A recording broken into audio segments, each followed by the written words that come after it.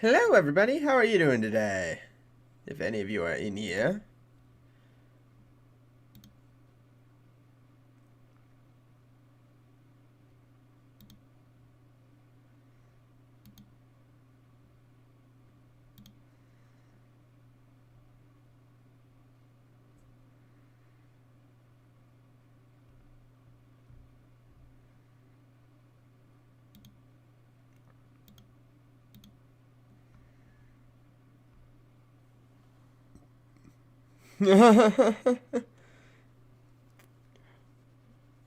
Well, I'm glad you did. It's, we're gonna be playing some Pyre, because I think my co-op streamer partner, is not exactly gonna do anything today. I think he threw out his back this morning, so we are just gonna go ahead and play some Pyre instead, which should be a really fun game, judging by Transistor. Because this is the same developer, and this is their third game, so it should be even more polished than their second game. One would hope.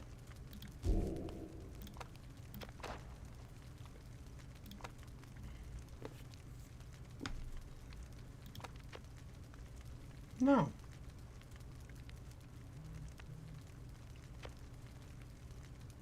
Yeah, we will play it on heightened. Because we can't play it on the hardest yet.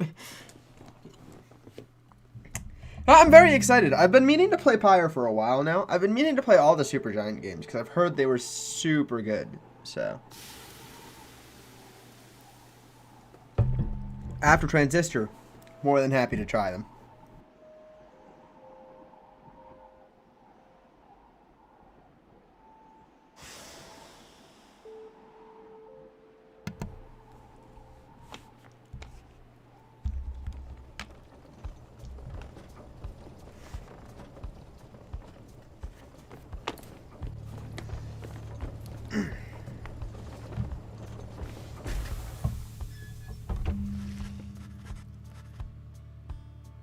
Your days in the downside brought slow, lonesome agony. Now, as you lie yielding to the elements, something rumbles into view. Three shapes emerge, each clad in strange attire.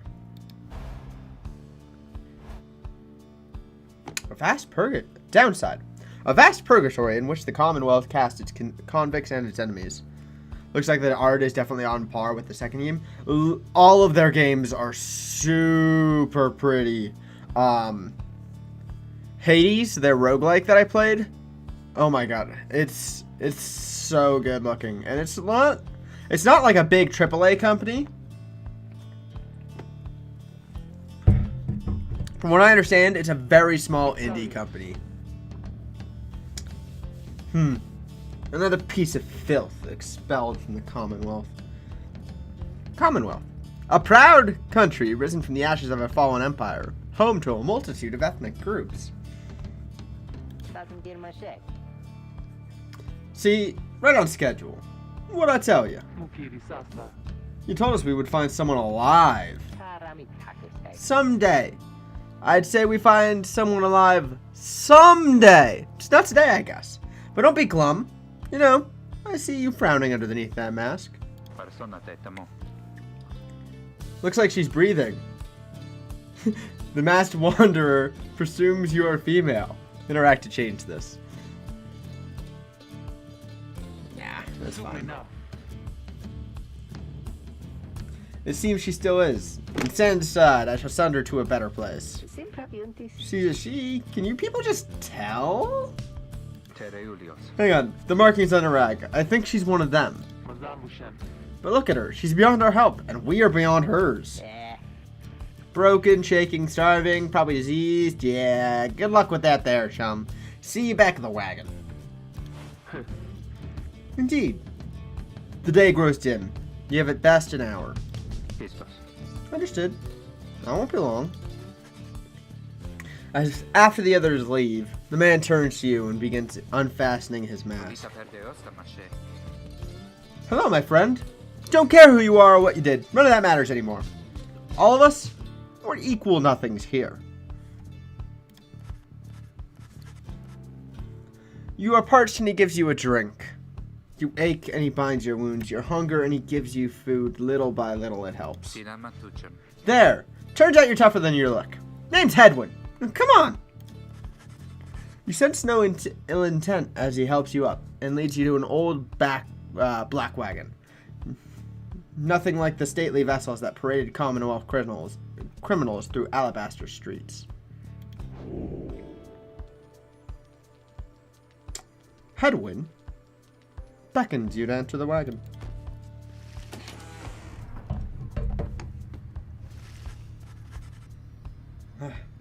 That's a lot of text. The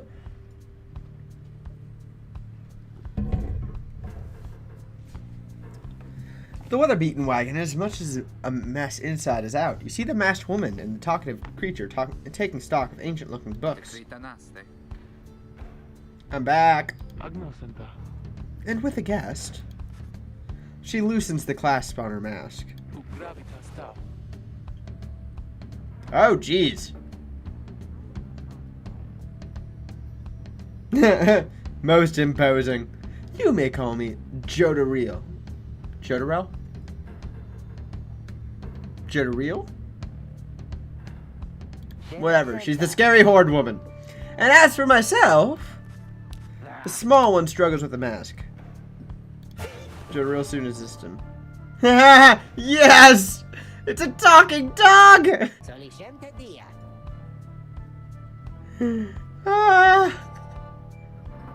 That is to say, you may regard me by the name Rookie Greentail. Such pleasantries out of the way. The horned woman then motions to the other. She glances at you sidelong as she speaks. Can she do it? I hope so. I haven't asked her yet. What? Then what are we waiting for? Hey, sister. Nice meeting you and all, but tell me something. You know how to read or what?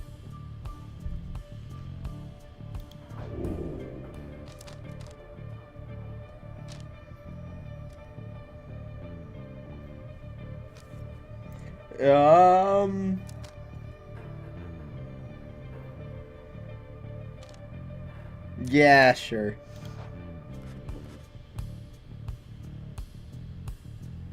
No use trying to hide it. Yeah. I know! He's such a good doggo.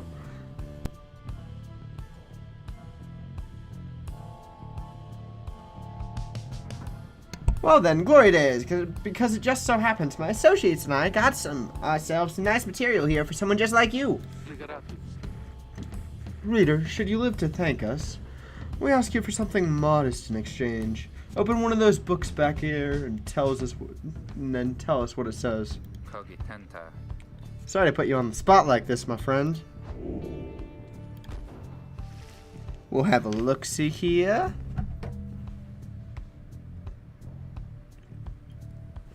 Do I have to click on the book?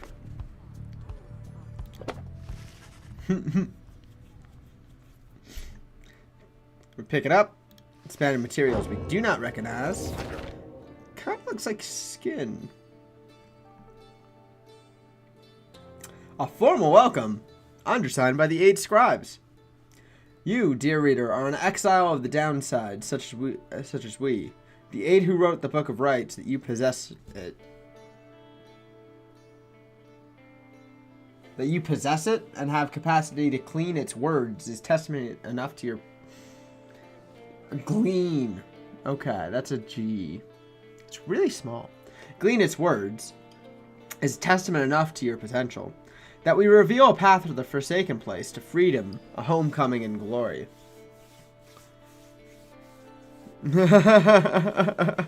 It'd just work the book... It's just the workbook over and over and over again.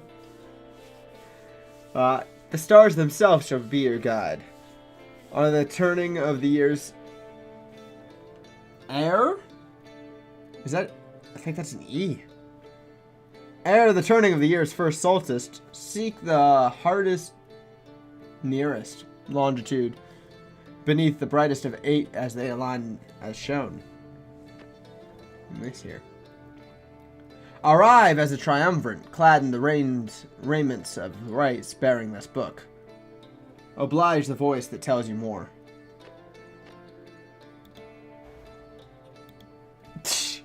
There's an easier way to read it? You gotta be kidding me?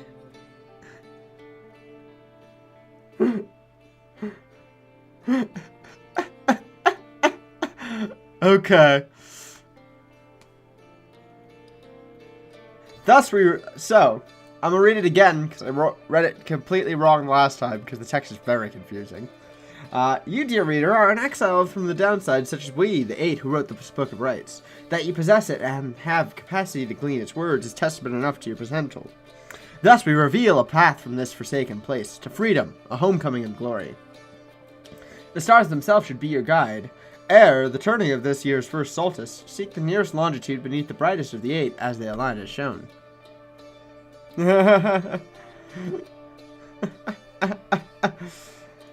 Yeah, it's... I wish you could edit messages on Twitch. Oop.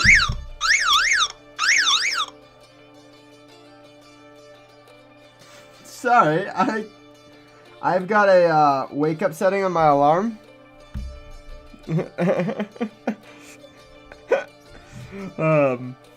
So if I don't like tap it after 10 minutes from my alarm going off, it yells at me. I forget to do it sometimes.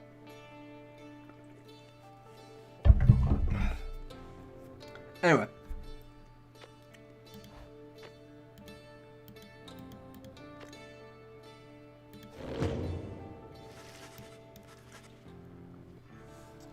The book describes a complicated method through which exiles can return to the Commonwealth.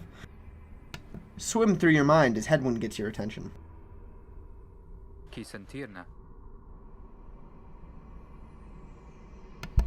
Well, friend, what does it say? But then your vision starts to fade and blur. You feel your body weaken and give out. Well, I'm definitely awake. Yeah, that's a fact. Got my rock star and everything this morning.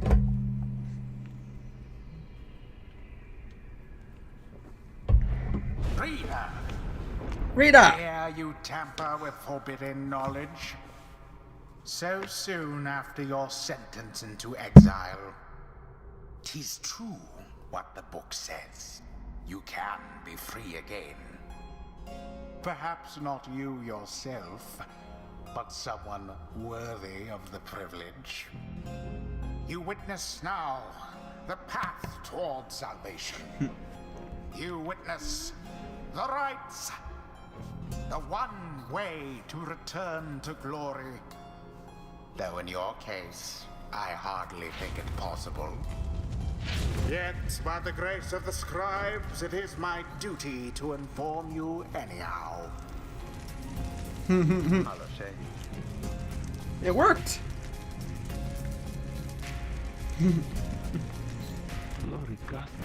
So it is true. Yeah, but what now? And where'd the reader go? She should still be out there. For now, we have to put our faith in her. She could abandon us. She won't. You look upon the three of them from beyond, as Headwind then calls out to you. Reader, we aim to free ourselves. We will not grow old and die on the downside. And now, I swear to you, when we get out of here, you're going to come with us. But first, we need your help. Show us the way. Freedom. You focus all your mental faculties to do what as Headwind asked. Wow, he's pretentious? Yeah, but he's the only voice actor so far. A celestial orb falls from the heavens when the time is nigh. Exiles conduct the rites as a triumvirate, for they must prove their trust in one another, not just in themselves. The three must act as one.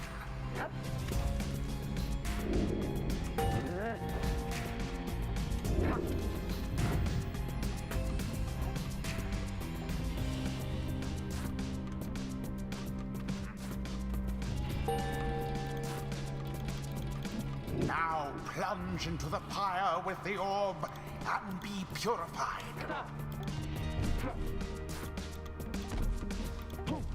Yes, the exiled Jodariel has the way of it.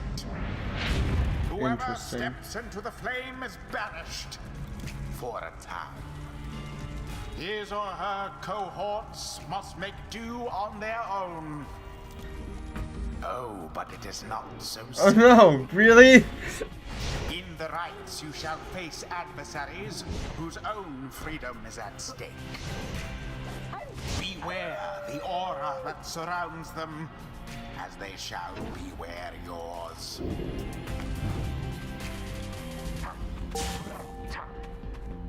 The aura is your wrongdoing. Accept it as a part of you. Cast your aura like a stone. Correctly done.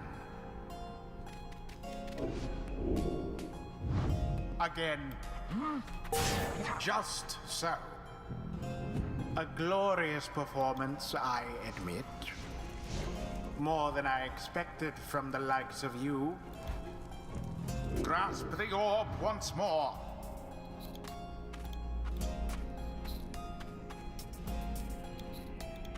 The orb absorbs the aura, then the orb quenches the flame.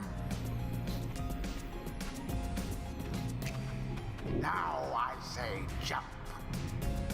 Leap with all your strength. Not quite. Thus sails the orb into the wake. Interesting. This is very interesting so far. Snuff out the adversary's pyre whilst yours yet burns.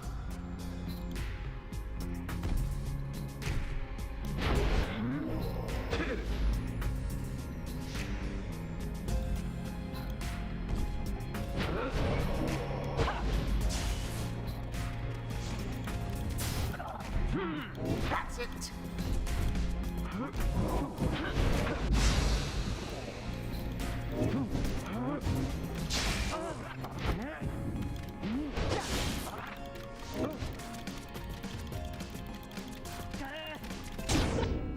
Yoink. Into their fire.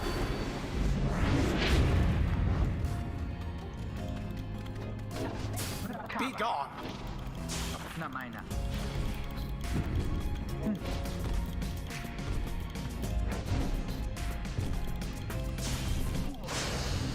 Beneath contempt. Oh no. The orb, take it.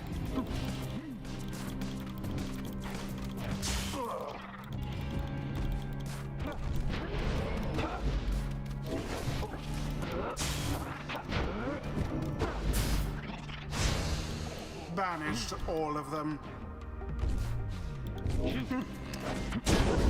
Yoinks.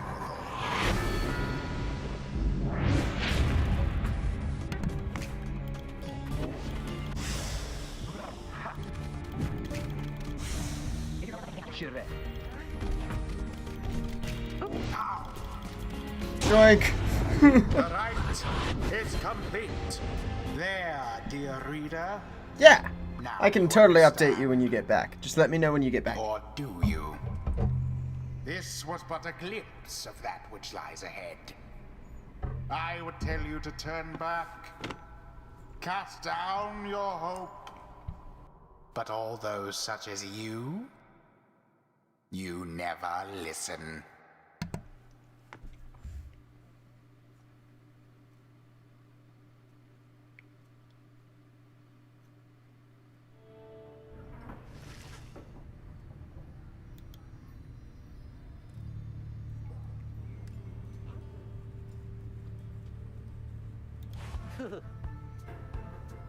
Non mai non ras.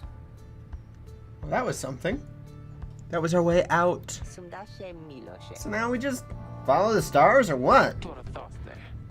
Supposedly. Reader, come. Let us regard the night. Jodariel leads you outside where a clear night sky awaits. Now, show us before the howlers catch our scent. Where shall the rites commence? Seek out our destination.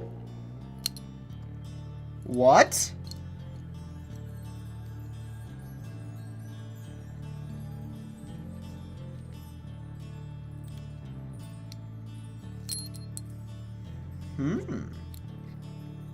Very interesting.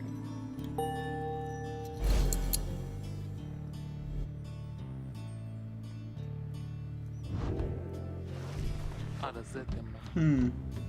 200 leagues due east. The ridge of gold. The fossil remains of the serpent titan, slain by Golothan. Golthanian? Yet loom over those living in its shadow. Concilia. Great. And we're supposed to be there when exactly? Very soon, according to the stars. You should be able to arrive in time if you make haste. Then we had best get started. Well, that ought to be good for a few laughs at least. What do you say, Jody? Jodariel turns to you, studying you. Reader, do not deceive us, but make good use of our remaining time. What she means is, glad to have you aboard, sister. We're counting on you, friend. See you inside. Freedom. The rights are the key. It is a lot to take in. Oh. Your fellow exiles await you in the wagon.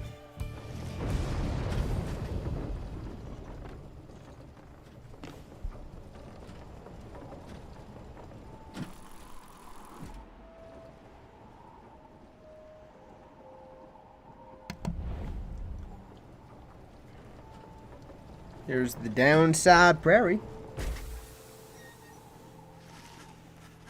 You arrive in the downside prairie, where the road is forked. There is a lack of consensus about which way to proceed. I'm telling you, we ought to take the northern pass. Got an associate holed up in Hollowroot. Ooh, I've got to pay a visit to besides.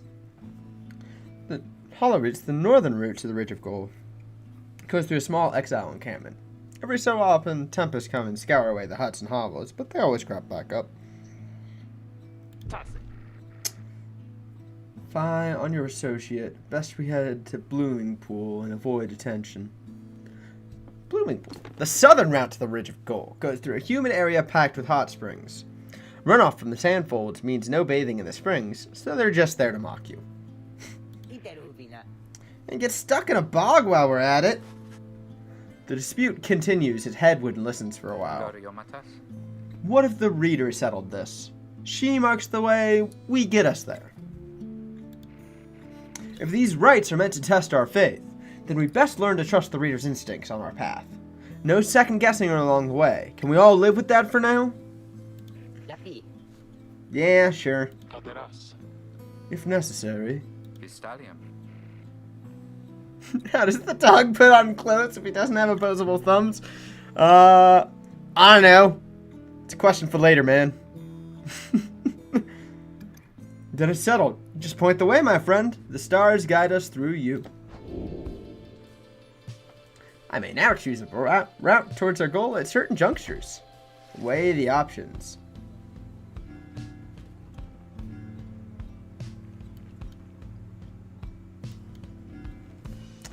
Hold on. Let me mess with my chat box here for a second.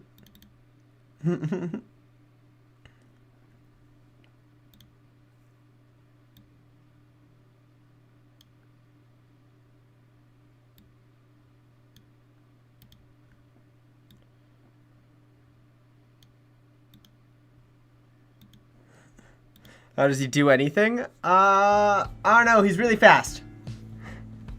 That's all the answers I have for you, man.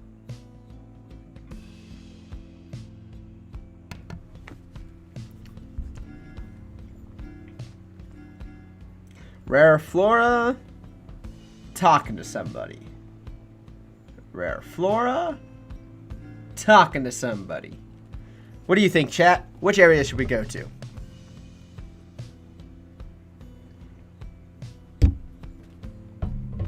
It's fantasy. It's not supposed to be realistic, bud. We got a giant horned woman and a dog with us.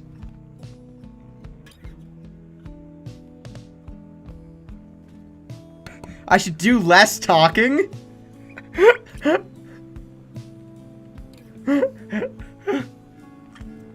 So are you telling me I should go to the blooming pool, or are you telling me I need to make it?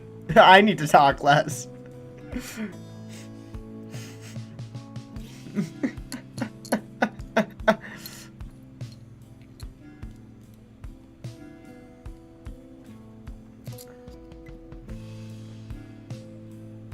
Let's go to the rare flora.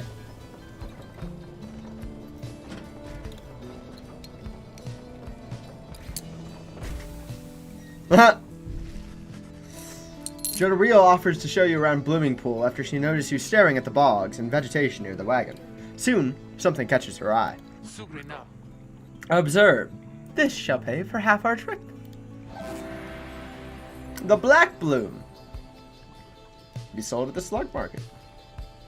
It's worth 30 gold.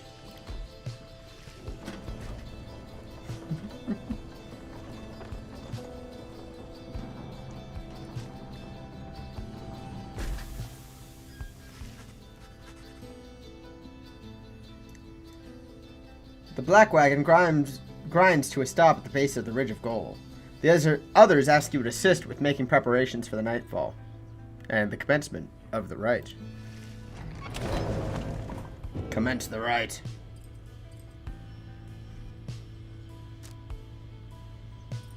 We're gonna interact with the wagon first. Very angry woman.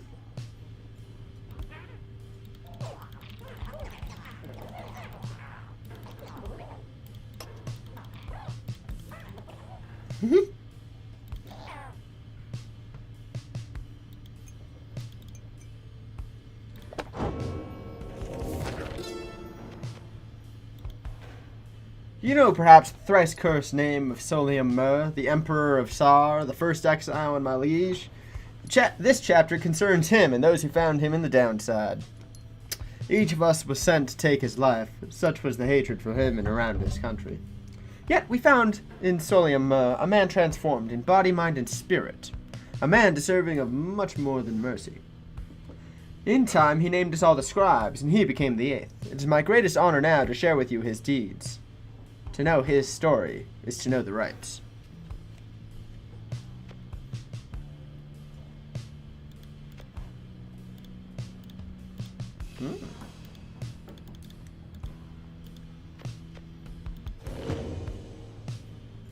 Ah, yes, Jesus.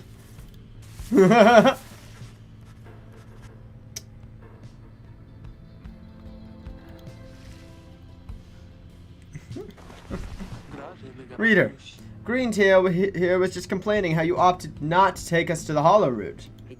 What? And violate our anti-second guessing pact? Nah, I was only saying how our sister's gonna have to keep on making the tough calls. Besides, just making sure we got something to pawn off at the next slug market we find. And we have. Now let us focus on the task at hand. We have reached our destination and have much to prepare for before tonight. The two of them soon go about rummaging about the raiment and books strewn about the wagon, leaving you to your own devices. I think I may have heard of him once or twice. Only once or twice, though.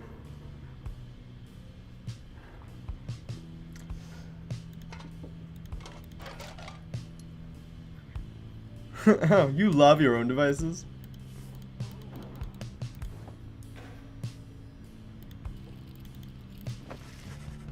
You observe the masks and robes, whose old engraving and embroidery suggest a formal purpose. Ah!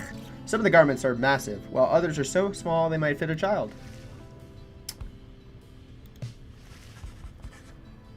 I may view various notes and observation about your fellow exiles and their respective paths towards enlightenment and the rights.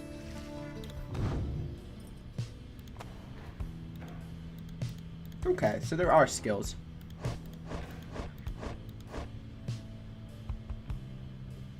This is my tank. Oh, she's a demon. Cool. A cur.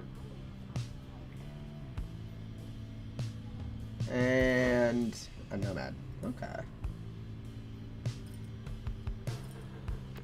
Cool. Commence the rites. As darkness falls, your fellow exiles stand together, clad in the raiments of the rites. The preparations are set. However, everything is still and calm. Soon they grow restless. Keep telling yourself there's nothing there. What a bunch of idiots we are. If we traveled all this way for nothing. I don't think we did. Look up.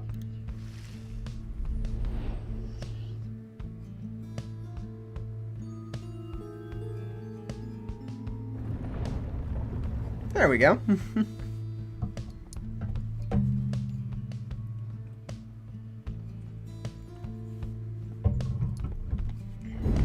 Reader, the stars align at last. You reach the Ridge of Gaul at the appointed time, and your triumvirate is ready. Your adversaries in the rites this eve shall be the accusers. Whose ever pyre yet burns once the other is Use less extinguished R's. shall step closer to freedom. Now let the rites commence. It's supposed to be grandiose, man.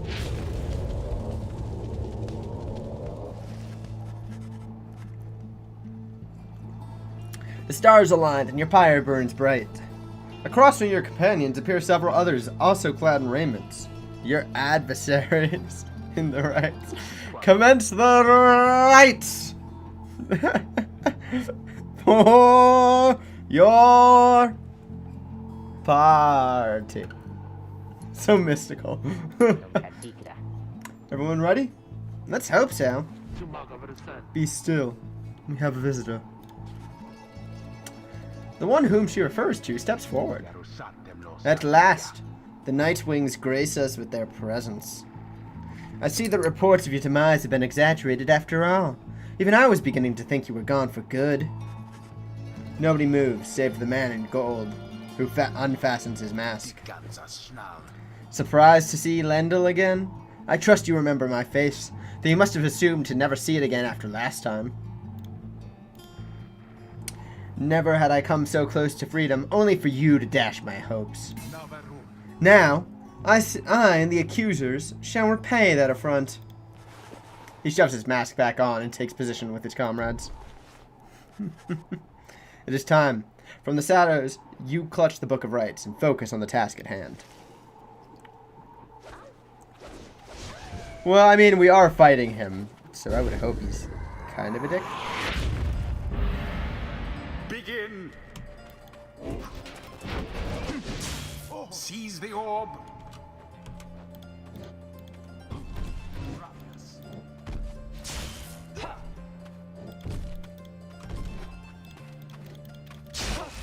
Oh, really? That cur of yours is banished.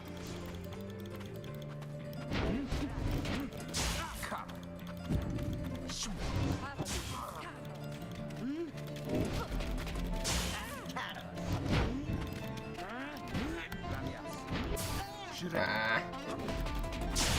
My.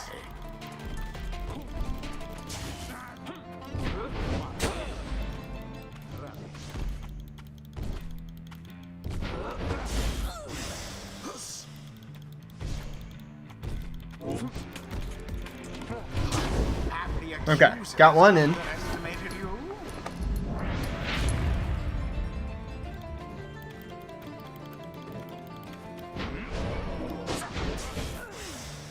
So fiercely fought. Yoink. Brilliantly done.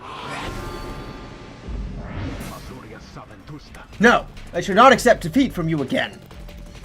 Hear me, accusers. Stand your ground. Let the Aureus bull auras boil in rage.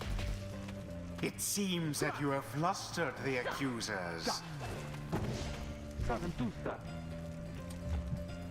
We have rattled them. They mean to draw us out.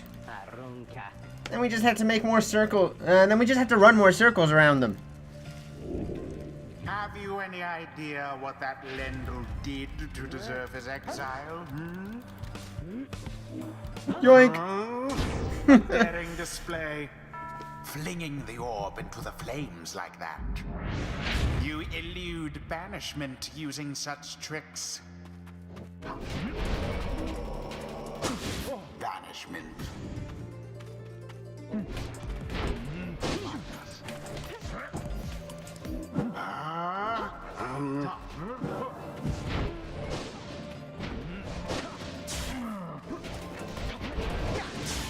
Another banishment.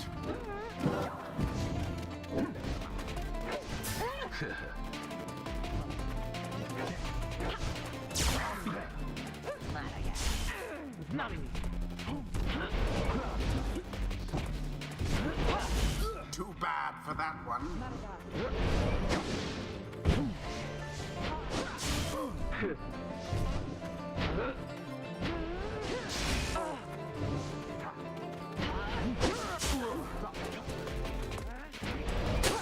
Zap. Rookie doused the adversary's flames. The rite is nearly ended.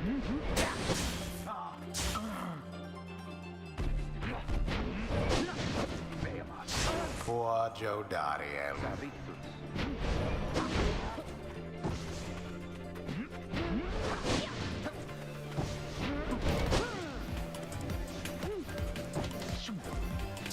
Well, now that was exciting.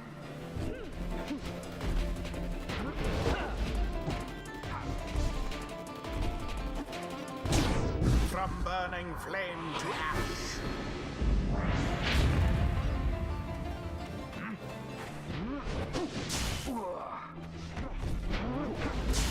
Stand not in glory's path.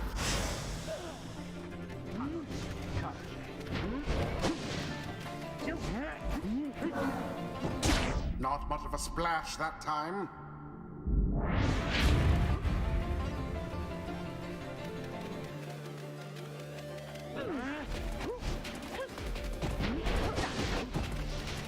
Out with Rookie.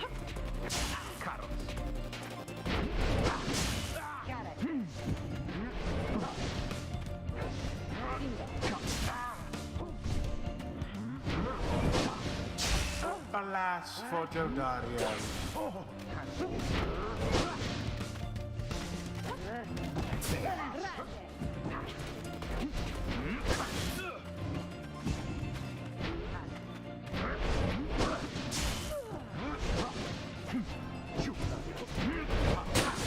Glorious.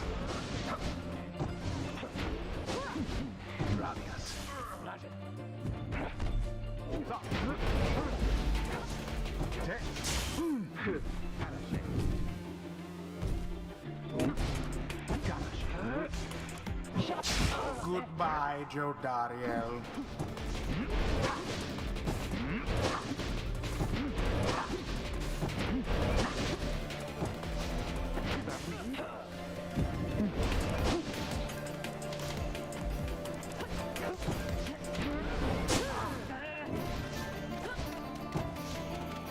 If I were that one, I'd be rather angry.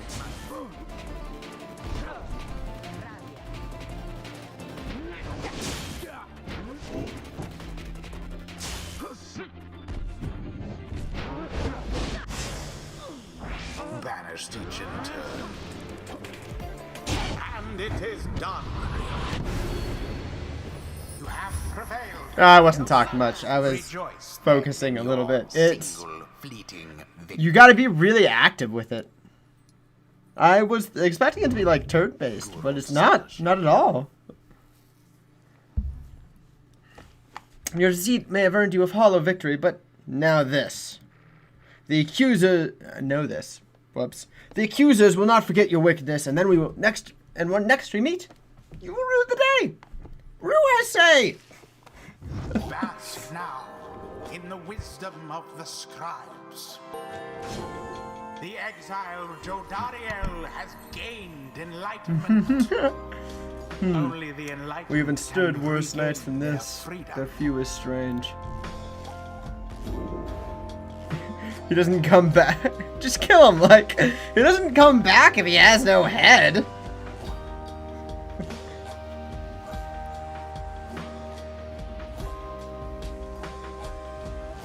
After banishing an adversary, she immediately recovers all her stamina.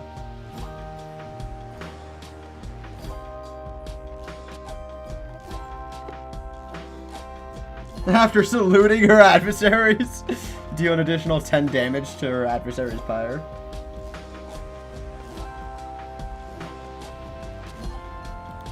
Well, I kind of want that celestial spike.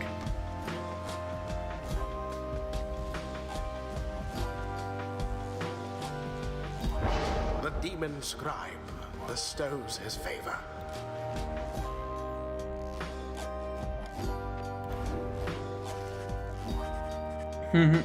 After the rites, the accusers disappear into the darkness. As you return to the wagon in the still night sky, you see a single star burns brighter than the rest, beckoning you onward.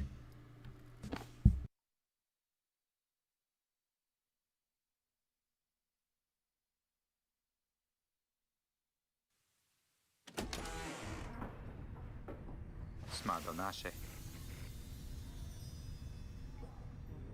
Deliosta.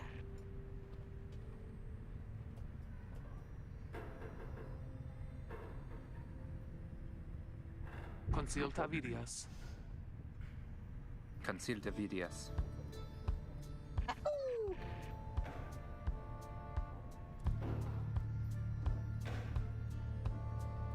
Fuck! Thank you. Might as well be us instead of Lendl back there. Anyway, guess we better start packing.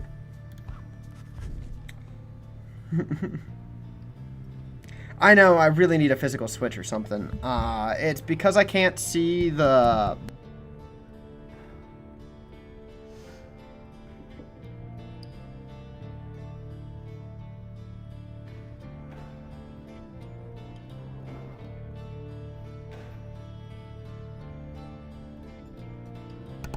Oh my god, I was still muted.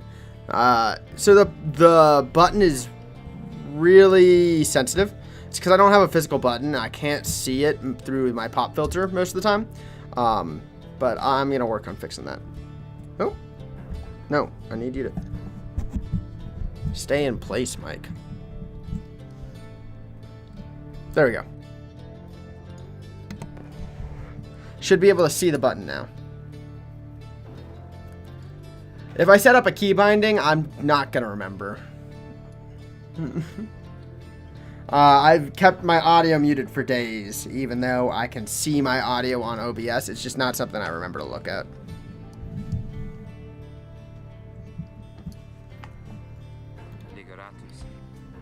Reader, come with me while the stars are still out. Speaking of which, I'm going to move my camera and that overlay up just a little bit. That way you guys can still see the text. Yeah, I super appreciate that. It's really important. I've messed up so many of my VODs. I haven't been able to post so many to YouTube because I've just messed something up. So it's been a learning experience. You and Hedwyn walk in silence for a time before he speaks up. You have questions. Come, ask away. We need you in on this for the long haul. Hedwyn wishes to know if anything is troubling you. Ask why he was exiled. Ask how he got this wagon. Ask why I cannot conduct the rites yourself. Ask what happens if you refuse to help. So you're there?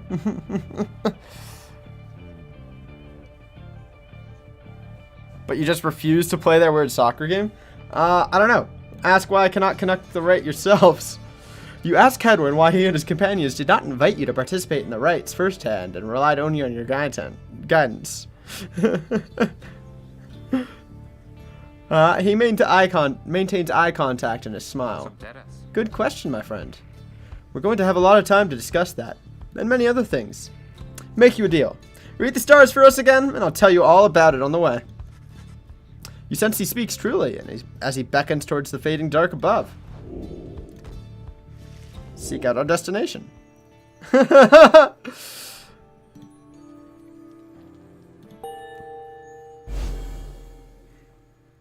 Interesting. That's a long way north and west. We'll see if this old wagon's fit for it. Then he turns to the others. How's it going, rookie? Imps fed, wheels clean. Status, Jody?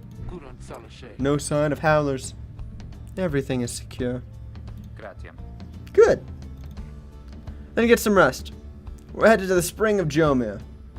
At dawn, we're off.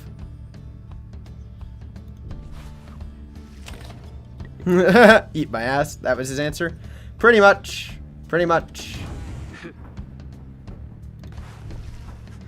You sensed Jodariel's steel gaze well before you turned to her. Reader, rummaging about the wagon once again. Tell me something. Now that you are here, look at me. Are you afraid of me? You consider the question. You have never before met someone like her, but do know something of what happens to those who remain in the downside for many years. You can't be a bit intense, bud. Deny feeling that way? Or say nothing? You can be a bit intense there, bud. You tell her in a careful way that you've done your best thus far to not cross paths with her, and wish to stay in her good graces. Indeed, it is comforting to know that my mere presence instills fear. One day, perhaps you too shall grow horns, if you survive this place. That day shall put that fear you feel in some perspective. Now then, I shall go make my rounds. She walks away. You feel the floor of the wagon shake with her step. Oh, I lost one hope for the next ride. She was upset. No.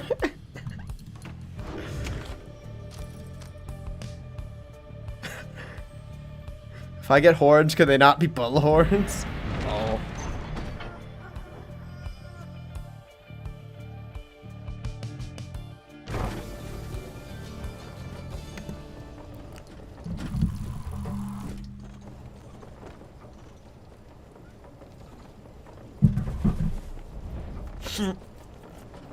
These things look like a mess.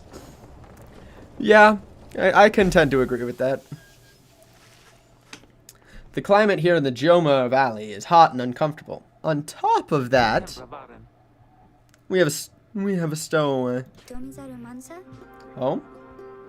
We can go home? She must have latched onto the undercarriage as you crossed the ridge. Her manner is odd, though you sense she means no harm. She must have overheard some of your fellow exiles' conversations. You need but say the word, Hedwin. Oh, come on. You can't be serious, Jody. She's just some kid who managed to climb aboard our wagon undetected. But still! Do it, Jody. Jodariel approaches the girl and looms over her. Listen to me, girl. We cannot guarantee that we shall get you home, or any of us. But at present, we have room for you and adequate provisions. You may accompany us. For the time. Jodariel leaves without awaiting a response, presumably to make room in the wagon for your new guest. The stowaway is overjoyed at this. Really? You guys are so kind. You're the most kind to someone you just met, like me. May the eight scribes smile upon you all. She clasps her hands and bursts into laughter and performs some sort of dance. Rookie stares at this and leans in closer to Hedwin. Hey, so, what gives? First the reader, now we're taking her along? What? We're gonna take in every mite-bitten drive imp we find now, too? Easy, Rookie. I think he'd want us to bring this one along. Who? Sandalwood? I thought you said he asked we find someone to fit in every type of mask. As near as I can tell, yours would fit her just fine. You are a dog. You have no room to talk, rookie. He asked we use our best judgment. Besides, we send her away, she'll go telling anyone she finds about us. Can't risk that right now. So, can I come in? It's very hot, and I'm a little thirsty, and a little tired, too.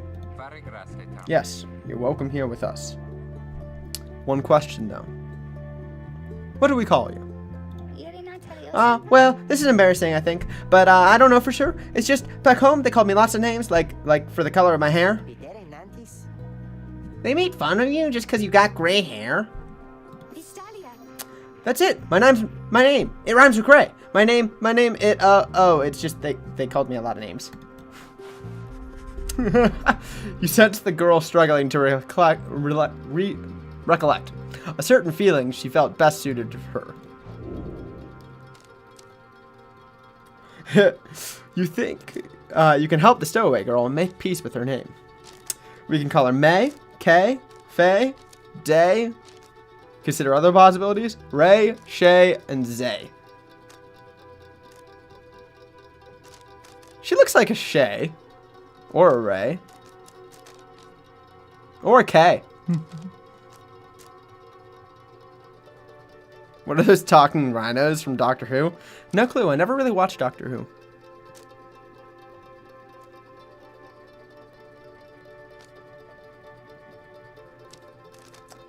It's one of the only ones with...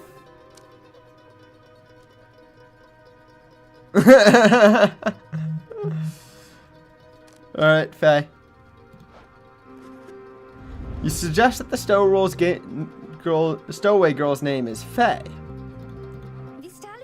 Why? That's it. My name's Faye. My name's Faye! Where am I? They call me, where I'm from, they called me Faye the Fair. But I guess maybe you don't have to say that part because I didn't really like it. Your fellow exiles decide to bring Faye along for now. She almost collapses from exhaustion, so you take her in and show her where she can rest. She's got Wood Elf vibes. Faye the Fair. That's how we know we got it right. Yeah.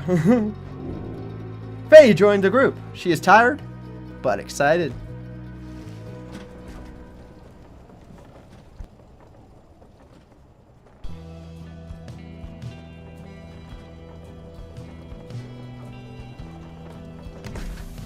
Unless they do that for the other names, yeah. The black wagon arrives in a somewhat peaceful stretch of Ymir Valley. Your companions wish to hold up there for the night, to give Faye and all of you a little time to rest.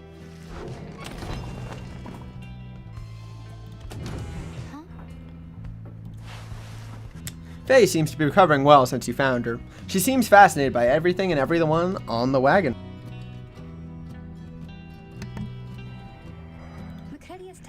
Oh, hi, miss. You were the one who knew my name. You guessed it right, you did. Thank you for your hospitality. I've just been eating with the imps and talking to the wagon. This wagon here and I are the same age, almost to the very day, but I'm older, by 3 weeks, so I give him a hard time.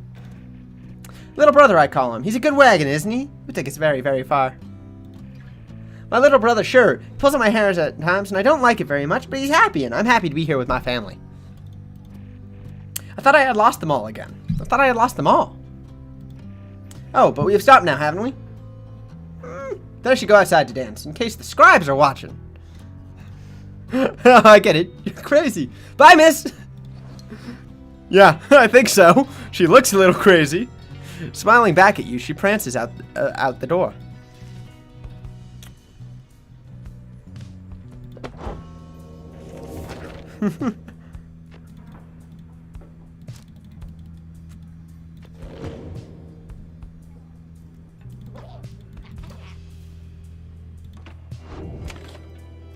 Consider our options. Your fellow exiles are taking a moment to unwind. Jodariel motions you to join them.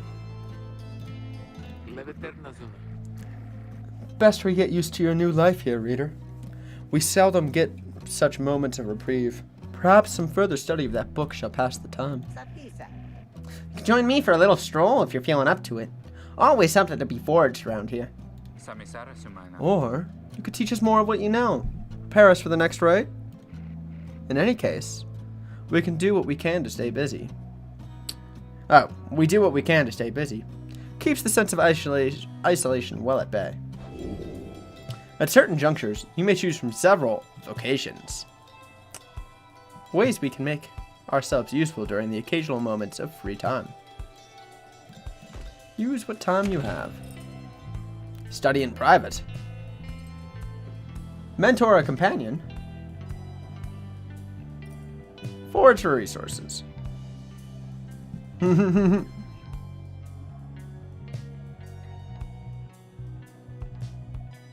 know, because you do nothing else.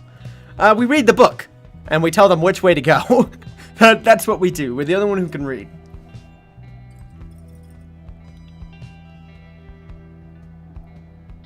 Global bonuses for the rights. Mentoring a companion will allow us to raise their rights more quickly. Or we can get more valuables. I think we're going to want some global skills. Find a relatively quiet clearing and study the Book of Rights with undivided attention. Through greater understanding comes the reader's influence.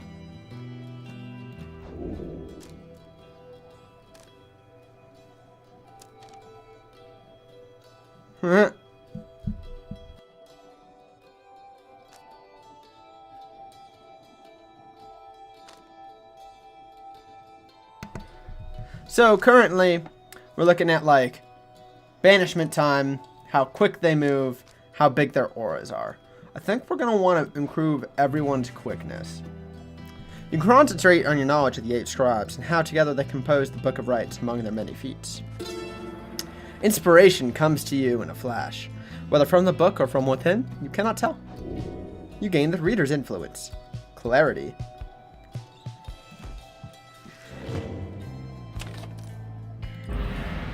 Let's continue our journey.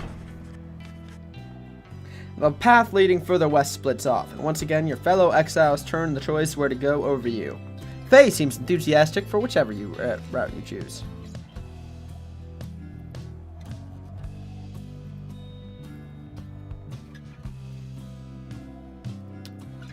Let's go the way that gives us more speed.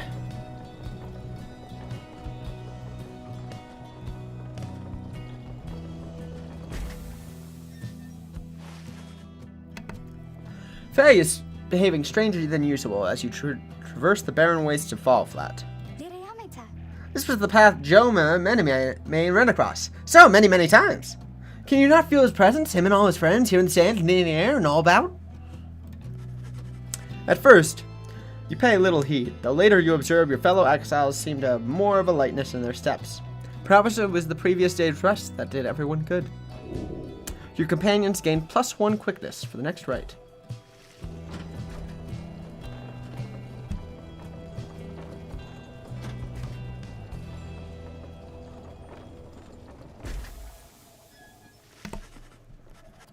En route to the Spring of Jomir, you hear all about the roving slug market, which appears to be nearby.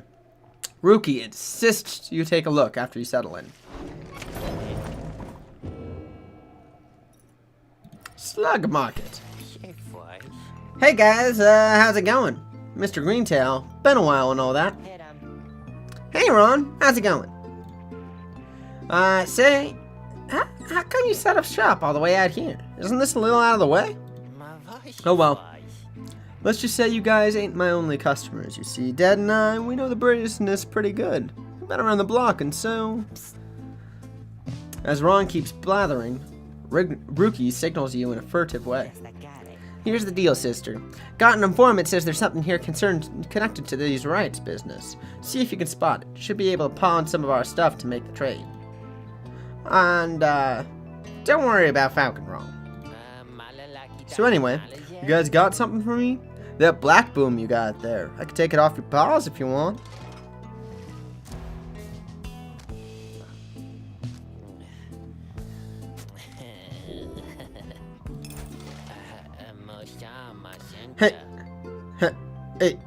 Hey, you know, I'll take it.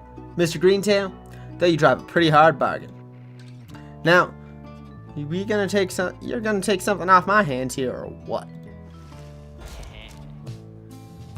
At the start of the bear, right? The bear's pyre automatically gains +7. Now, 200. Ah, yikes. Anyway.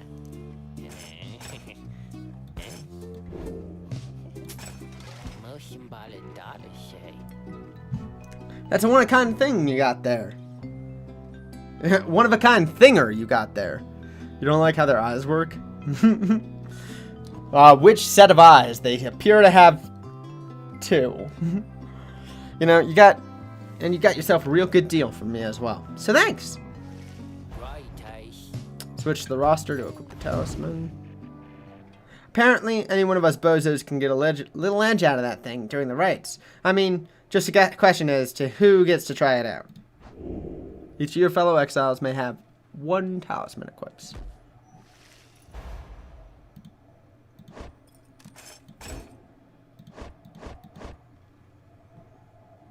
Let's give it to Jody. Welcome back. We picked up a new companion. She seems a little crazy. Other than that, we've just been doing rites. It's supposedly some way to get back to the Commonwealth. We talked a bit to everybody. That's about it. Anyway, we picked up a talisman, which allows the bearer to instantly return if they get banished in a rite, which is how they kind of like die for a couple of seconds. We equipped that to our big monster Jody, who's the demon. Anyway, Dad over there, his feet, you know, we've been having some trouble with his feet. Getting real something or other from all the hoofing around. And so you see, Rookie indicates that now would be a good time to depart. We're leaving. Another day, another government to tear it down. See you, Mr. Greentail, and your friend there too. I like her. She seems real nice, you know.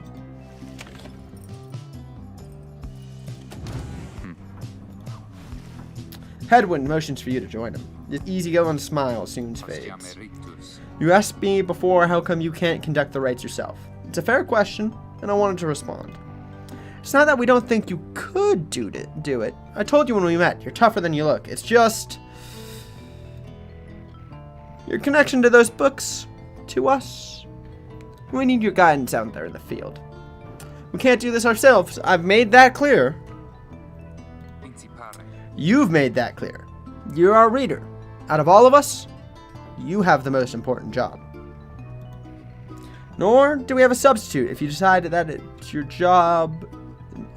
Nor do we have a substitute if you decide that job is not for you. He pauses for a moment. Then his expression softens. Look, we'll help each other out to get out of here. As for the rights, we don't want you to feel left out. Every time we go out there, you're right there with us as far as I'm concerned. Anyway, I'll leave you to it. Thanks for hearing me out. He nods to you in a reassuring way as he departs, leaving you to consider what he said. He's asking you not to business fuck them since it's all up to you. Yeah. New page. The last emperor.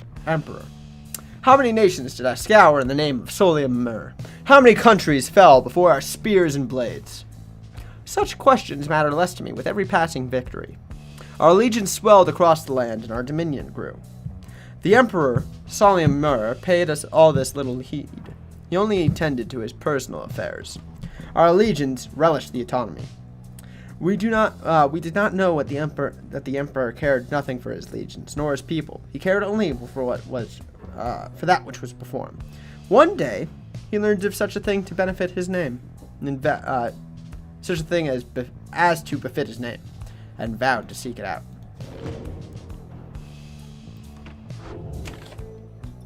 Commence the rite! As you complete the preparations for the rites to commence, you notice Faye approaching. You notice, too, that she is wearing your companion's raiments. We can go home? Faye! Oh. Faye, I thought I made myself quite clear that you were not to touch those robes. Oh, I'm sorry, Miss Jodorel. I just thought that maybe you were being funny at the time. Saventusta. Unbelievable. Uliosta. Hey, something happened in the sky. I think we're up.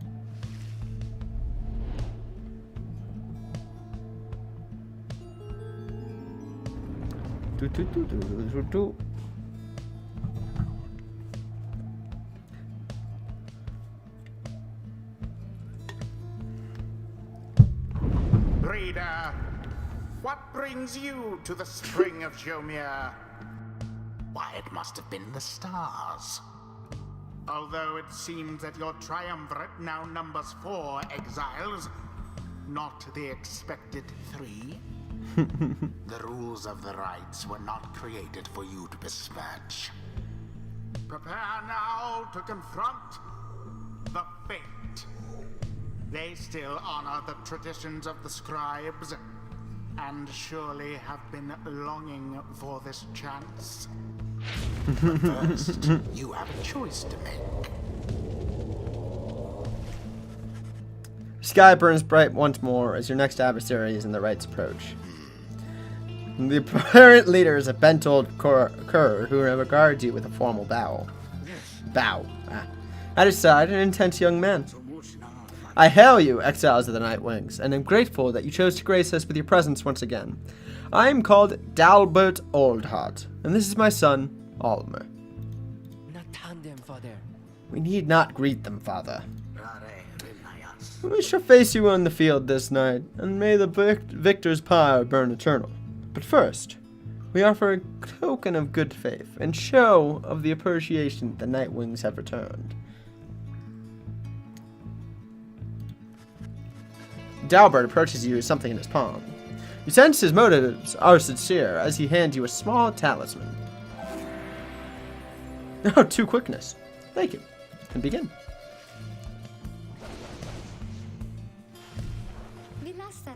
That cur was very kind, and his son, he was so caring, wasn't he? When can we start? I want to help you beat them. We need 3 of us to conduct the rite, but we've got 4 now besides the reader. This ought to be her call. If someone has to stand aside this time, I volunteer. No volunteering, chum. It ought to be the reader's call, remember? Very then, well, reader. Who shall it be? Henceforth, you shall choose 3 exiles to conduct each rite. Now let us begin. Jodiel. It's not going to be the one I just buffed.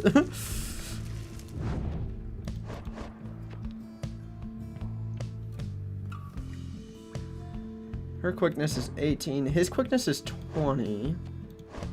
But her presence is 10.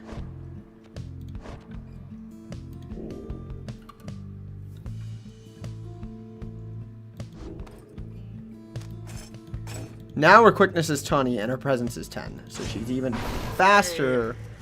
She's as fast as the dog. And then... Headwind. It is done. Well, look at you, Chef Call. Well, look at you, chum. Making the tough calls. Fine. Whatever. I'll sit it out.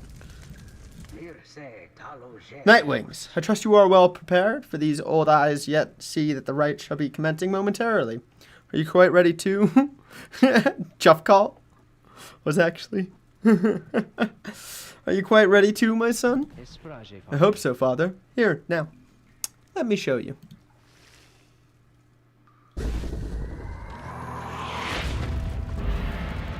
Now begin.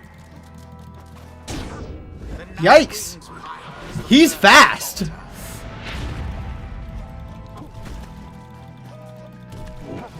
Careless.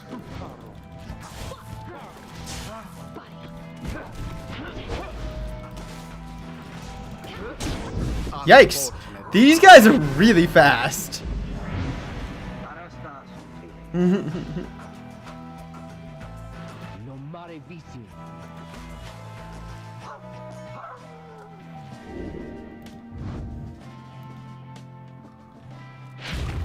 A boon come from the stars themselves.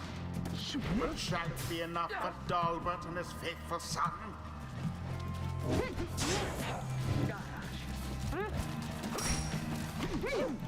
Oof. Yes.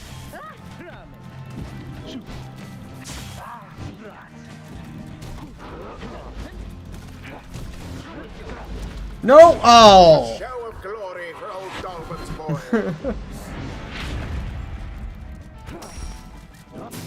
Dalbert dispatched with ease.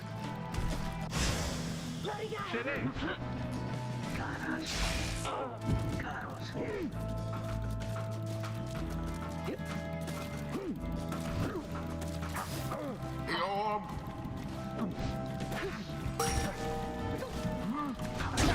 Alright, we got one. That's why he gave you the talisman. He knew he would dumpster me.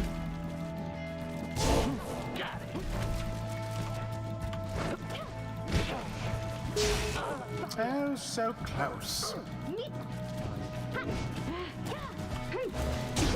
They plunged into the fire.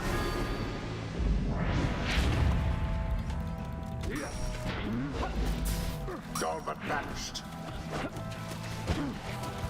Oh.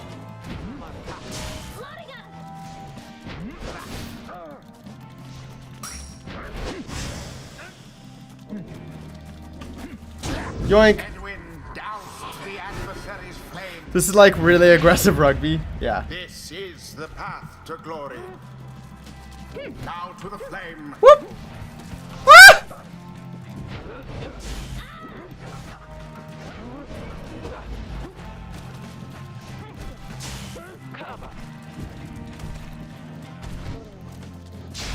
Oh, Your yikes. demon is banished.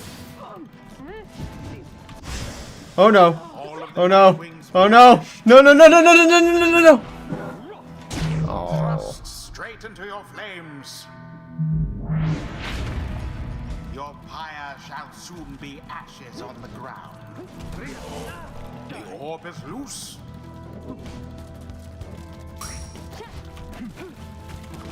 Yoink. Magnificent. He took his time. Savored the score. Once more like that and we are finished here. An opportunity.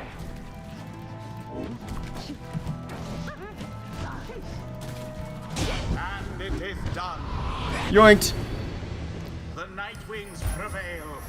That was close. Flames of their resolve could not be lost. That was too close.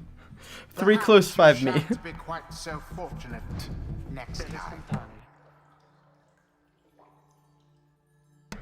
Yeah, she's really fast. Yeah, they did. Those jumps definitely saved me. Give me just a second, guys. My roommate just let me know that there's a package here that I gotta go grab off the stoop. So I will be right back in just a couple seconds. Apologize about it, but what can you do?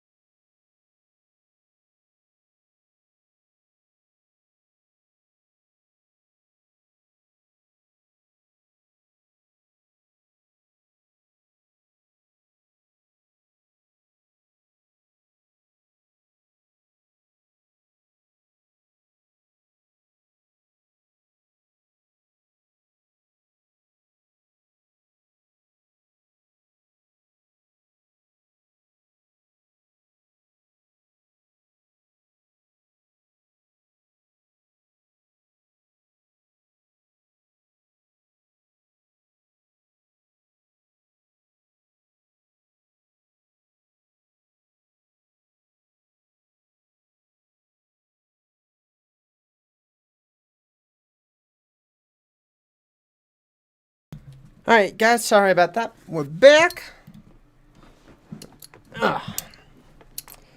It seems we have prevailed. I think we did. I think we did. Too bad about the fate. They seemed a decent bunch. Exiles of the Nightwing, the dawn is yours, and may you earn your freedom. But father, the dawn might have been ours. We failed. And I have failed you. Nonsense. We are the fate. What we do is what is ordained and nothing less. Now let us go, my son, for I am weary once again. I wonder how often this happens. I think I'm beginning to understand some of this, my friend.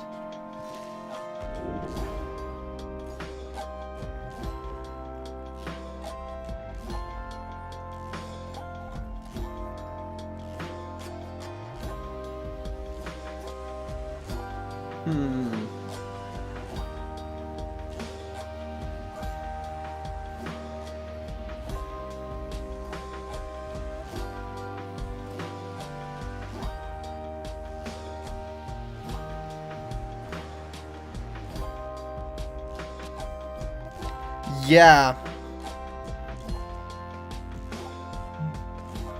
Oh. That's the tree we want to go on for him. Reveals his stratagem.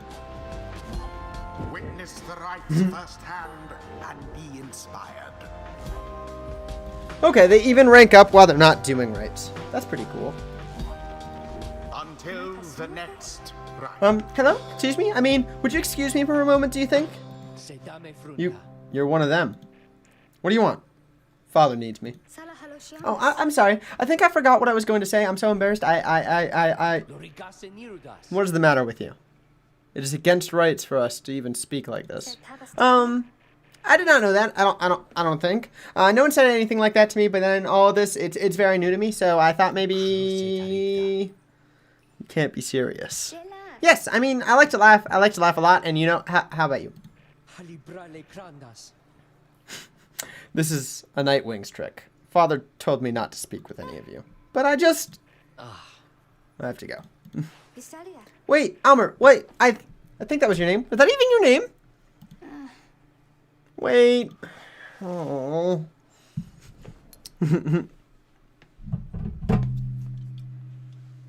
We are playing on the hardest difficulty we can, so just be aware of that, guys.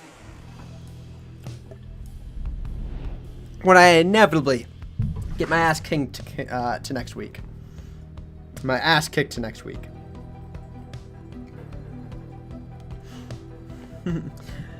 As you have returned to the wagon after vanquishing the fate, you notice Jodariel tenses up and frowns. Where did he go? Who? Wait, the sleeping guy? The minstrel. He's gone. You see, it's true. There's no trace of the lone minstrel who had been lying still in the corner of the wagon all this time. You join the others and search for him outside. Your fellow exiles have revealed nothing to you of the lone minstrel and how they found him. You sense their concern as they scour the vicinity for him. We'll worry about the minstrel, my friend. You worry about the stars. Wherever they guide us, we're going.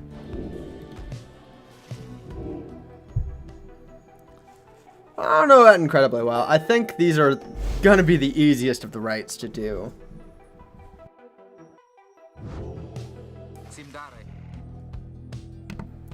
Everyone, we're headed back east, all the way across the valley. Towards the... I'm not even gonna try to pronounce that. Towards the cairn of Hobden. That's awful. I'm gonna just skip that next time. That's right. We have to risk it. What if that minstrel guy doesn't turn up by then? We shall find him. It's like Haub. We shall find him. Or this night, or another. They continue searching for some time. However, the minstrel is nowhere to be found.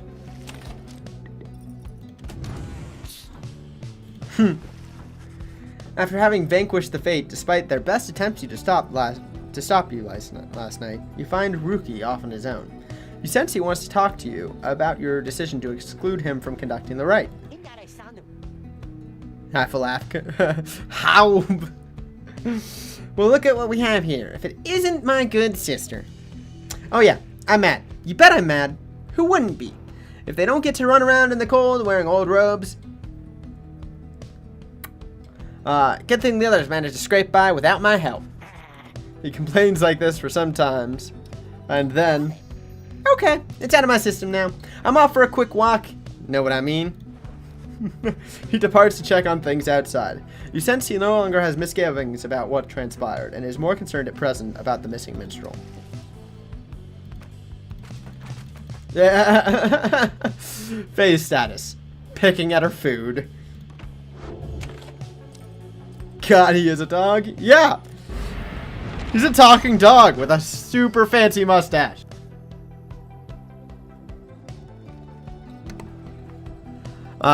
There's no sign of the lone minstrel, although Jody Rell tracks potential signs of movement east, the same way you are headed.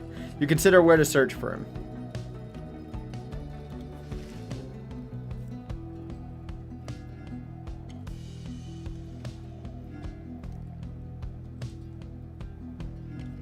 We'll go... Just yapped at you for 5 minutes and walked away. We'll go back to the Fall Flats.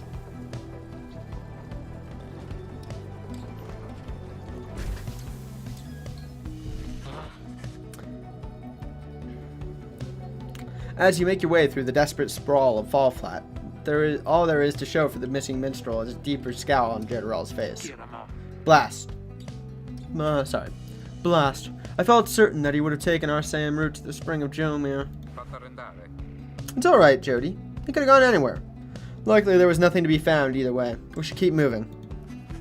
Humid Fall Flat. Love that game. You pick up bits and pieces of the minstrel's significance to your fellow exiles. He was there when they first discovered the Black Wagon, but they speak little more of it for now.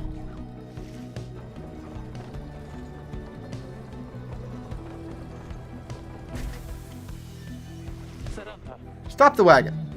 Sorry. Stop the wagon. What? How come? Because of her. They're coming for us. They're coming for us. We have to be ready. We have to. Does she mean what I think she means?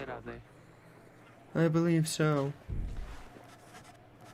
Your fellow exiles scramble to prepare the wagon for whatever is out there. Once you help them settle in, perhaps you learn more about the source of their concern.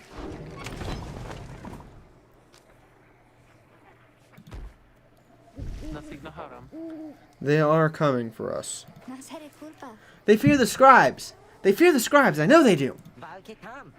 What's she talking about? What's going on? Howlers. Lots of them. And what are we gonna do? They fear the scribes. Calm yourself, Faye. We shall give them a reason to fear us as well. We'll use the raiments and the books. Indeed. One of us can draw them out under the reader's watch. Shall be just like one of our rights. Headwind turns to you. It seems we need your help for this, my friend. We just need a volunteer to go with you. I will do it, miss. Please, you have to let me. And the scribes. They will protect me. I know they will. Jodorell exchanges looks with Headwind. Each of them nods at you, as if to signal their approval. Sure.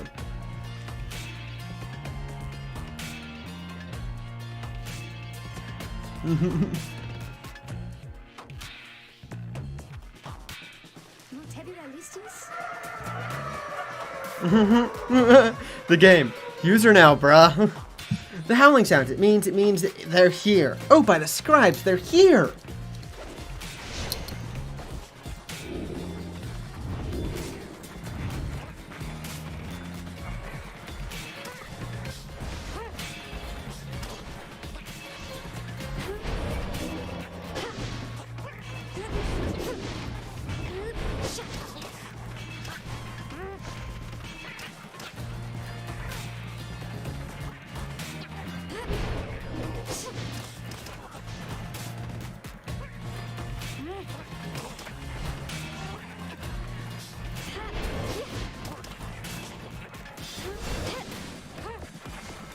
Joink.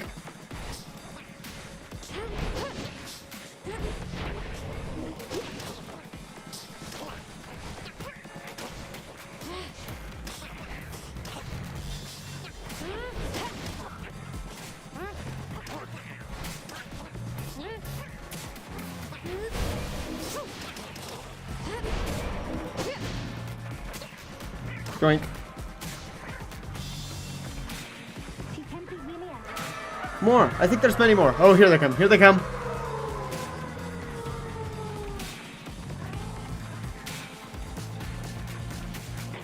I don't see. Ah!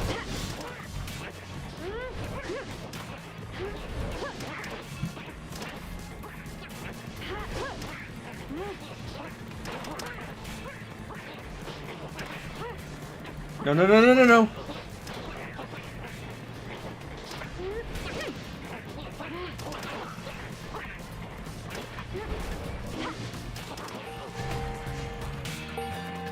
Whew.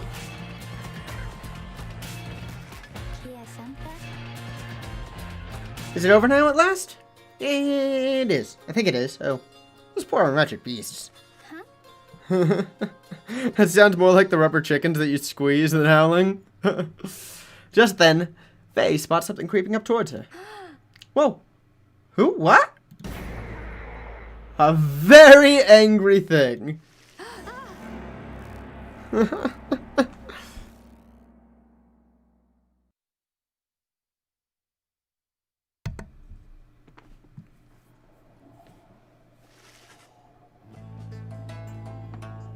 The howling subsides as your fellow exiles scramble out to check on Faye. You find her in one piece, along with an unfamiliar little face. Scree! Isn't he the best? Can we keep him? You sense a depth of experience in this creature, at least judging by Drive Imp standards. In fact, you feel a connection to him. If you concentrate, perhaps you can derive some meaning from his calls and screeches. He seems both excited and frustrated by something. You sense some pattern in the Drive Imp screeches. He seems welcoming of this.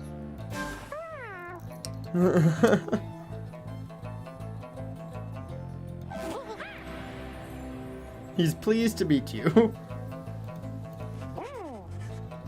The Drive Imp seems satisfied to have gotten through to you and explained to you and your companions what little you have learned of him so far. Oh, I explained to my companions what little I've learned from him. No one argues against letting the creature come along. Inside the wagon, the other Drive Imps stare at him with something like reverence. Alright, we got an absolutely cute monster. Hello. He's made himself at home. He brushes right up to you. He seems very pleased to be in the wagon. He was able to find you thanks to the swarm of howlers. He has no love for howlers, and they know not to mess with him either. He plans to set up a nest, so that should ward off any further troubles from them. He looks forward to the road ahead with everyone and believes it shall be worth it. He seems to be happy to be back where he belongs, and he urges you to keep going. He bounds off towards his brethren and settled in the wagon drafters. He's very cute. It's really cute that you also have to drag your mouse over and like keep trying actively to understand him. Fine, we'll go with the imp's path. Not that we had a choice.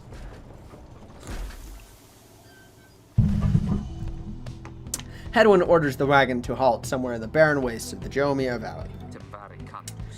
There's someone on the road. Be careful, everyone. The figure watching the black wagon from afar approaches, arms spread wide, although a hat and cloak conceal the figure's features. Then, the imp rushes out towards whomever it is. He's riled up, but in a most joyous way. His name is Tizo. It's good to see you, and you found the others, even faster than expected. The imp appears very pleased. The lone minstrel turns towards the rest of you. Hello. We have not met, but I know who you are, or who you must be. I returned as promptly as I could. Have you walked with the scribes themselves? Because I think maybe you have. Hello. Indeed. You had us worried when you took off. I should knock him back into his slumber.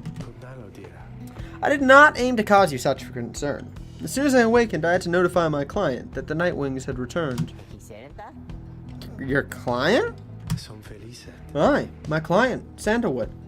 He's your point of contact, as I understand. You did not find his wagon by mistake. Classic bard. So, what now? You continue down the path. That is why I am here. When we meet my client, he shall explain. For now, you have a job to do, and I assure you that I shall not interfere. But I mean to accompany you. Would that be all right? Hedwin and the others exchange looks. Welcome back, minstrel. You got a name? I am someone sometimes called Tarek. It's a pleasure to meet you, Nightwings. The lone minstrel returns back to the wagon with your fellow exiles. The lone minstrel rejoined the group. This really reminds me of Banner Saga, which is the next game we're gonna play. With the whole wagon and all that. The Cairn of Hob is a foreboding sight. It is here that the next rite is soon to commence. Reader, if you have a moment, once we are settled on these grounds, I wish to speak with you in the wagon, at your leisure.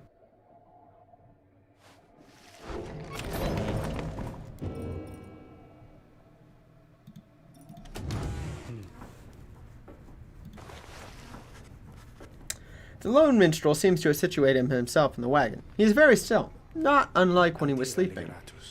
Reader, I shall keep this brief, as you have shortly have a rite you must conduct. You have read something of the Book of Rites, which means that you may know something of my nature. On the contrary, you know not what he means, and he soon senses this. Forgive me if I spoke too soon. Suffice it that I have served the Nightwing for some time. Conduct the rites with glory, and you shall achieve what you seek.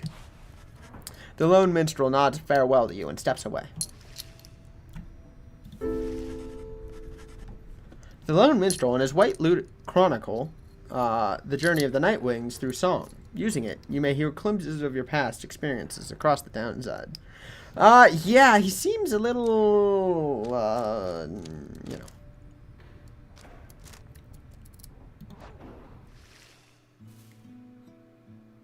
They have actual songs to go along with this?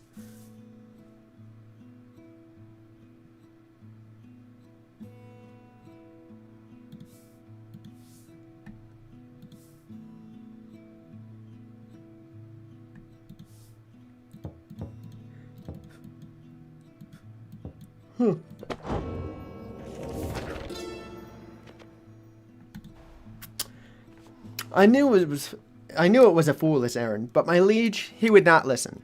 He instead insisted that to pursue a certain treasure, a celestial orb, freshly fallen from the heavens in the reaches of the downsides.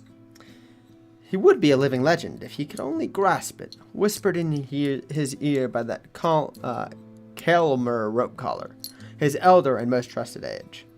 Would that I slew that man myself.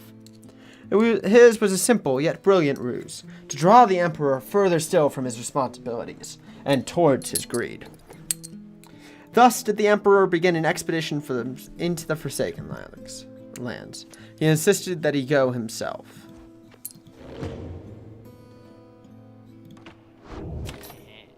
I adore bards, and I could not be more thrilled to fill out the party. Yeah, it's pretty great. Oh, hey guys, fancy running into you on this side of the sand. So, what can I do for you? Ron, how'd you make it all this way ahead of us? Come on now, Mr. Greentail. Can't just give all my business secrets up. Am I right? What I can do, though, seeing as you have been such a good customer and all, is provide you with a little sampling of a little something you might like. Here, check this out. Seeing that you bought the Mooncrest thinger from me last time, why, I'm just thinking you could use this, and I got more if you want. Pinch of Stardust. Raise the rank of certain talismans by 1. Thank you, Ron.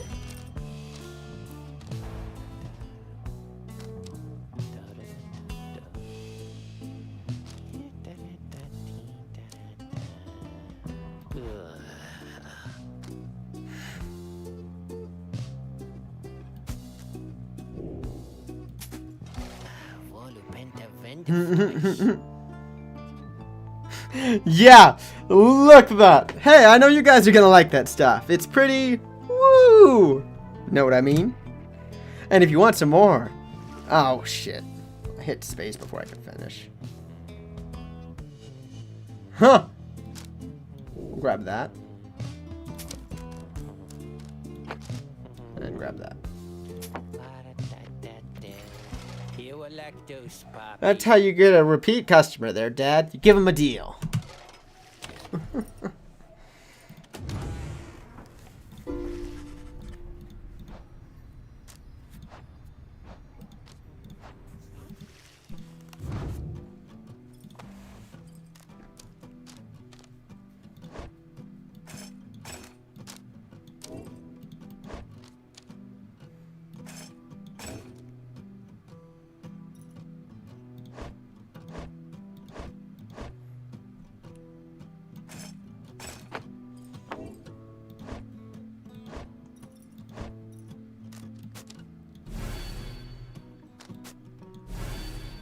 Give him a whole bunch of quickness.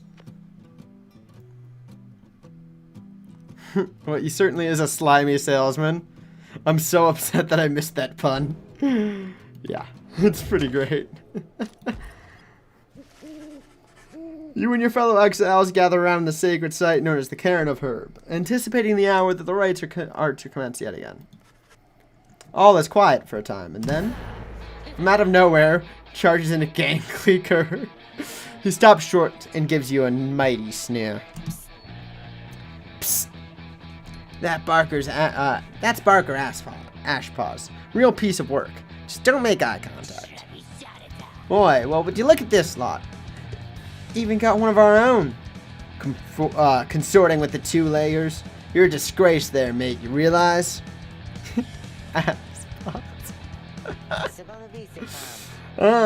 Good to see you, Barker. You're looking well. Didn't know you knew about the rites. Oi, I know about a lot of things, my friend. For instance, I know you're going to be very, very sad after we wipe the floor with you here. There's a lot of eyes to make contact with. I don't know whose back you scratched to earn yourself a spot on the high and mighty Nightwings there, but I'm going to make sure you all regret it. Make sure all of you regret it, because why not? Sounds good, sounds good. The cur Barker laughs away at his pack, as his pack stumbles after him. You hear them howling and cackling as the stars above begin to glow. Heavy metal dogs. Yeah.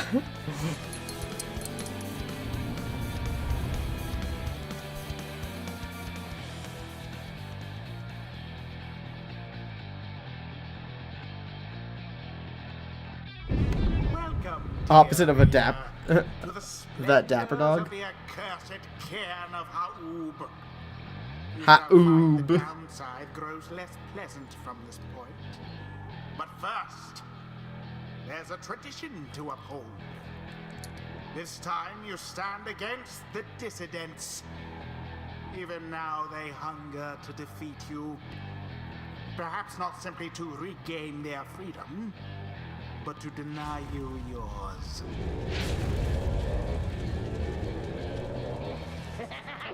As the stars shine down upon you, the pack of curs stand against this night, continue hooting and howling.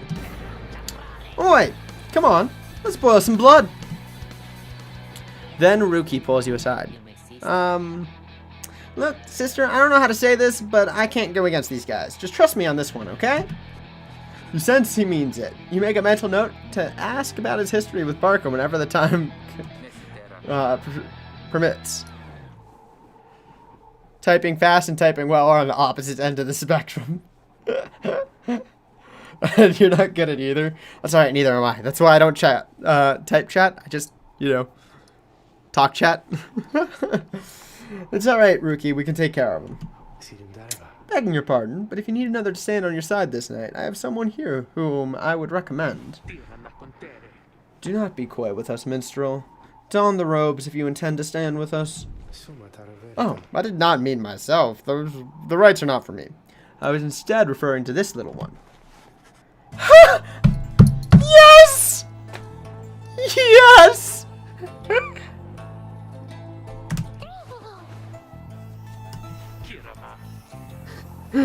Absurd. The imp knows the rights. He knows a great deal. So long as the Nightwings stand together, he shall be at their side. Though, you need not take my word for it. Tizo, our adversaries seem to be preoccupied. Perhaps you might quickly show our comrades what you can do? The little imp peers at you. He senses a connection to the rights as he awaits your guidance. How quick is he, is my question. He's inviting you to try. Another joins your ranks. Oh, that's great! Although, no, it cannot be. And we shall see what comes of this new partnership of yours.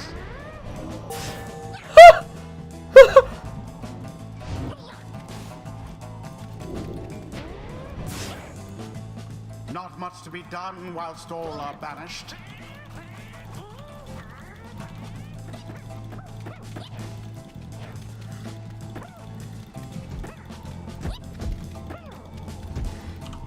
That's great.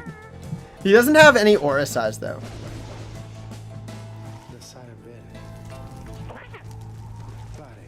Who shall stand together here this night? He's not very quick though.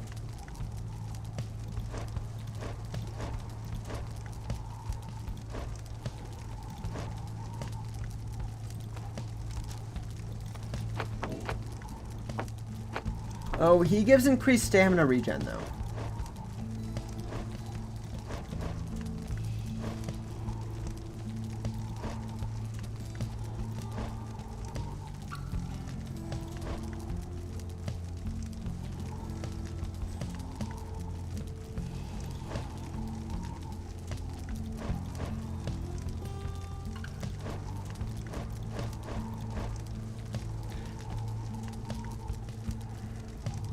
Yeah.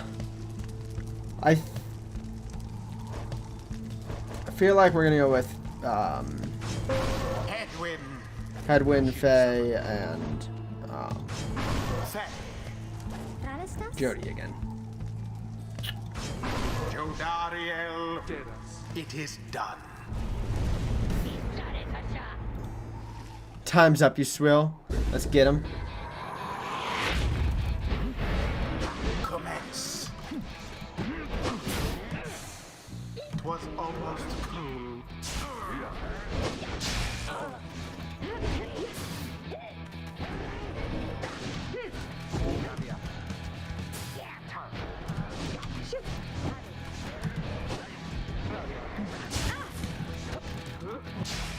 Indeed.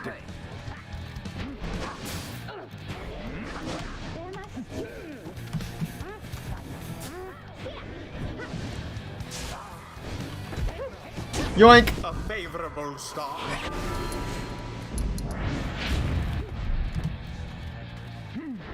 Oh. A swift recovery. Ah! Alas. Jody's just so slow. Bye, Faye.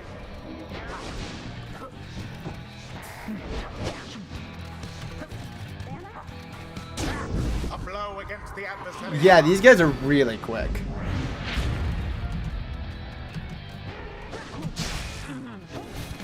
Quite an exchange.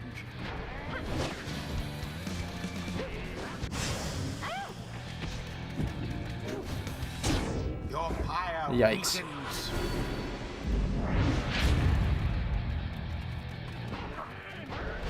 There.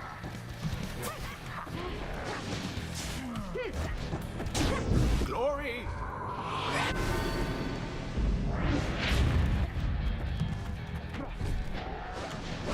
The orb.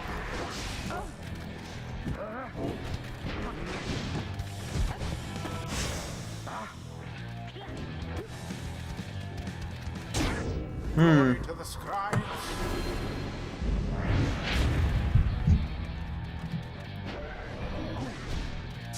Bye-bye, Hedwyn. Oh no! you up. Yikes.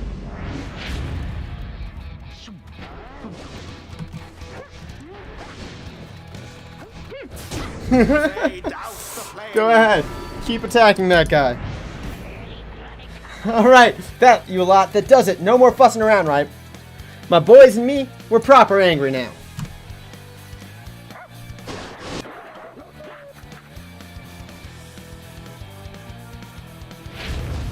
Careful now. Your adversary Barker there seems rather fired up. Whatever shall you do, Shane?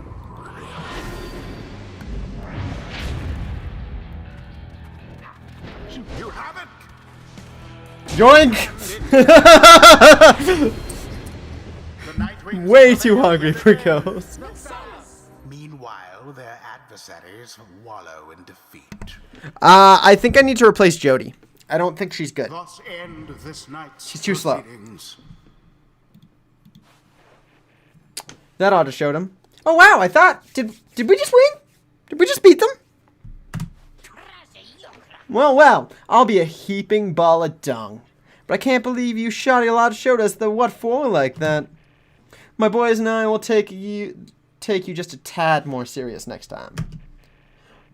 Till then, just be sure you tell old Rookie Greentail that yours truly, he remembers everything, you hear? The rites do tend to teach something of trust. A flash of inspiration for next time. He didn't even play, what a prick. The scribes, they whisper to me. They do, from time to time.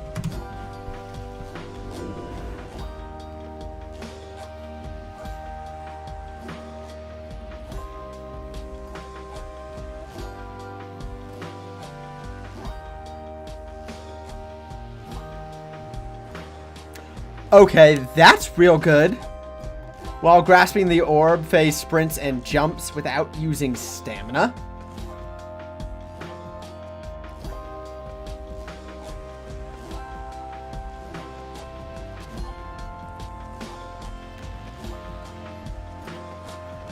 But getting rid of that recharge time is gonna be pretty nice.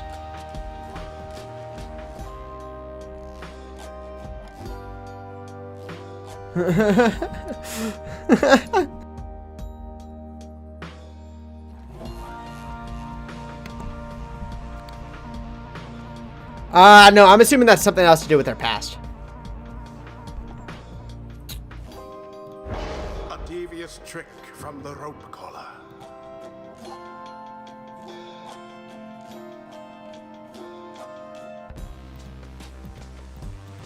Until the stars align. Splendid was your guidance, the Nightwings, Rita. Your fellows are fortunate to have found one such as you. May you find the freedom that you seek. Well, guys, I'm going to rearrange this overlay just a little bit because all of the games that we're playing have been different.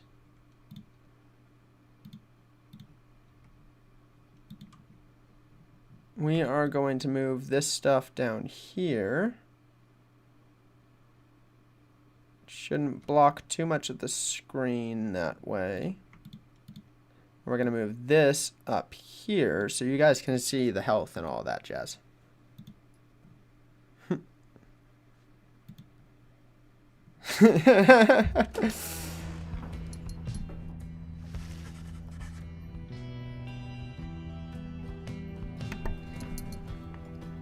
After overcoming the dissidents in a pitched battle, you return to the wagon to recover from the night's ordeal and figure out how best to proceed. You alright, Rookie? I think so, chum.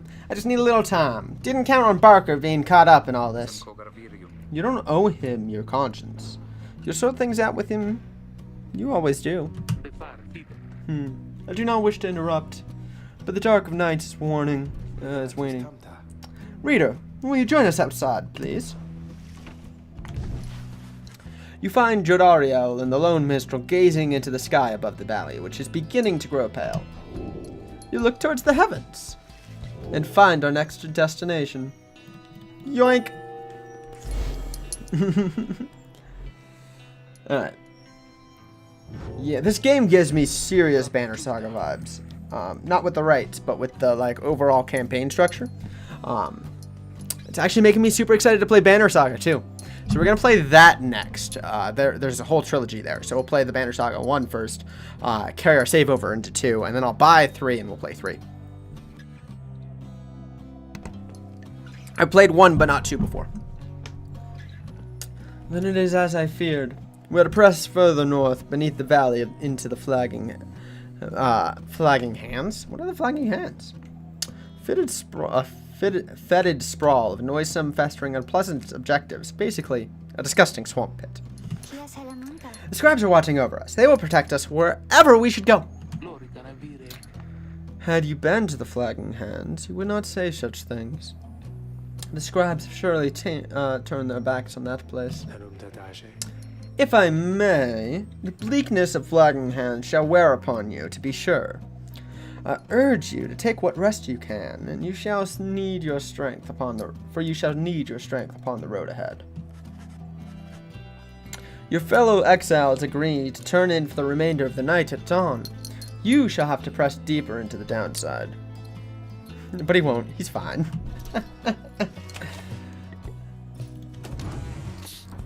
Let's talk to the cur. You can tell something is troubling. You can tell that something is troubling Rookie, though he seems relieved to see you. Hey, sister, listen. I got to level with you real quick. You remember Barker, don't you? Not exactly easy to forget, though. Believe me, I try. Well, he's got me by the scruff. I've been down here a little while, as you can see by now, but Barker, he's been here longer. He's made quite the name down here. As for me, if I needed your help, you understand, I had a certain standard to uphold. The guy from 5 seconds ago? Nope, don't remember a thing about him. So, I figured I would be the one to ask. Then, Rookie hesitates. But then, his familiar grin returns. So, what if I owe him though, right, sister? I got people back on the other side, and just between us, we're loaded. I mean, rich! My little problem with Barker, soon is going to take care of itself, just as soon as my people send the money through. So, I'm telling you right here and now, don't you even worry about it. And I'm sure everything on that front is going to end up real tidy, real soon. With that, he scampers off before you can respond. It seems Rookie owes a debt of some sort. What is on the line exactly? You are unsure.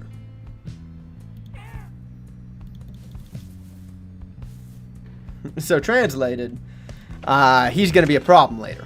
Yeah. Yeah. Come dawn, you find Hedwin and Jodorel assessing the current situation with the minstrel. Are you most certain? Aye, madam. I make no claim to the journey shall be pleasant, but it is necessary. Hedwin motions to you as they continue talking. Seems we have some work to do once we arrive in the flagging hands. Let's get going, soon as you're ready. Sooner we get there, sooner we can leave.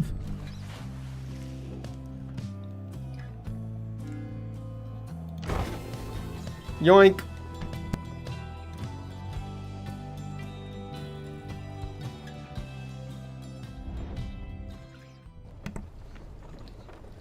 Yikes. Place is gross.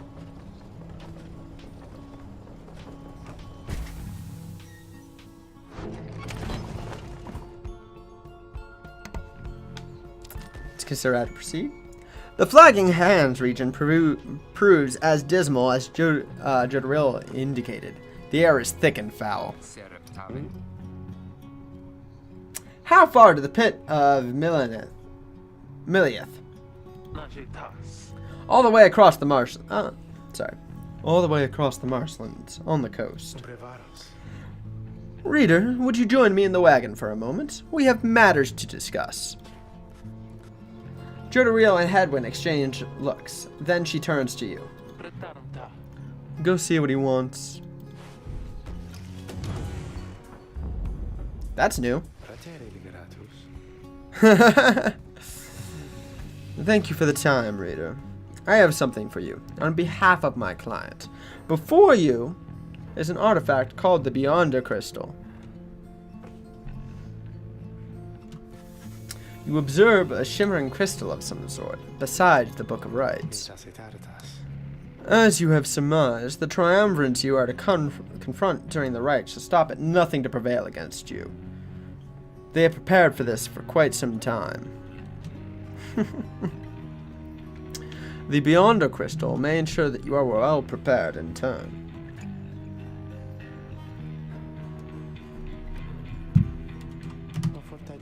It is a resource now at your disposal, to be used to your discretion.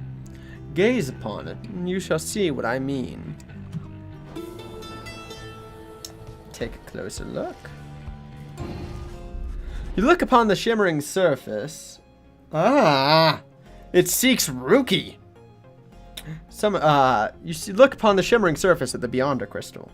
Some of your senses fail, though you retain a hold over your consciousness. An apparition appears before you, clad in the raiments of the rites, but incorporeal.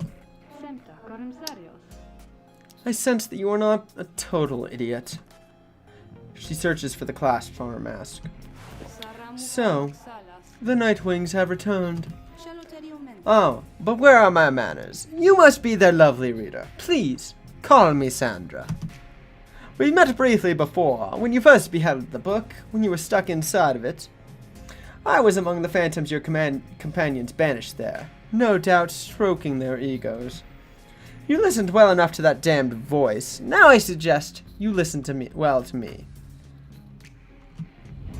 I am bound in servitude to you, along with any idiots whose freedom happens to be intertwined with yours. I know the rights better than anyone. I can soon whip you into shape, if you but take advantage of my services. First, I offer the scribe trials to those friends of yours. If they can pass, it shall be worth their while. And yours. Secondly, my Beyonders and I avail ourselves for practice rites, should you be so inclined.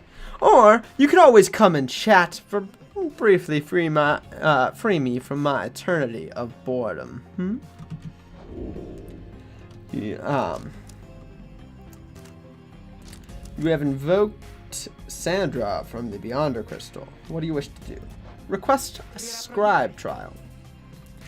Indeed, it looks as though one of those failures of yours is ready for a lesson in pain. Choose among the worthy.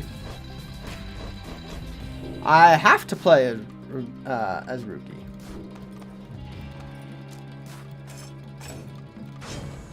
Interesting. What? The loudmouth cur?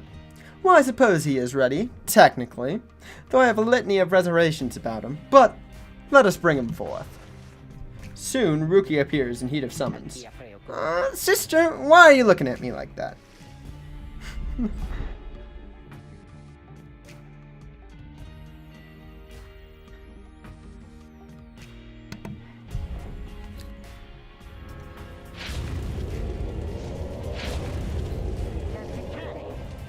Alright, what's the big deal, huh? Is some kind of trick you playing, sister? The apparition Sandra then appears and unfastens her mask. Shut your snout and listen well, cur. You will answer to me here. What? Your mouth runs quicker than those stubby little paws. You have much to learn if you intend to prevail in the rites. Let us see how you fare without the benefit of your trusted comrades.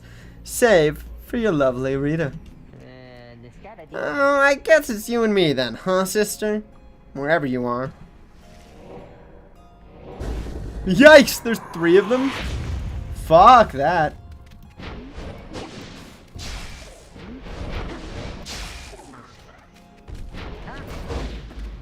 Yoink!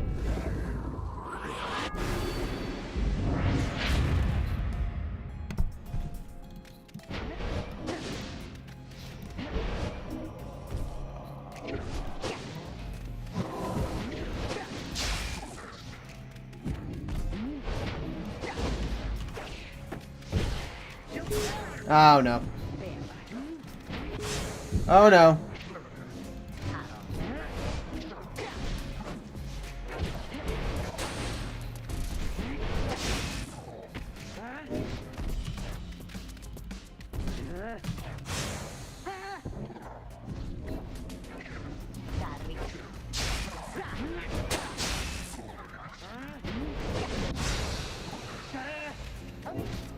Joink.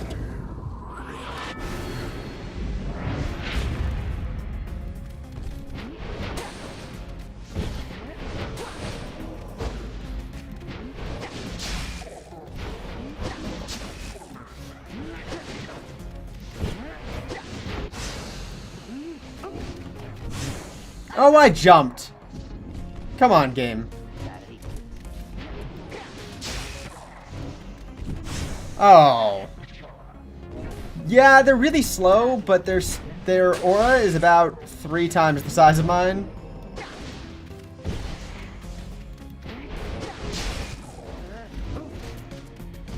And Ruki's stamina is not great.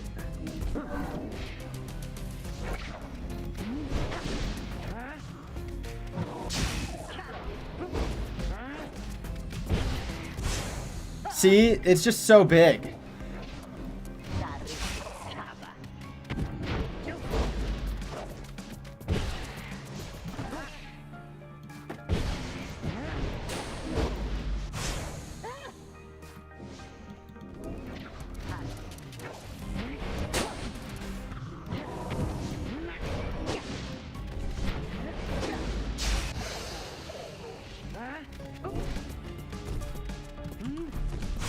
Oh, his jump distance is so small.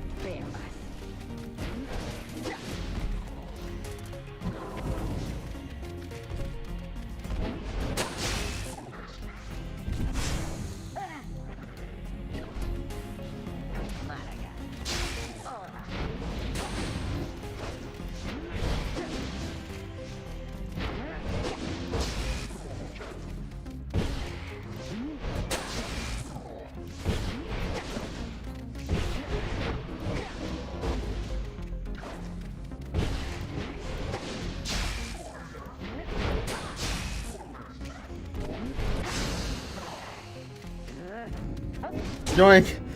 Ay, ay, ay. No headwind buff? Yeah.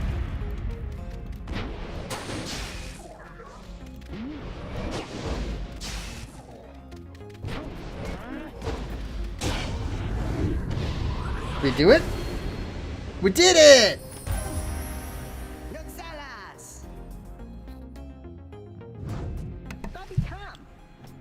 This is how we do it, right, sister? It is, and you acknowledge likewise that you did not do it on your own, despite having to face my demon friends all by yourself. You passed the test, Kerr. Congratulations are in order, both to you and to your lovely reader. Now farewell.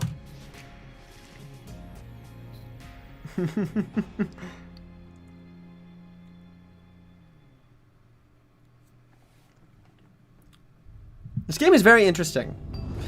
It's very interesting that instead of a combat system like the rest of the Supergiant games... No, they didn't get 1 point. But they weren't really trying. They're too slow to actually try to score, I guess. They were mostly just sitting there attacking me.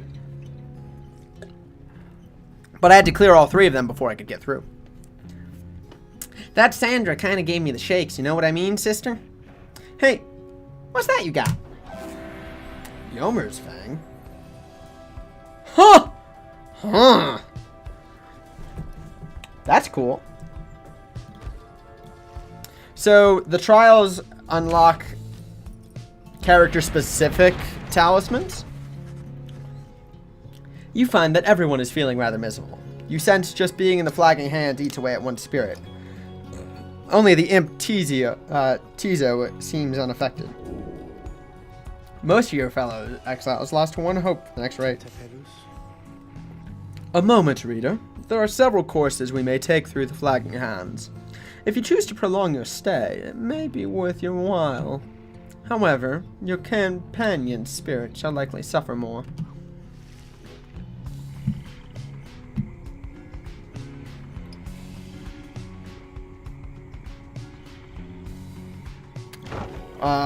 We're gonna lose some hope, but we are going to try to gain a nice talisman. Or valuable item. The north route for the flagging hands is dismal beyond reckoning. There is little talk among your group, yet you sense despair encroaching. Only Tizio seems unaffected. Looks like we're going to use Tizo this time. Later, you accompany the lone minstrel in pursuit of his task here. Speak not directly to the living shade, and be true to your heart when responding to its inquirers, and make no attempt to look it in the eye. The lone minstrel offers these and other words of advice as you approach the burial mounds of Coldmoat,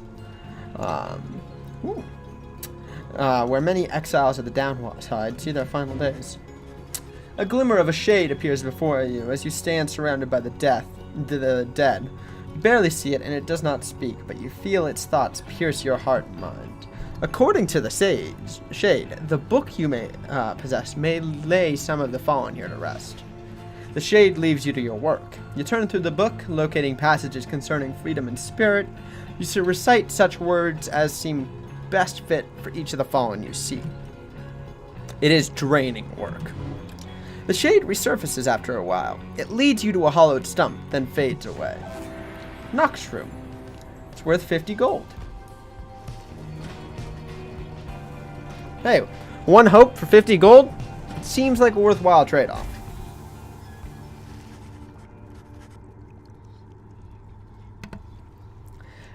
By the time you reach the pit of Millith, everyone besides the Temptizio seems to be feeling even worse than before. You sense their desire to leave this place as soon as possible. Jeez, alright, that's the -3 hope.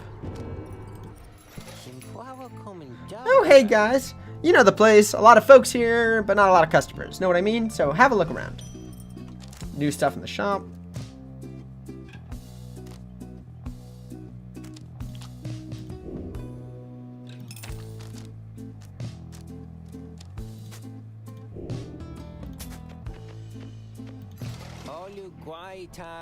Pleasure doing business with you guys. So,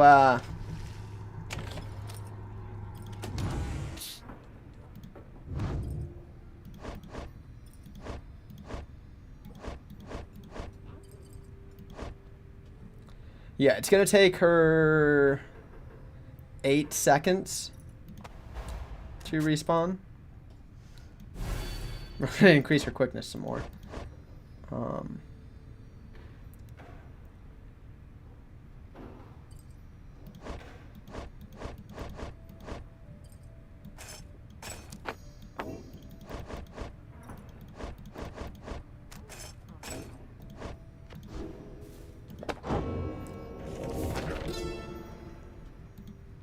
The Empire's collapse.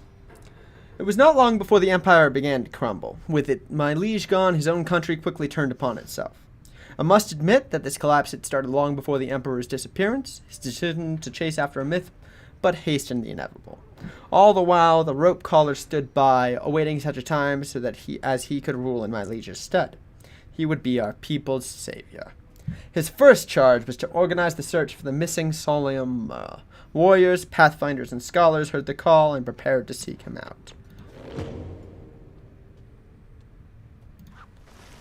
You find Ruki rummaging in the corner of the black wagon. Hey, sister, know what? It's good to have somebody else around here besides those two. So, come to think of it, there's something I wanted to get your take on, and you have to promise to tell me honestly. Would you say, what I mean is, He hesitates, trying to find the words. Look, what I'm trying to say is, You sense something serious is troubling him. He moves in very close, making sure no one else is in any shit. It's about my mustache. I've been getting some conflicting reports about it. Would you say that my mustache, that it makes me look a bit, unscrupulous? It looks perfectly fine. You suggest that Ruki's mustache looks perfectly fine. He grins wide at you. Couldn't agree more, sister. I know straight away that you're a real judge of character. Anyway, gotta check the wheels again for mites. See you around. He bounds off out of the wagon. Commence the rite. As you make preparations for the coming rite, you wonder if the stars above will even be visible through the dense fog hanging over the pit of Millith. Then, Tizio is very concerned about something in the vicinity. The little imp disappears in a hurry. Oh, is Tizio alright? He was frightened. He was not frightened. He was issuing a warning. Silence, everyone. Take cover. Jodariel makes a quick note of several hiding places among the nearby crags and rotted husks. You wait. Something about the place dampens your senses. All you feel is creeping dread. Then, from the shadows, a writhing shape slides forward, its hulking form draped in raiments. The shape stops, slowly. Its head turns from one of you to the next, each in turn. Wise of ye to hide yourselves from us, little nightwings. You trespass on the resting place of the astral-born. We shall see ye when the stars muster the courage to illuminate this place. The creature vanishes into the dark. After a time, your companions reconvene. That was a bog crone. Indeed, that was Witch Udmur of the Withdrawn. He has no love for her. Although the rites dictate she cannot harm you bodily, with her, best to not take unnecessary chances. We'll take what chances we can get. Everyone, it's time.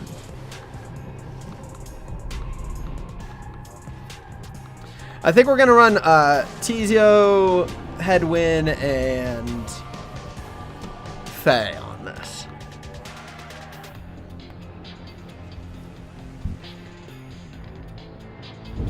Why, you made it, reader. Made it all the way to the detestable pit of Melith.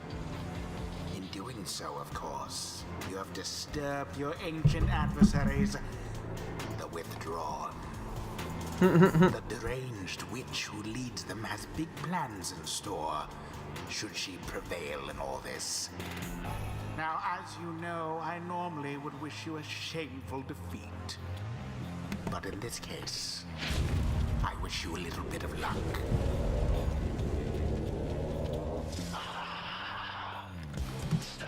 The crone sees your companions gathered by the fire.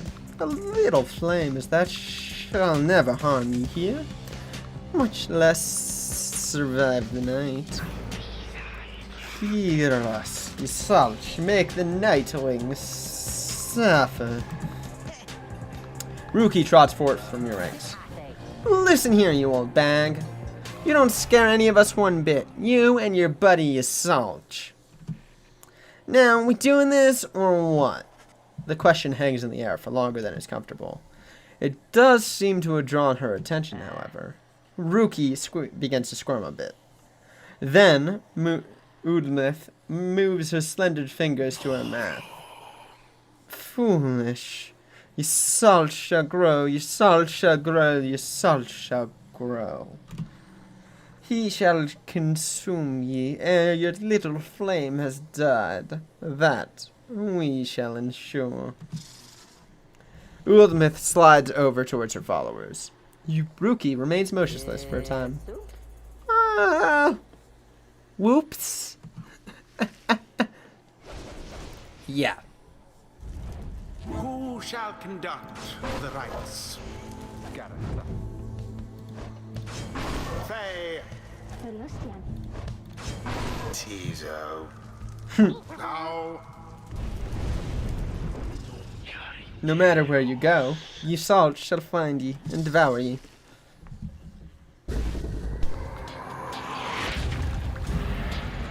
Begin.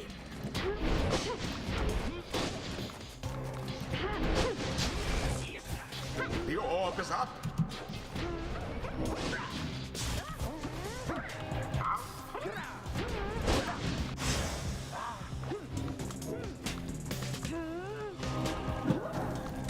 Oh, okay. Your adversaries did not hesitate.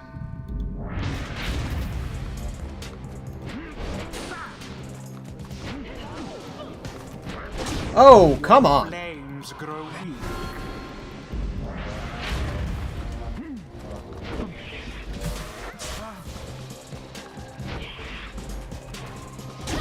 Bask in the purifying flame. There.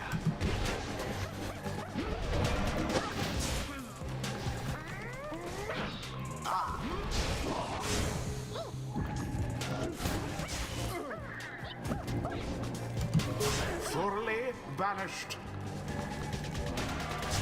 I'll almost pity what transpired there.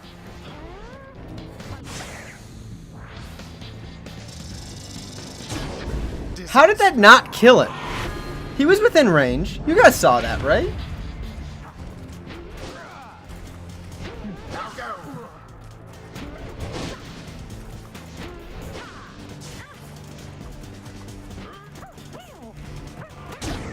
The orb engulfed in fire.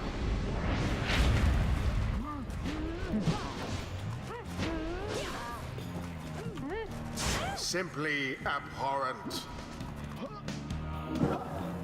Yikes. The orb flies true.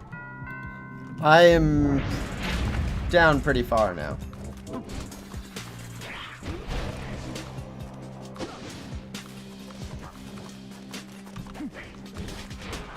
Yoink. Headwind plunged into their fire.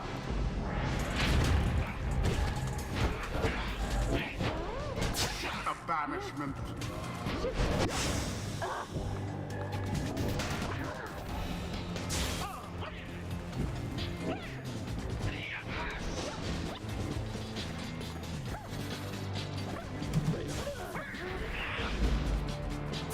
Tizo banished. Their fire sputters. The lifeblood of Yasalt flows within this lair and beneath this void, this world. His lifeblood, it shall engulf ye in such blackness and despair. Oh, not okay. The witch invokes a profane name I shan't repeat. Best beware of foul sorceries.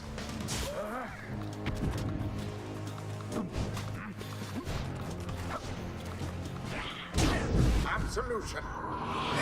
Get him out of here! Now go on, just once more. Engulfed within the order.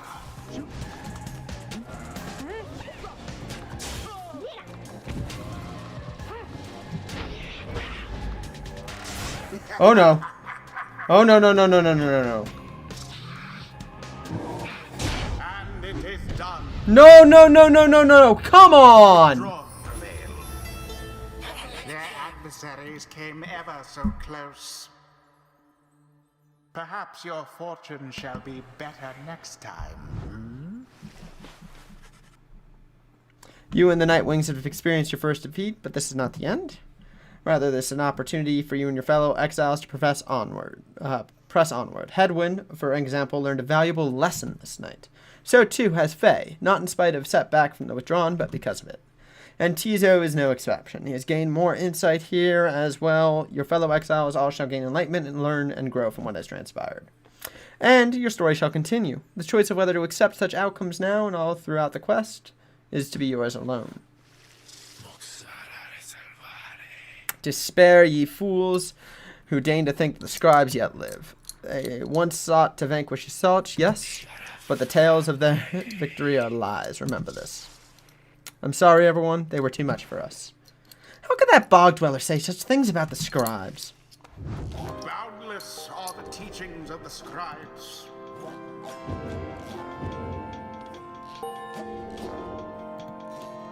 So, I really don't like Tizo. Enlightenment seldom avails itself to simple imps.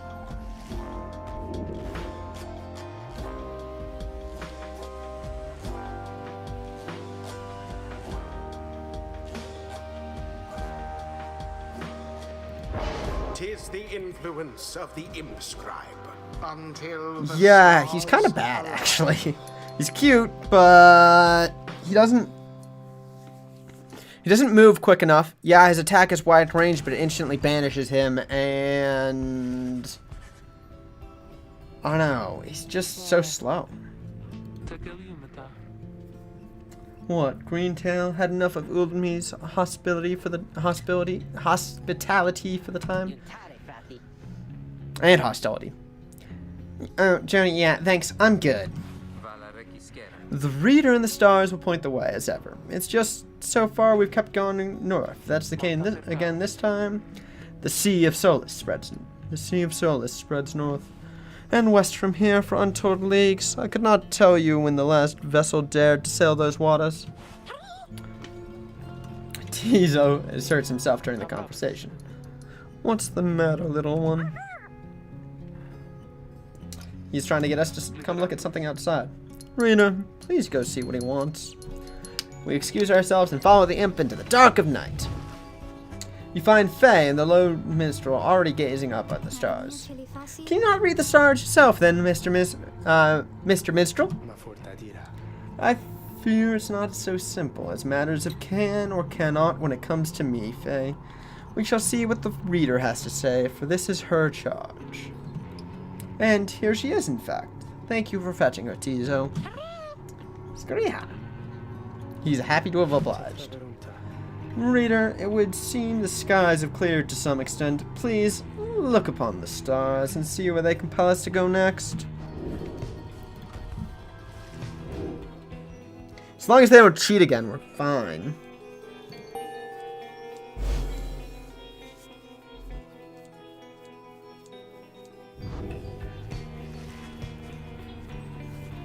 The rights beckon you still further north, towards the middle of the Sea of Solace. That's not good. You're joking, right, sister? Does the reader seem the joking type to you, Greentail? We do not argue with the stars.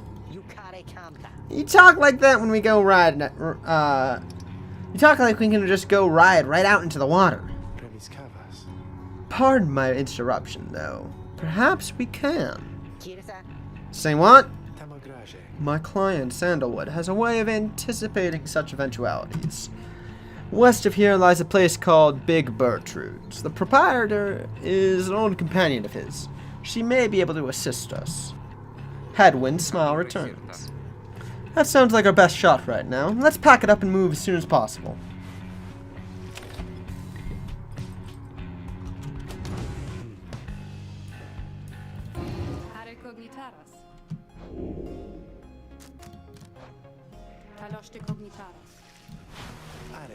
Greetings, reader. It's good that you are here. First, there is something that I wish to tell you privately. Do you have a moment? I shall not keep you long, though I know your time is precious.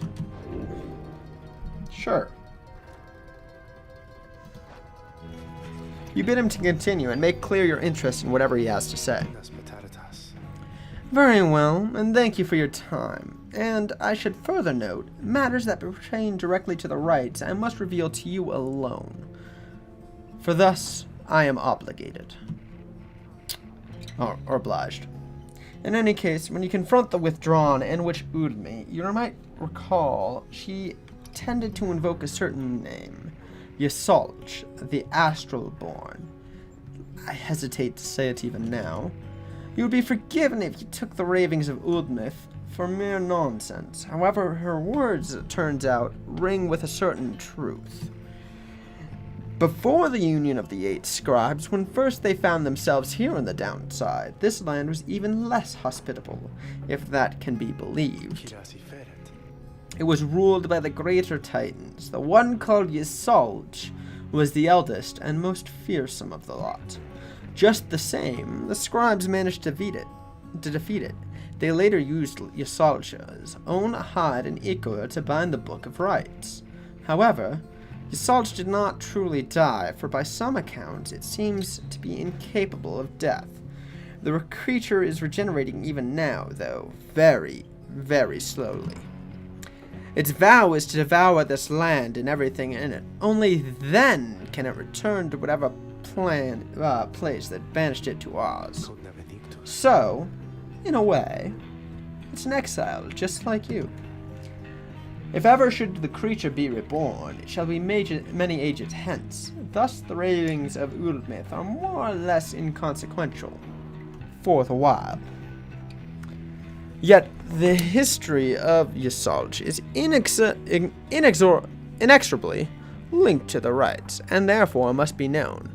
I trust your research of the book shall lead you to discover more in time. I hope all of this reassurance, and now... all of this is of some reassurance. And now, I'll leave you to more immediate concerns. I shall go check and see how everyone is faring at this time. He heads out into the evening. Bid you a good rest for the evening.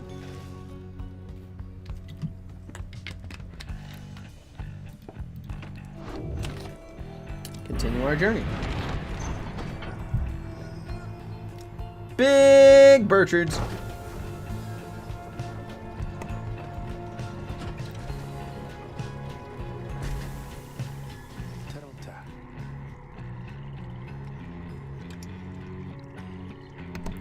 This is the place. Let's go see my client's companion as soon as you're ready. Some of that cosmic horror foreshadowing. Yeah, I'm a little concerned. Seek Big Bertrude. Big Bertrude is a sickly gathering of bog dwellers who stay within the shadows.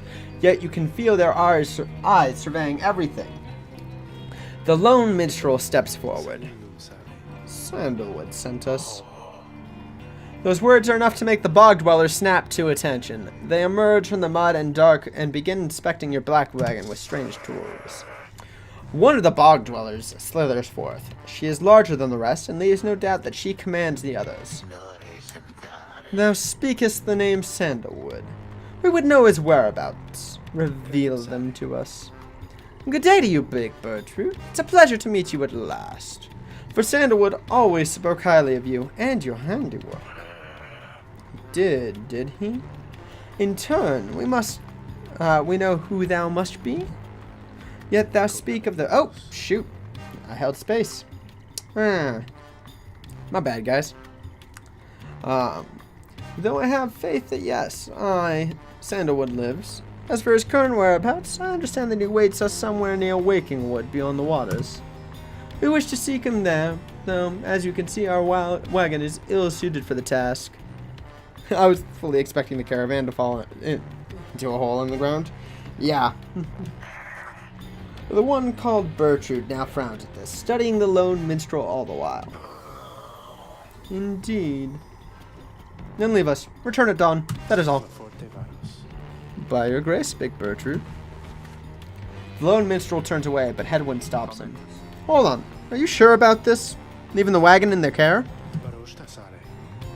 All should be in accordance with my client's plan. You keep calling Sandalwood your client. He must reward you well. Aye, in a manner of speaking. He has helped me find a sense of purpose I thought lost. Hedwyn nods at this and then turns to you. Well, my friend, I guess we'll see what happens, right? I'm off to let the others know. You find yourself with time for your vocations, while the bog dwellers go about their business.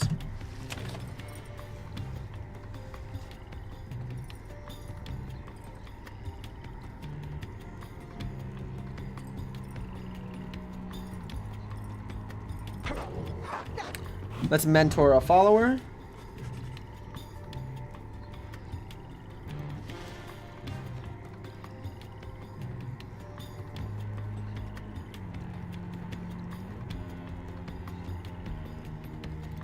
Hedwyn seems like a global buff, so we're going to use him.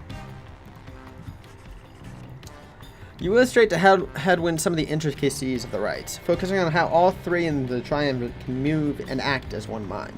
You sense he grasps some of the concepts. Oh, wow.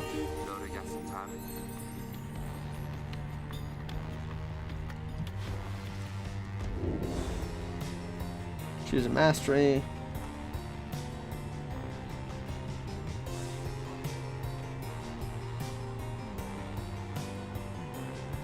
We're going to use Sacred Bond.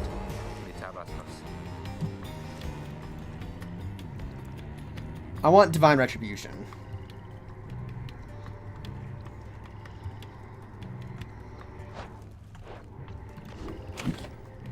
And then we continue our journey. The lone minstrel finds you early the next day. Reader, it is ready. Please come have a look. The others are already there. I see we're going to be sacrificed. Gotcha. Yup, that's a possibility.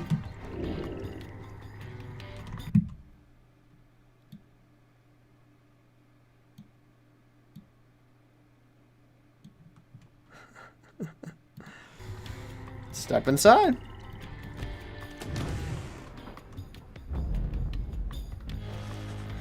The black wagon appears different now than it did even a day before. The hull is fully sealed and reinforced, and all matters of nautical equipment adorns the port side. Wow. You people seeing this? I'm gonna have a look around. This wagon should be fine for a sea voyage. Let us depart at your earliest convenience. What about Big Bertrude? She then appears as if on cue. Tell Sandalwood that he owes us twice over. If I may, Big Bertrude, you can tell him that yourself. If you wish to accompany us on our voyage north, our group would welcome someone with your vast experience. Dare thee make flirtations upon us? No, Enough. But, should you see that Sandalwood, tell him also to come and visit us again. Now be gone from here and tell no one that we were paid in favors. She slithers off without another word. Soon, the lone minstrel breaks the silence. We are fortunate that she assisted us, but we should go, just as she said. I know the navigational controls, and shall explain. This is so exciting! I don't know how to swim! Scree! Tizo seems to share Faye's enthusiasm for heading out into the sea.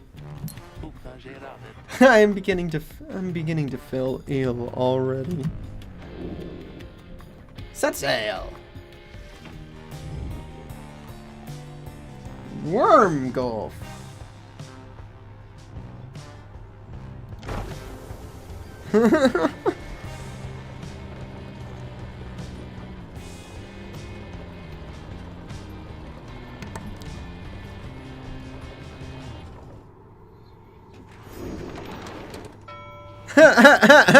Just transforms into a boat.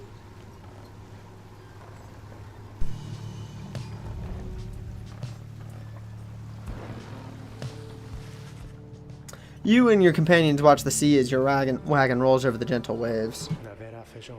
We have crossed into the Worm Gulf. I hope that all of you are acclimating well. There is no acclimating to these worm-infested waters. We risk everything to sail here. As long as we follow the cold current Big Bertrude indicated, we shall be safe.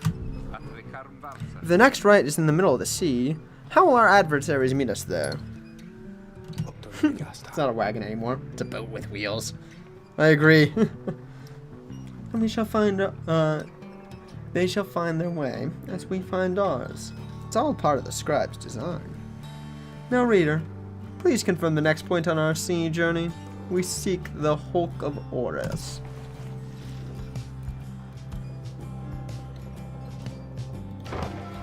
You go there. There's like one bobby fish at the port window on the ship just hanging out. I'll have to check that out. We're gonna let the fish join the party too, Hedwin? Ah, maybe. Fish could be useful. You don't know. The wagon continues rolling gently across the waves, which seems to you a welcome change of pace after having come from the flagging hands not very long ago. However, Jodariel seems more concerned now than before and paces ceaselessly. When she noticed Rookie, she stops him for some questioning. Greentail, how is he doing? Who? Hadwin? He's pretty much the same. The next smallest party member, he has a huge aura but can't move. Been up all night reaching into the waters if I had to guess. His first time out at sea? His first. She turns to you. Reader, please check on Hadwin when you have the opportunity. He requires our support, and we require his swift recovery. You wish them a good afternoon as you go to check on the others of the group. Later, you find a Hadwin looking out of sorts. Oh, hello, friend. It's just, the sea hasn't been good for me, I guess. It's funny, all this trouble, just to get back to the Commonwealth of all places. Hey, tell me, something. What do you miss the most about that place? He just sits there and uses slash like a magic carp. Yes! The few friends we had. You tell them that there were ones who did support you all over the years, and that it pains you now to be apart from them. Yeah, I hear you, my friend. There's someone I miss terribly back there myself. I'm sure when you make it out of here, your loved one will still be waiting. I hope he becomes a giant angry eel man as well. Anyway, I'll be fine, I think. Thank you for checking up on me. You sense he wishes to be alone. There is not much to be done for him for now. Okay. That's not good. Headwind's too sick to perform the next rite.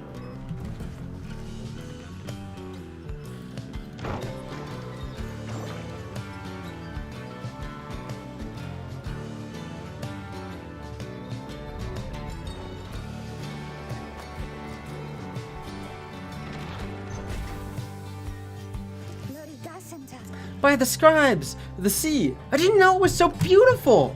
Having escaped the waters of the Worm Gulf, you can now see what must be the Hulk of Ores, far on the horizon. Not everyone has taken well to the sea voyage, however.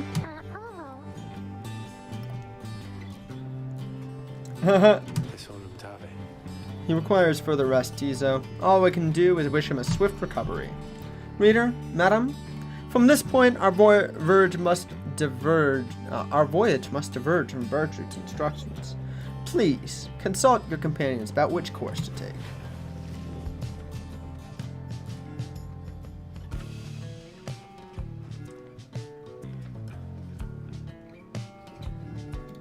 Let's get a blessing.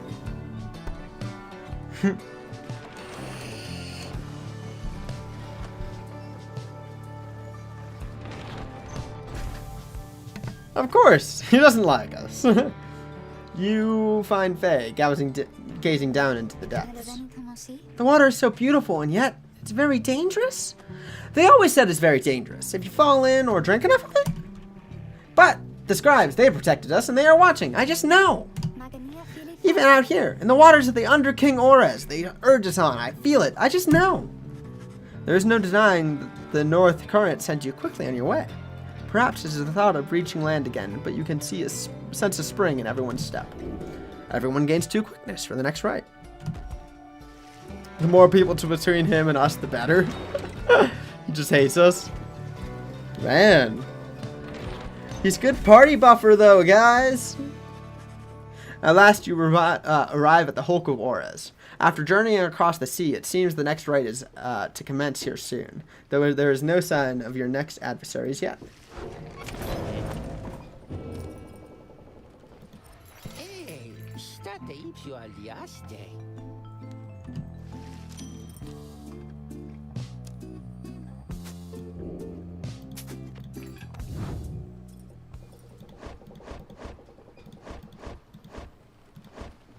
I'm gonna buff this.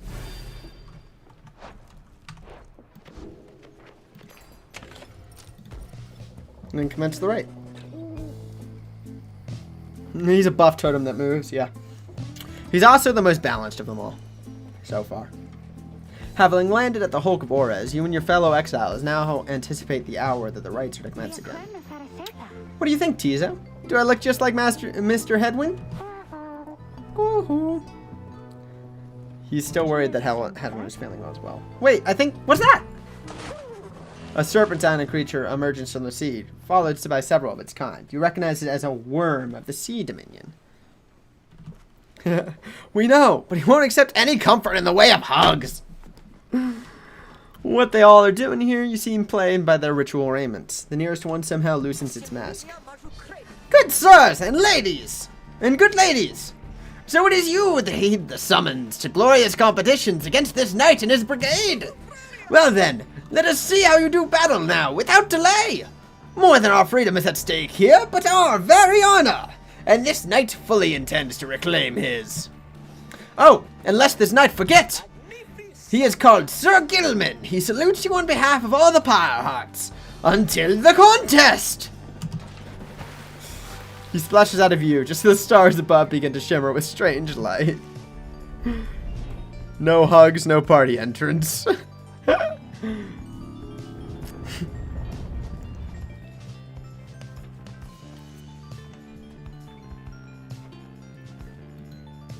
The glory attribute affects how much damage exiles can inflict to the pyre. Relentless, aren't we, reader? Even the vastness of the sea was not enough to thwart your coming here unto the hulk of Horus. You would be wise not to underestimate your adversaries here, despite their pitiable look. I am, of course, referring to the Pyre Hearts. These rites are but another war to them, and that makes you their mortal enemy. Those are some big snakes. Expect your battle to be glorious. Glory awaits! Your fellow exiles are gathered on the rotting deck of the Hole of Horus as your adversaries clamber into view. Ruki paws up to them. Say, what are you worms even doing here? Can't you just swim back to the Commonwealth or the Sea Dominion or wherever it is you're from? Haha! An excellent point! It seems then that these adversaries in the rites are clever. Wouldn't you say, sire? Just get rid of them already, Gilman. As your commanding officer, this knight hereby commands it. Hark! This knight wishes to introduce his nobler commander. No one knight in history has withstood as many frontline battles. Doff your helm, sire, as it is our custom. May our adversaries tremble at the sight of you. Sir Gilman attends to his commander's mask, despite his protests. Wait! Give this knight his mask. This knight hereby presents you the great Sir Deluge, a noble visage, is it not? Sir Deluge trembles and squirms. Yeah, can you swim or no? Ha! Of course we knights can swim. All knights of the Sea Dominion can. But we are exiles in this land, the same as ye. We can swim. Oh, this is still Sir Gilman. Never mind. But we are exiles in this land, the same as ye. We can swim, 'tis true, but 'tis summarily impossible to swim back up the river down which we were flushed to end up here. Nay, there is but one way to return. Silence, Gilman. Nobody cares. Back to your post. Sir Gilman hesitates, but does as he is told. This knight knows who you are, Nightwings, and he is not afraid of you. He somehow climbs back into his mask and coils up to his full height. Now, on guard! The exiles of the Warm Triumvirate take their positions as a focus on the Book of Rites.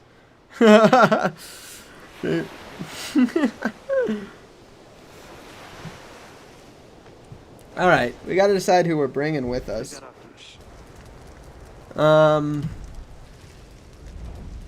Who shall conduct the rite? Faye. Krastia? Joe Dariel. Ruki. Very well.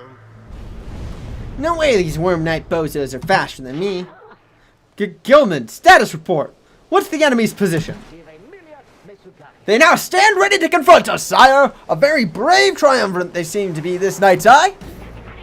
Brave? Air-sucking monsters one and all. Pyre Hearts, be ready. My throat hurts. Begin. Somebody get the orb.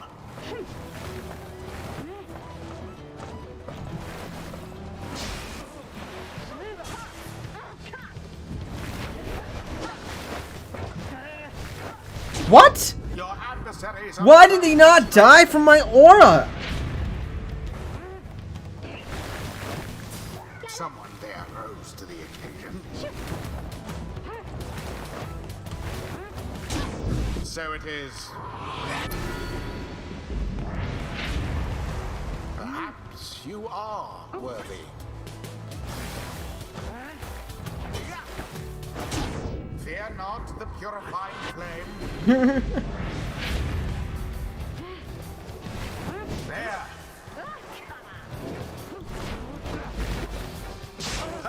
What? 'Tis what the scribes ordain. That's so much bull.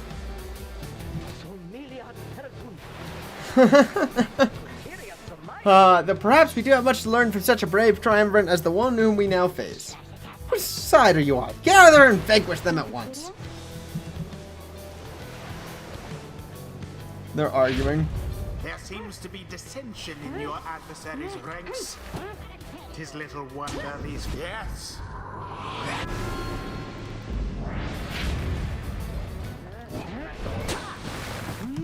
Quite the turn of events. You left yourself They are wide so fast.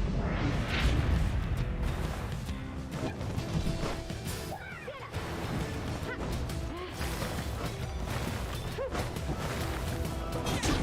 They did it.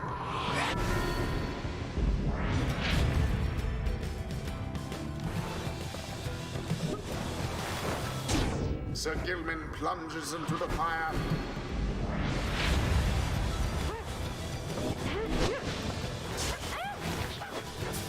Positively brutish.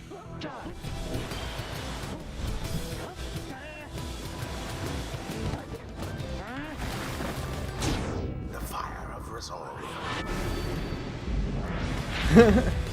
Your victory is at hand. Now take it. Yoink. And it is done.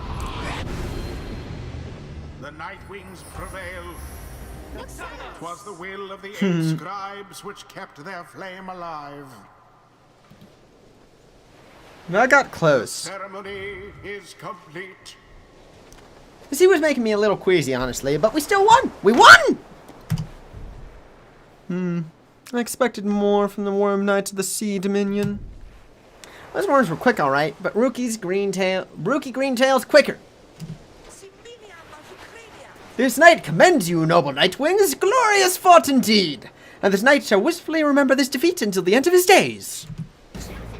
Silence, Gilman. This is all your fault, and now cavorting with our enemies? How dare you? This knight was but a tempting honorary compliment, sire. Is it not in accordance with the rights to praise one's adversary and a worthy outcome? Worthy? This knight will show you worthy, you miserable little minnow. You are a failure, Gilman. Get now from this knight's sight. My throat really hurts. Those voices hurt. Focus, training, prowess. The path towards survival on the blood border. These rights make similar demands of us.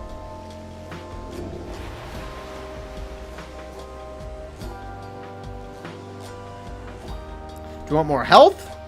Do you want a gigantic aura? Let's grab a gigantic aura. It seems the exiled Rookie. See that, Jones? Old Rookie's green tail got some bite in him yet.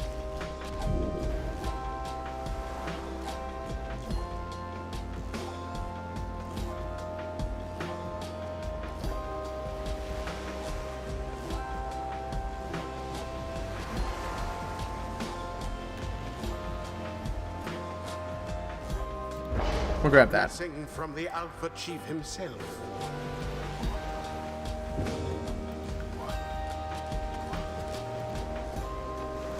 Until the next right. You kidding me? He's 6, so he doesn't even gain enlightenment. He must have gone first. He always does. Never mind.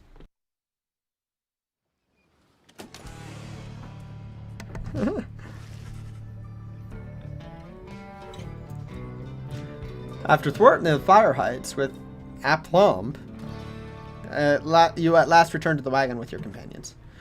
There is little discussion of the Pyrehearts, who seem to have already swarmed off towards whatever the stars directed them. Instead, your fellow exile's attention towards your companion, who has been absent for the rite. How is Hedwyn? The lone minstrel makes a sound, but no words form as yet. Something is troubling him. I urged him to remain bedridden. And he simply would not listen. I am very sorry, but... Wait, what? Everyone stares at the lone minstrel in stunned silence. The lone minstrel breathes a heavy sigh. But then... Hey, what's with the long faces, everyone? Minstrel, I should wring that neck of yours. As I was attempting to explain, Hedwyn is already up and about, despite my having strongly recommended further rest.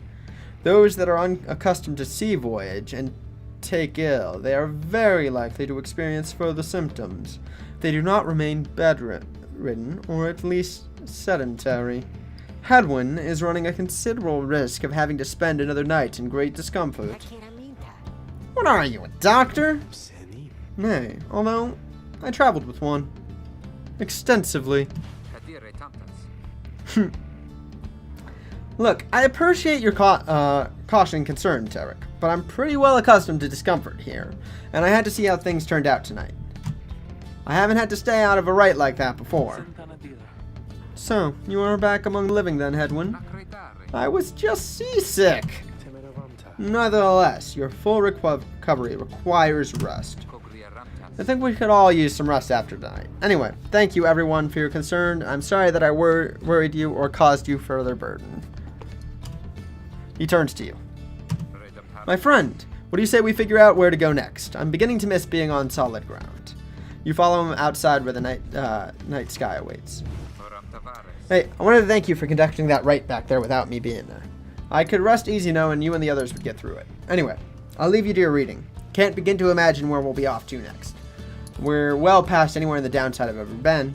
Even Jody hasn't gone this far. He bids you a good evening as you turn back to the sky. Seek again your destination.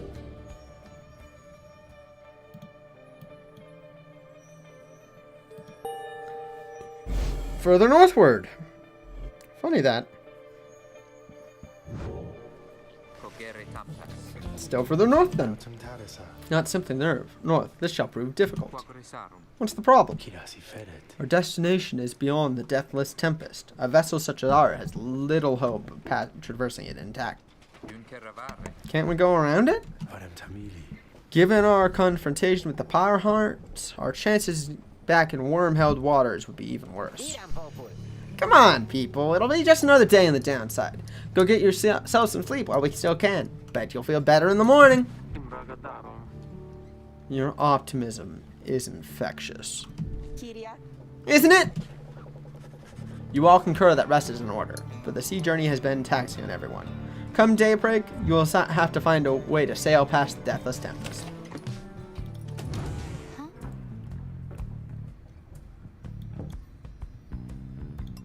Yeah.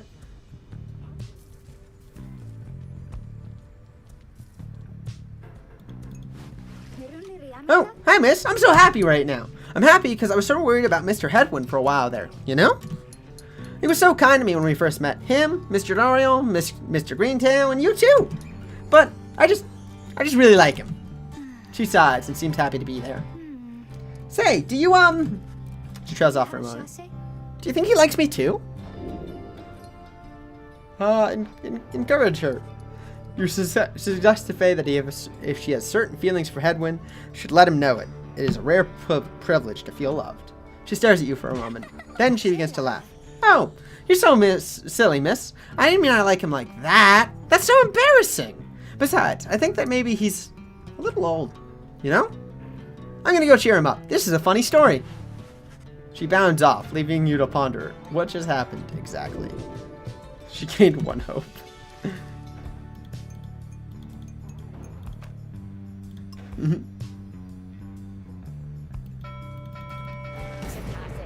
Oh! You just keep ringing that bell, sister. Keep at it. Rookie seems to be taking an issue with your frivolous use of the nautical bell.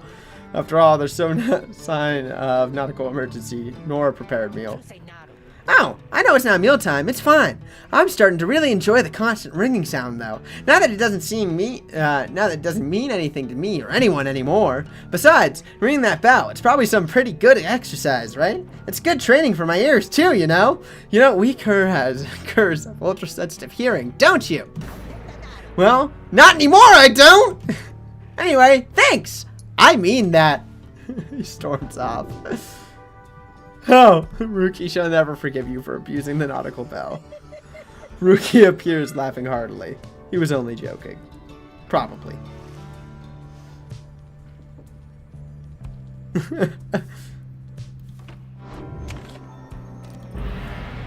We made him angry.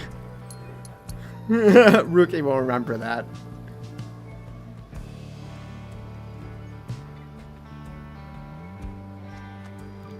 Let's go with Tizo's directions. You just got telltaled. The amp's been much more animated than usual. What is it, little one? Squeaky. He seems to think something very delicious in the waters. He keeps on screeching. I don't think I've ever seen him like this. Wait, what is he? Just then, he dives into the waters and vanishes into the depths. Wow. I hope he can swim. He can, but he appears crestfallen when he finally returns. His claw is empty.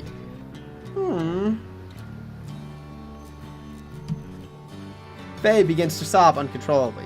The two of them revel in each other's misery for a minute. Really? They lost one hope for the next right? You're fucking kidding me, right?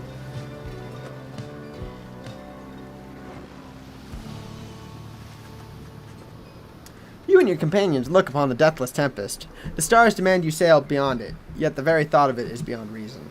Then something in the nearby water stirs, and from it springs something familiar. Hello, good ladies and good sirs. This knight beseeches you to hear him, if you please. What is this now, worm? The rites are ended. We have no further need for you. Oh, but you in turn do. And in turn, this knight has further need of you, good lady. Out with it then. Let us be joined. Let this knight join you. Please?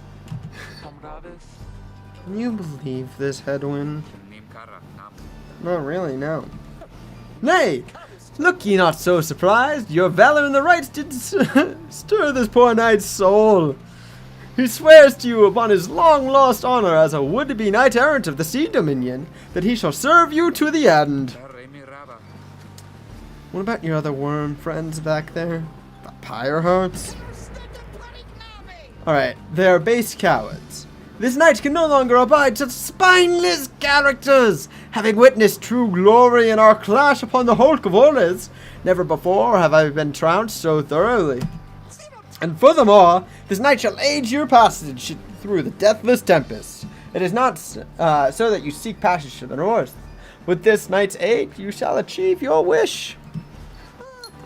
Sir Gimil, I know, I really wish I chose a different name for him. If we actually get him as a companion, like, not a name, but a voice for him. Sir Gimlin continues to persuade you for quite some time. He seems to know your way to cross the storm. Some sort of long-held secret among worms exiled to these waters. Judariel pulls the rest of you aside, after Hedwyn gives her a look. Are you most sure that Sandalwood would want this thing along? Mostly sure. Sandalwood wants someone for each mask. And this one seems about as good as what we're going to get. Judariel glowers back at the wyvern, who tries his best to look presentable. Hadwin is more gracious. He tells Sir Gilman that if he promises to help you cross the Deathless Tempest, then he can come along for now. This knight is overjoyed, and hereby swears to see you past the storm. Though, first, this knight requires your consent. Give unto this knight your blessings in the name of the Nightwings, and thus shall go forth. Sir Gilman seems to be asking your permissions for something. What? He cries out in triumph. He banishes them to depths. Though this close encounter with him, you cling to some sense of where he's going, and what he intends to do. He's determined to help us cross the Deathless Tempest. He seems pretty stupid. Tend to agree with that.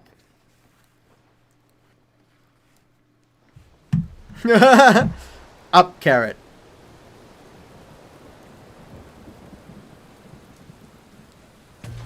Therefore, I trust him. Determined to prove himself to you in the Nightwings, Sir Gilman emerges somewhere in the outer reaches of the Sea of Solus, and calls out to you. Master Reader, if you can hear this knight, then he implores you now, lend him your guidance. This night objective ought to be not far east of here. Today we shall bring peace to the embroiled sea. Know, however, that this night's brethren, the actions we're about to take, are highly forbidden, but they are also highly just.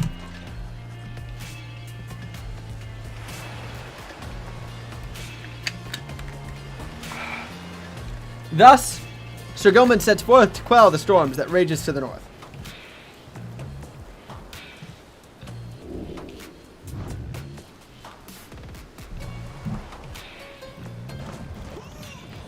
Oh, he's pretty fast.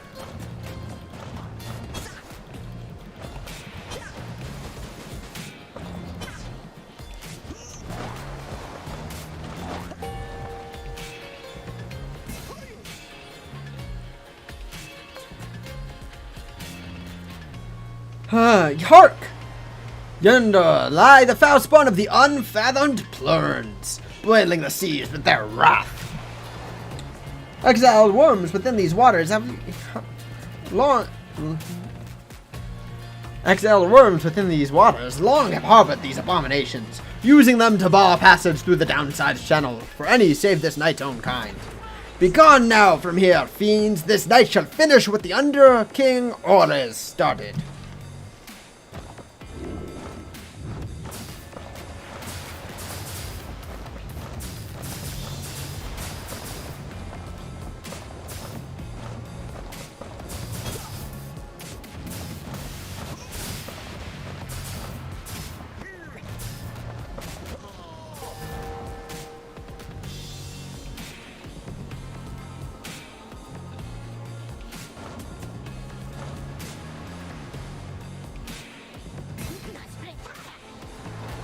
Hold right there, you traitorous slug. How dare you turn back on this knight to your superior?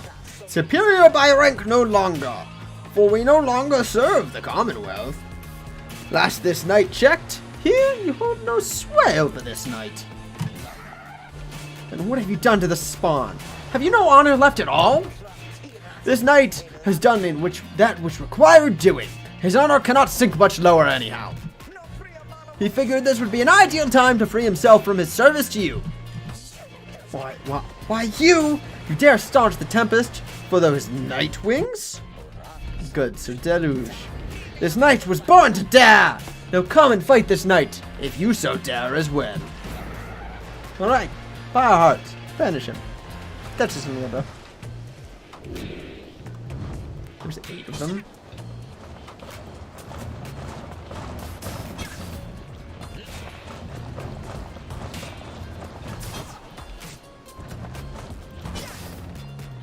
Yoinked. What now, Sir Deluge? Shall you not face this knight yourself and leave the dirty work unto your charges? But fine, Gilman. You wish to stand against your commander? Then have it your way. Sir Marsh, Lady Seagrass, to me, banish now this troublemaker.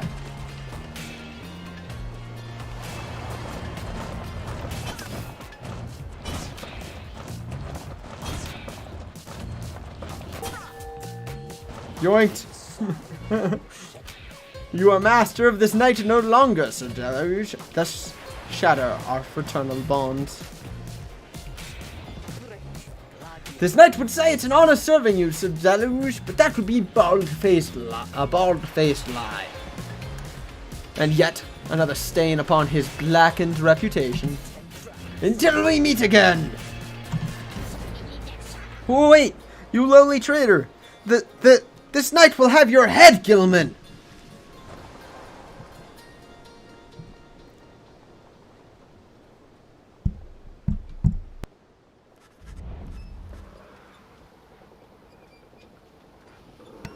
As the day wears on, there is still no sign of the Worm Knight. Your companions grow restless, but then... Hail! This knight returns with newfound tales to tell, and new scars to show for them. Sir Gilman is sopping wet and visibly shaken. He struggles to maintain his decorum. He is, in short, the very image of a Worm Knight. And more importantly, that little Tempest ought to no longer pose a threat for you. Behold! As if on cue, the deathless Tempest begins to simmer and subside.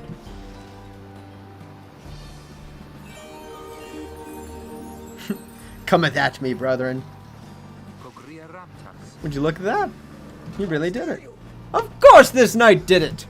Now, if it would be alright with you, this knight could really well use some shut-eye. The Worm Knight then collapses in exhaustion. You and Hedwyn help him up. A deal's a deal, Sir Gilman.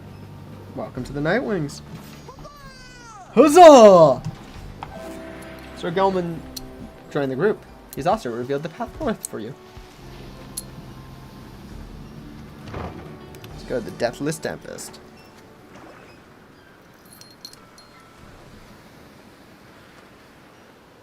I wonder what would have happened if we had lost there. Would Gilman still have joined us?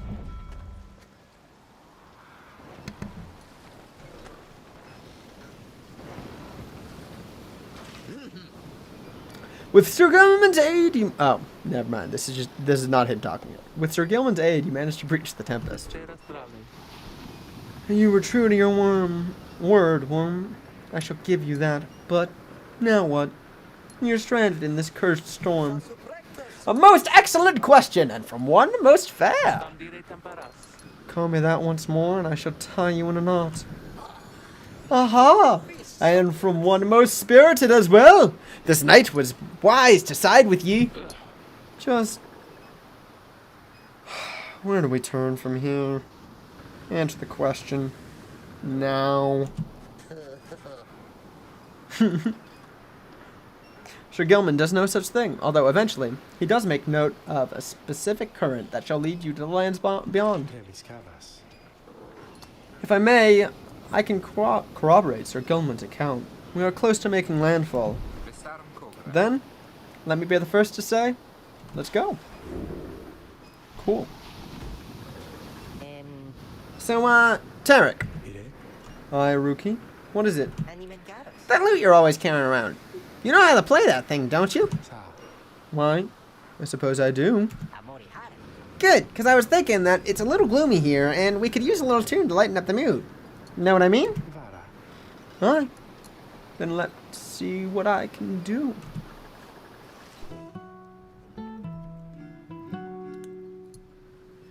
For the salt and roiling sea, the moon began to cry. The valley ran with sorrowful tears and filled the waters high. The misty morning over the brine lies a leaden sky.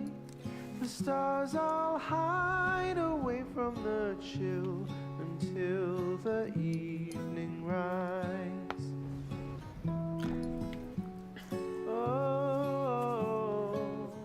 I am perfectly willing to just sit here and listen to this song. They do an amazing job with the soundtracks for all their games.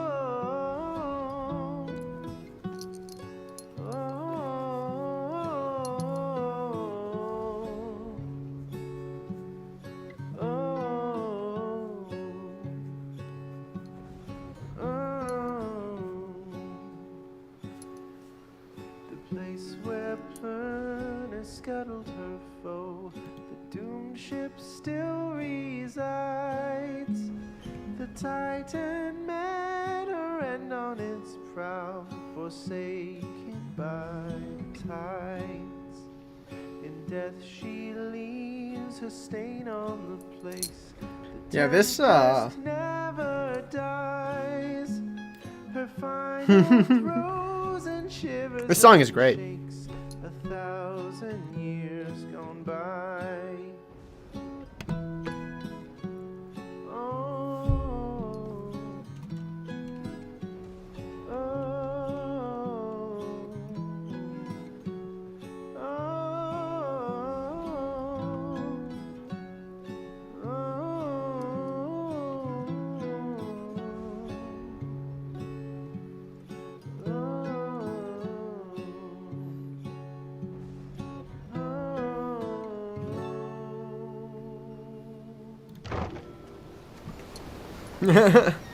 There we go. Song's done.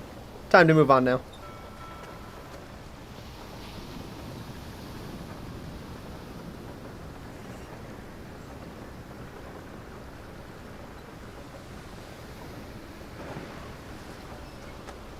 You need to memorize this.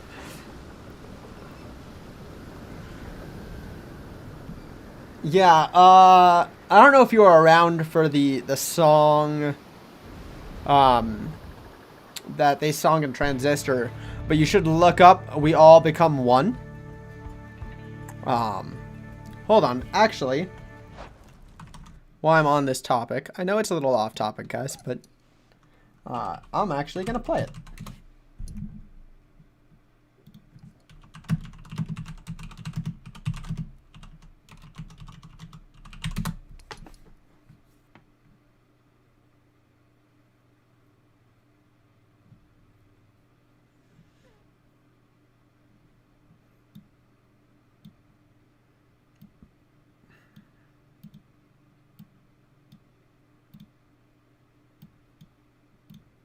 If my YouTube ever loads.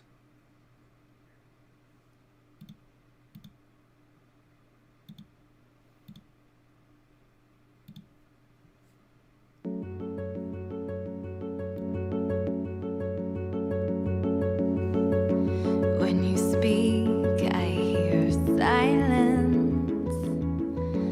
Every word a defiance.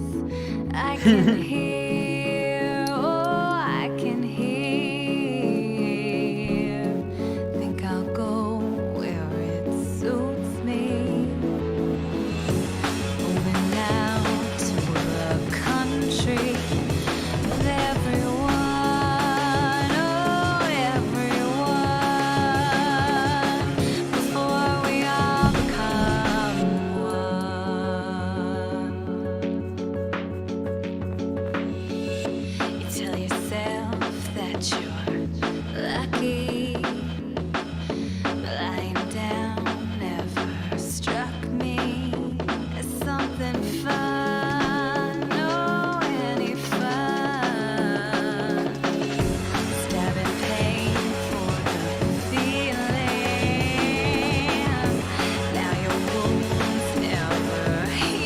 Yeah, right?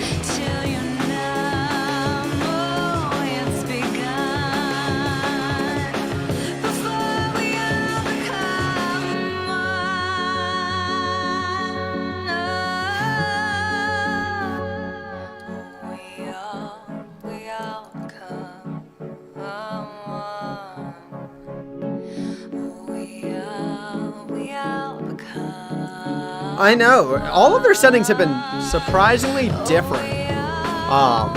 It's been a nice, like, I don't know, comparison. Playing them all one after another.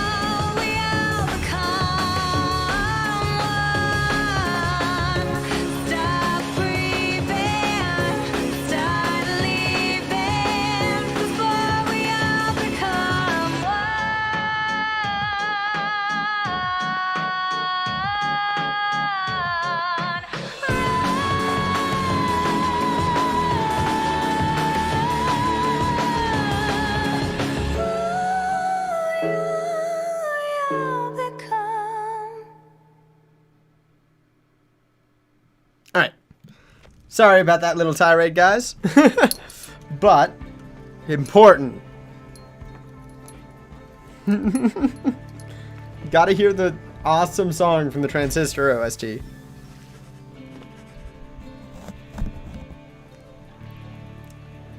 At last your wagon rumbles onto the solemn, jagged ground, the land called Black Basin. Your fellow exiles unpack the wagon so you can take stock of how best to reach your destination.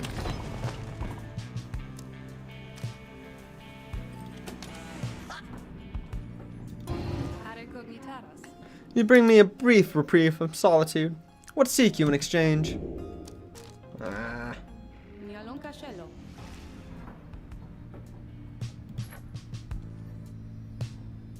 You personally have no complaints? Ah.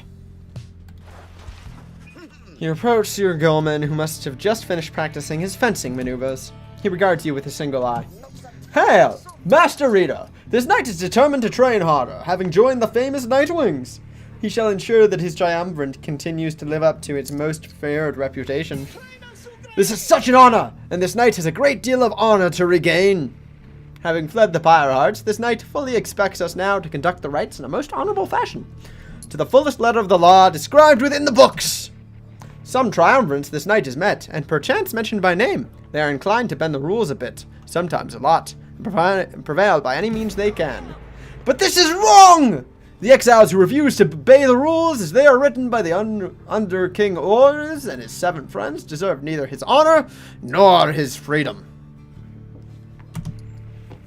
Thusly does this knight have confidence that Master Rita shall resist any temptations to conduct the rites in any underhanded fashion.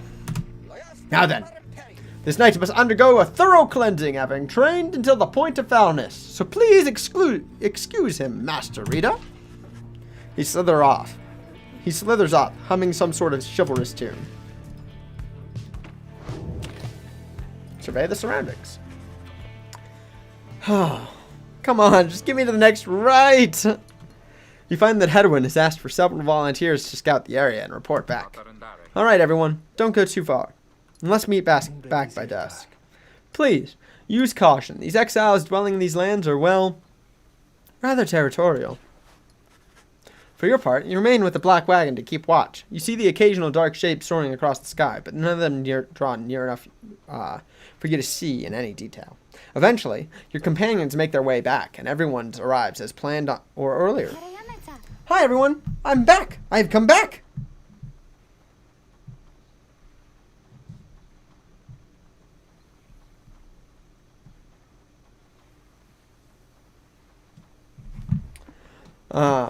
Faye returns from the east with little to report, save for the word that the glowing molten rock there is very, very hot.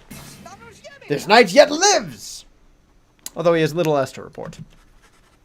The newest member of the group, Sir Gilman, returns from a northern pass, visibly shaken. He appears to have discovered an intense fear of heights. The little imp Tizo seems disappointed to have left the water behind. He remains with you, near to the wagon. The western path. There is a western pass that seems traversable. If we'll travel by the light of dawn, the shadows in the crags may well cover our advance against whomever may be watching. Begging your pardon, I do not wish to contradict your strategy, ma'am, though, in my experience, we shall not remain hidden for long during the climb towards the nest of Trieste. I mean, yeah, they're great characters. My voice hurts, but they're great characters. The exiles of the High Wing remnants, you may have no love for them inherently, but they have no such qualms for me. For now, I may be able to negotiate safe passage. Negotiate? With them? Then Hedwin steps in as the lone minstrel bows and backs away. Hey, let's not decide on this just yet. We're not going anywhere right now. That much we can agree on. We'll decide how best to go ahead come morning. For now, let's take the rest of the afternoon and get our bearings. Jodariel glares at the sky as everyone disperses. You have the rest of the day to practice your vocations.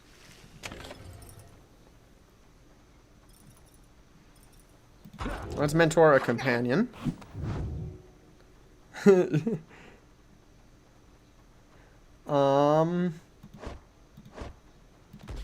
Oh, guy did not mean to mentor him.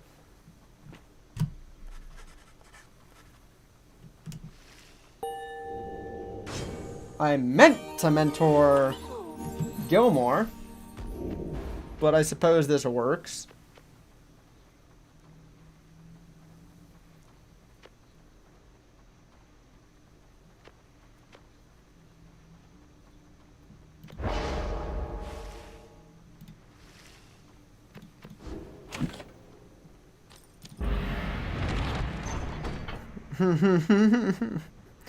The voices fit perfectly, although your throat might disagree with the, decision. Yeah, I don't know.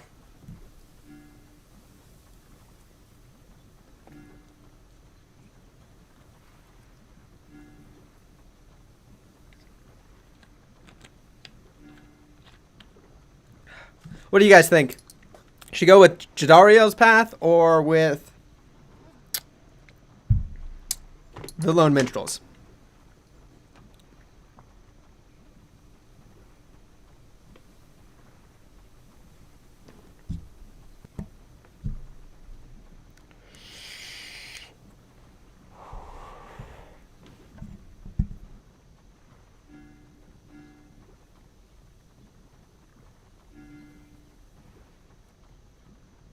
I don't know if it gives more points. I'll be honest. Yeah, I suppose you have a point there.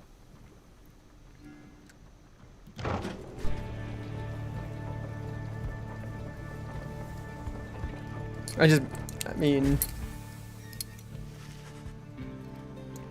The shattered lands of the Black Shore proved difficult to traverse for the Black Wagon. Jadariel searches for a solid path forward, but to little or no avail. Fire on these blasted lands. How are we to proceed through this? Perhaps I may be of some assistance. This place is not so unfamiliar to me, nor are its hidden denizens. Please remain with the others until I return, madam. It shall not be long. The minstrel disappears into the cliffs before Jadariel can protest. In the meantime, you and Chi continue to keep watch, sensing unseen eyes. The last time that one disappeared on us, we searched for him for days. But this time, he soon returns. I have secured safe passage through the nest of Trieste. We may proceed. Secured safe passage from whom, exactly? Just then, a winged woman dives from the sky. She looks Jadariel up and down, and then she soars away without a word. The lone minstrel says nothing more either. Jadariel's scowl deepens. For centuries, the Commonwealth withstood the high-wing remnants' treacherous assaults, thanks to soldiers such as she.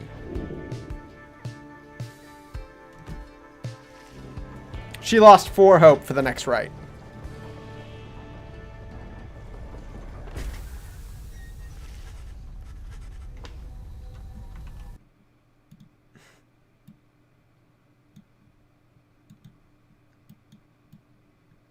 I blame you, Tyr. Entirely. As you arrive at the nest of Trieste, where the next rite is soon to commence, you cannot shake the feeling of unseen eyes watched your wagons ascend, and remain watching now. I wish we had a dragon to ride. The game is the one that debated you? No, you debated me. All right.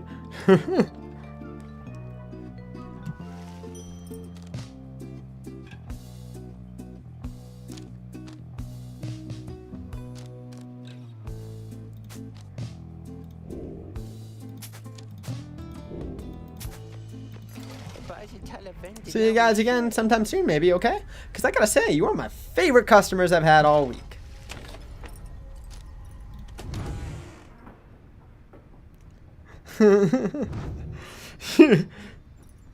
Well, yeah, it's not as cut and dry as that. She's got 5 hope. Her respawn time is 14 seconds.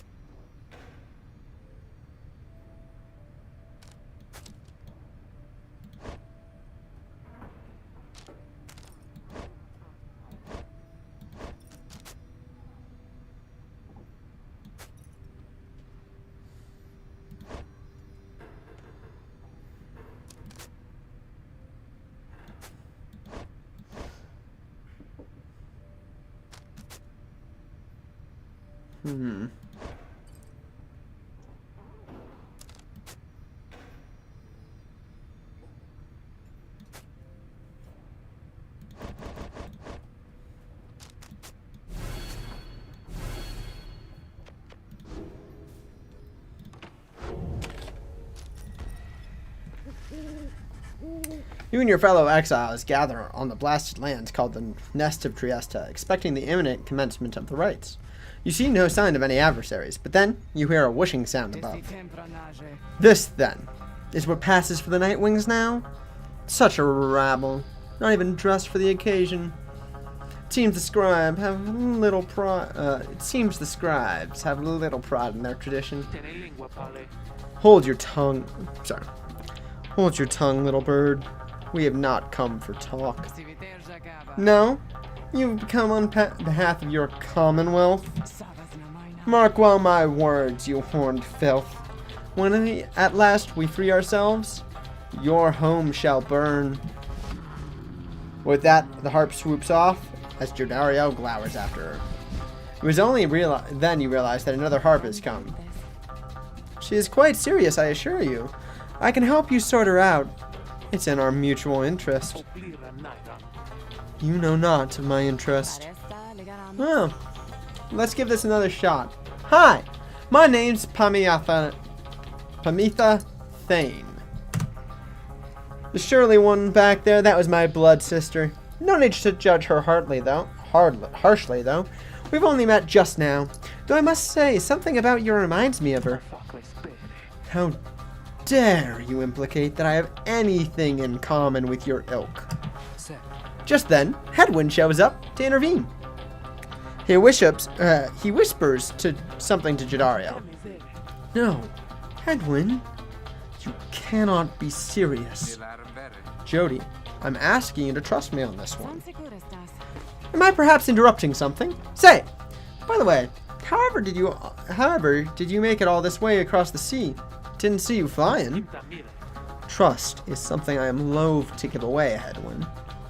But you have set our course thus far, and I have followed. So, do as you must. That sandalwood had better have an explanation for all of this. Jodariel storms off as Hedwyn turns to you. What's your take on this, my friend? Our informant wants someone for each mask. I hadn't expected we'd run into a harp, yet here he is. What are you getting from her? You turn your attention to Pamitha, who has been watching with bemused interest. Ah, a reader, are you? Pleasure to make your acquaintance, darling. Well, here I am. Gaze intently all you like and tell your comrade there the truth of it, why don't you? You sense that she is conflicted about something, though you do not know what.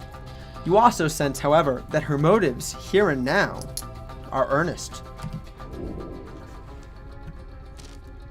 She seems alright. You tell Hedwyn that you think your group should take its chances with Pamitha, and take her at her word. My thoughts as well. I think and hope Jodariel will come around. He then turns to Pamitha. I'm Hedwyn. We'll accept your offer. On 2 conditions, if you'll hear me out. Conditions? Why, sure. I'd love a good condition or 2. First, after we're finished here tonight, you come along and make sure your blood sister and her friends don't give us any trouble when we're headed out.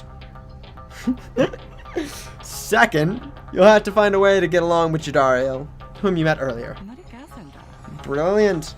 I had no plans to stick around here anyway. As for your demon friend, I no doubt will get along famously. Now, I don't suppose you have an extra set of raiment I could use, because I think the right is getting started. You look up and see she is right. Cool. Welcome, welcome. Well, Hedwyn would invite a rock if you drew a smiley face on it, so. Well, I don't know, the rock could be super useful. It must have a huge presence, man.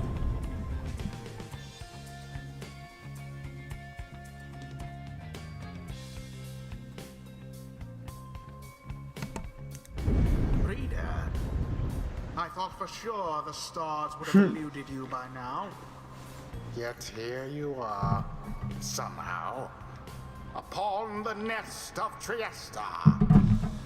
And you've swelled the ranks of your triumvirate not merely with another, but with 2. One from the Pyre Heart. I think he just makes these masks during his downtime. Adversaries whom you'll imminently face. They are the essence. Winged as you soon shall. Yes, best headcanon. Hey man, we have a mask open. Gotta invite him. Makes like 2 of them a night. From a distance, you observe Pamitha, now clad in Nightwing's raiments, head towards the adversaries on the right. What sort of heathen harp would dare take a wing against us? Your new companion then looses the bindings on her mask. Hello there, Tamitha. Tamitha's blood sister stares back at her for a while before responding. What in the saint's name are you doing here with them? Doubtless come to dig your talons in my back again. No, sister. I've come to have a word with you. Save it. I cannot help but share your poisoned blood, but I shan't ever count you as my sister. You expect me to believe that you came all this way for a talk. You waste your time, as ever.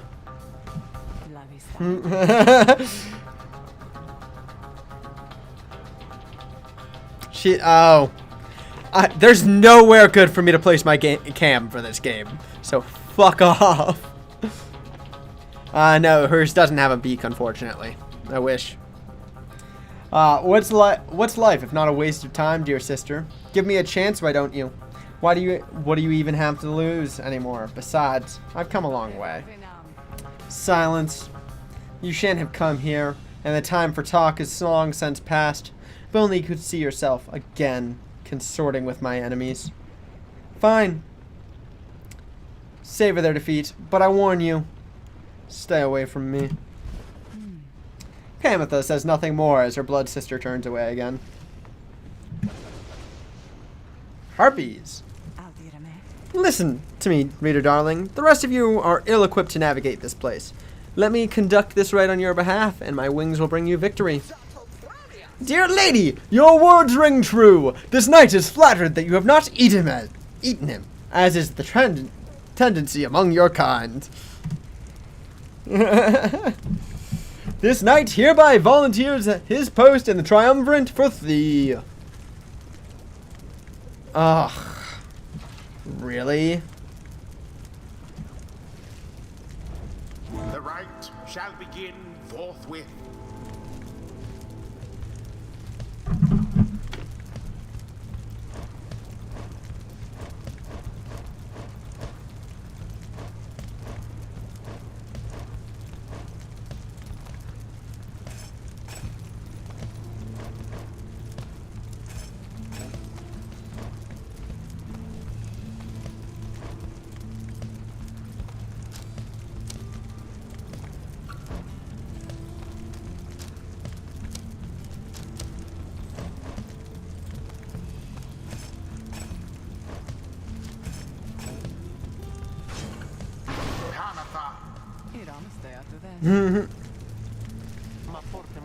If the little bird is going to conduct the rite for us, then I shall not.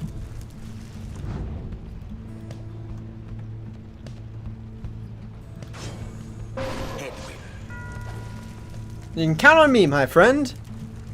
Fight one, she's ready to throw hands. We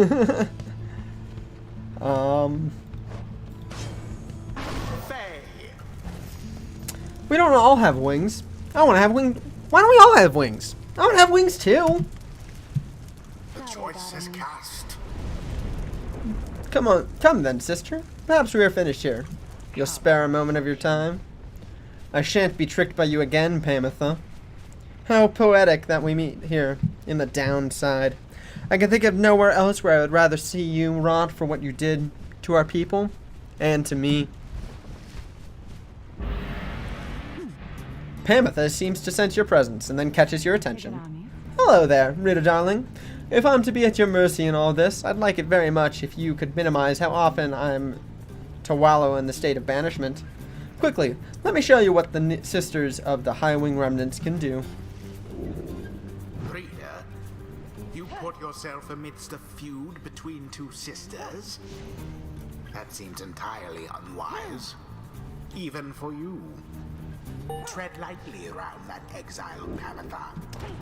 Her kind's all but forgotten Saint Priesta's grace.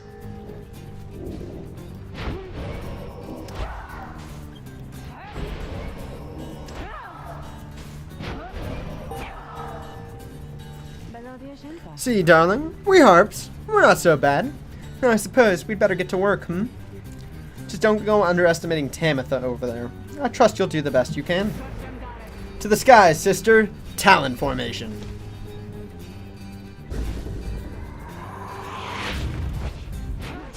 vicious.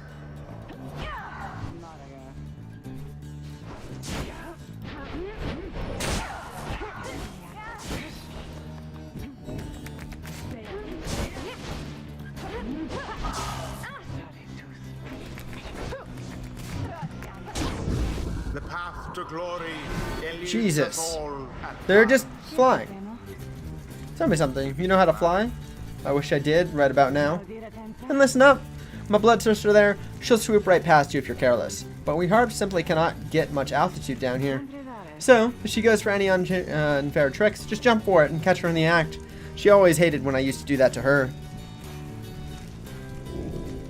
Okay.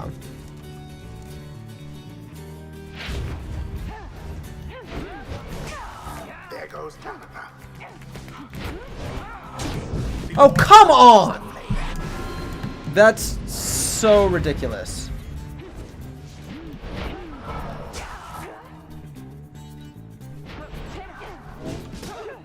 Oh.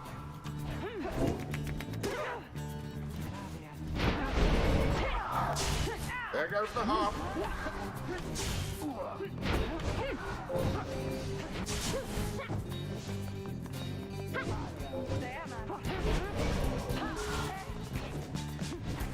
Peace out. Splendid.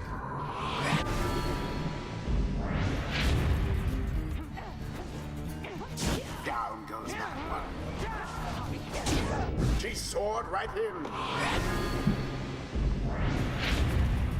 Your pyre burns brighter for the while. Oh.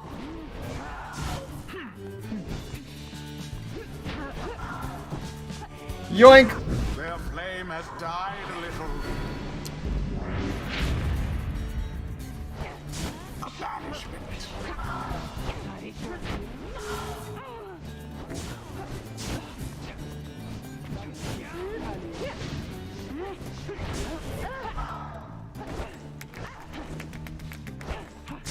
Poor exile.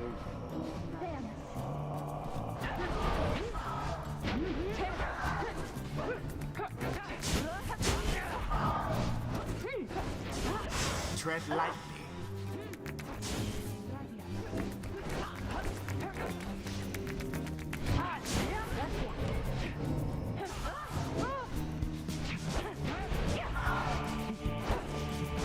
Yoinked. Yes. Woo!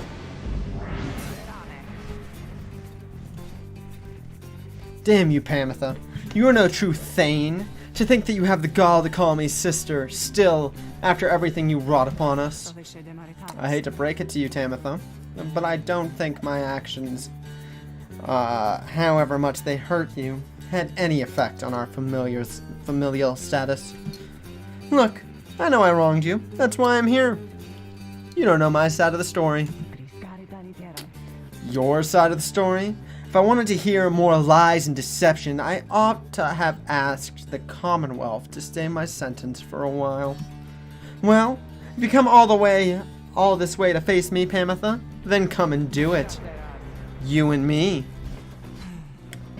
You think that you see Pamitha shake her head. Everyone, stay back. Prevail over Tamitha. What is it those two think they're doing? The rights are not the place to settle petty scores. Yoinked.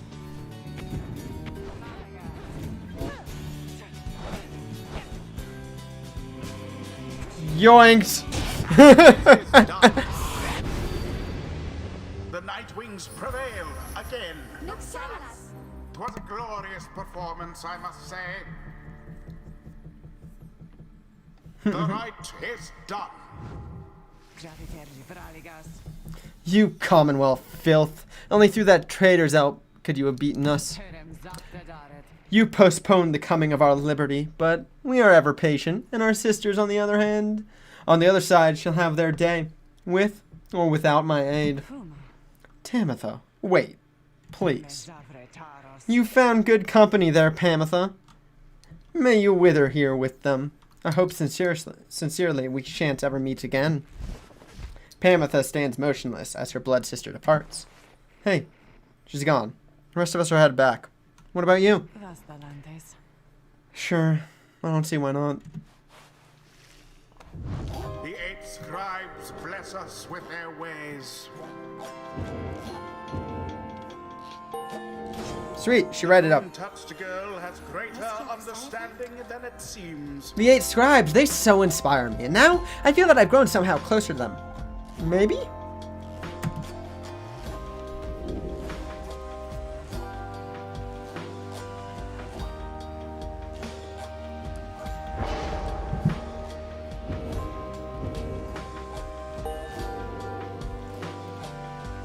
You're kidding me, you didn't write up from that?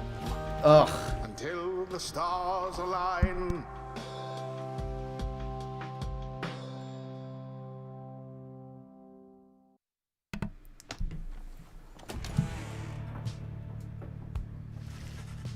After defeating the Essence with great prowess, you and the others return to your wagon to consider your best next move and how to best integrate Pamitha into the group.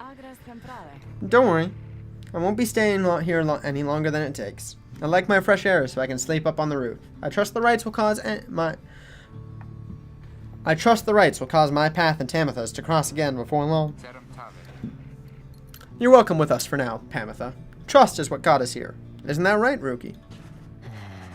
But Ruki does not seem to hear the question. He has been rather quiet since first encountering your new guest. Pamitha shoots her one of her smiles.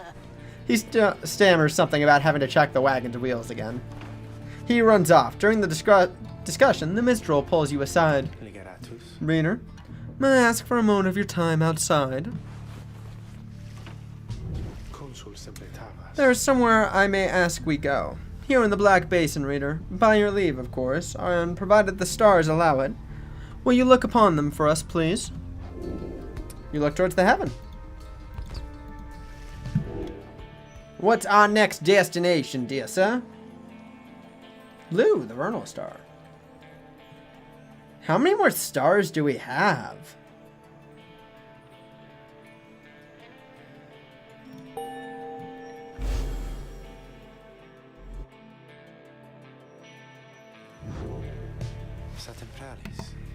The Glade of Lou, directly due west then, is just as my client indicated.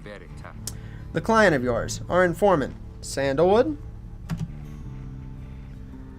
He entrusted us with this wagon, with this quest. Why? What does he want from us?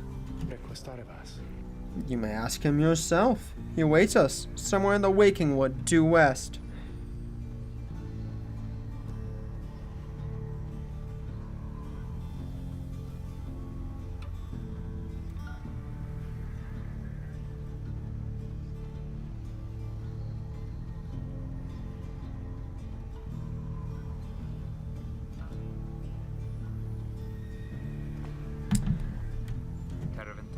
How do we find him? He shall find us.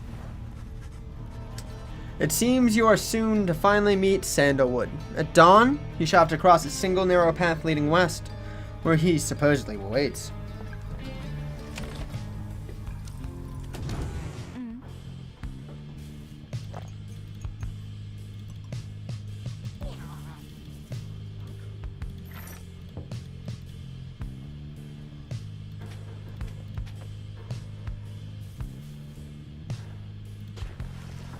You approach Pamitha, who has kept to herself since she joined your small band. You sense she is unaware of you as she preens her flight feathers, but then she speaks up before you can do the same. Come to check up on me, reader darling?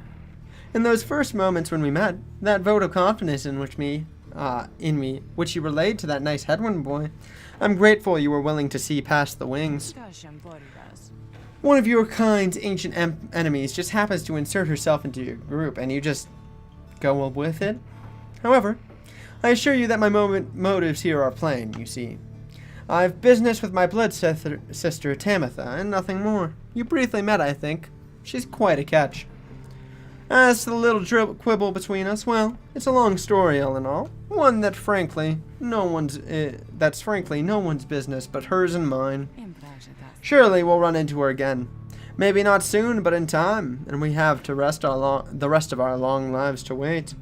Anyway, happy to aid you in your quest until such a time, especially to the extent that it aids me in mine.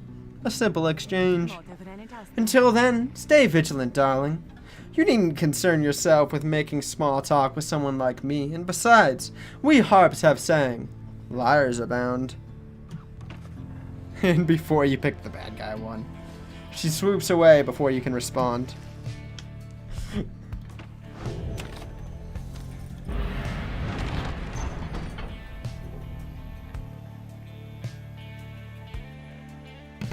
Hey, do you guys know how many rights we've done?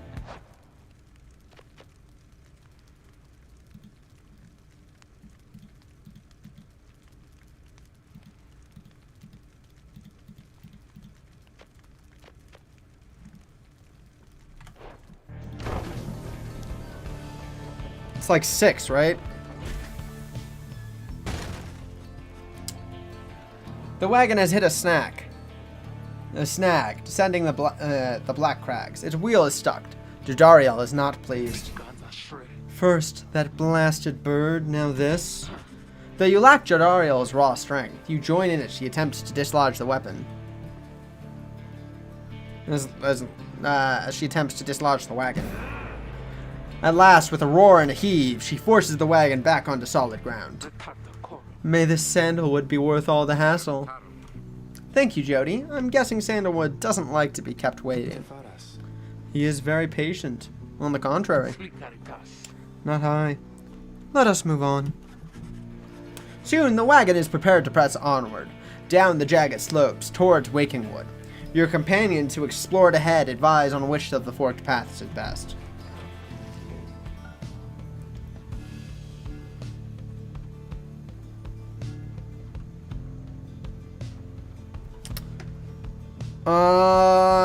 Random talisman or money? We'll go for money.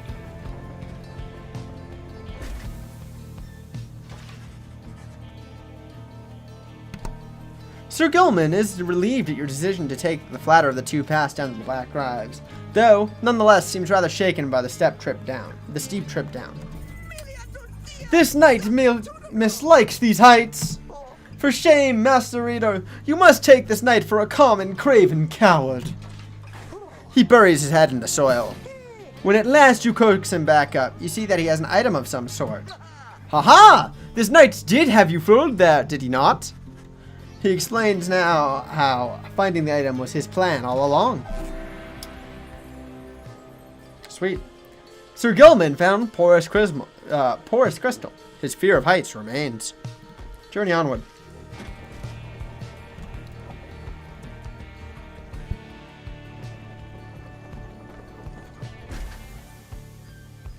Sure it was, bud. Having passed beyond the Black Crags, your wagon arrives at the edge of the Wakingwood. It is here that the Sandalwood is soon to be expecting you, however. Most puzzling. He ought to have met us here.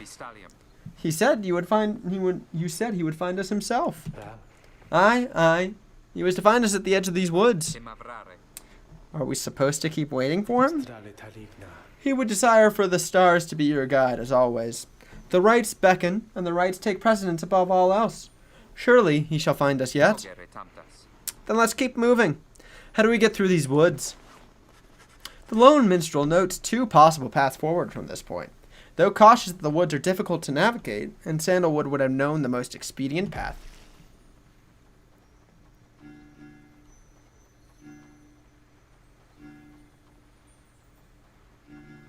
Let's go to the place he studied the right.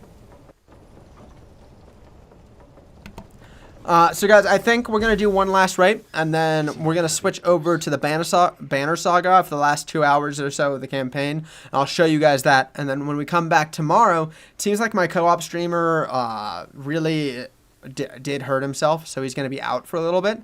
So we're not quite going to stream the Total War Warhammer update yet until he comes back. So tomorrow we'll probably do more of this. From what I understand, this game is about 12 hours in total, so we're not going to be able to finish it all today, but we're making decent progress. From what I understand, there's 26 rights total. I think we're on our 7th right now. I think we just finished our 6th. So we'll go ahead and switch over to the Banner Saga just to keep things interesting after this right. This game is beautiful. It's not quite gripping my attention as hard as Transistor did, but it still is enjoyable and fun to play. So, and my voice hurts, and I don't want to keep doing these voices.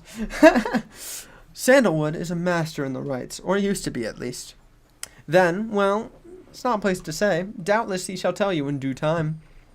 Now, if only we could find him. He used to mentor his own companions in the rites. Not far from here. However, you find no trace of the informant anywhere nearby, and without his guidance, you remain quite lost in the woods. The woods seem to have encroached. There is no path forward, while neither of the paths leading backwards appear to match the route you took to this point.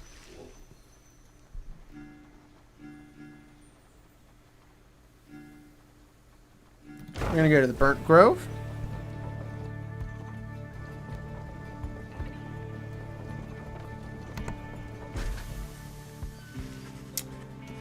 The woods are so disorienting at this point that you decide to break for camp and survey the surroundings for any clues. Perhaps later, there shall be time to pursue your vocations.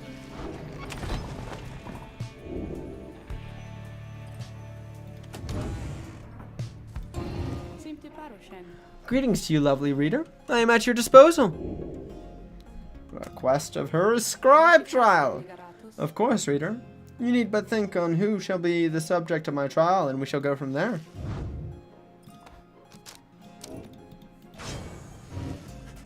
You asked Sandra to administrate one of her special trials for Judariel.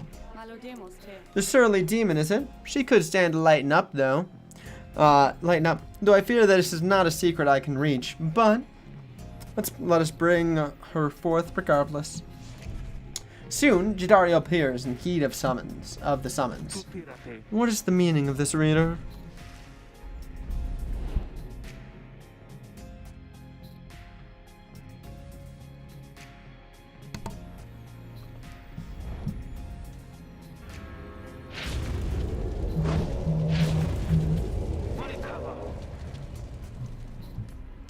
What is the meaning of this, reader? Where are the others? The apparition Sandra appears and loosens her mask. Welcome to my humble home, demon. You are good at taking orders, no? State your purpose quickly, Wraith. My purpose is to put you to the test. You may be fearsome to behold, but you are old and slow. Your weakness perhaps outweigh your strengths, though. I sorely wish to see you and your lovely reader prove me wrong. Old, she says. Very well, then. Reader, let us show her whether she is right. Ah, more harpies.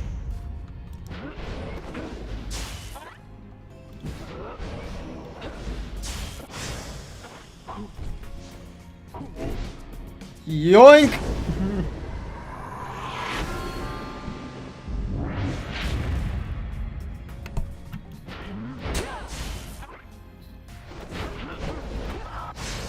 Oh no.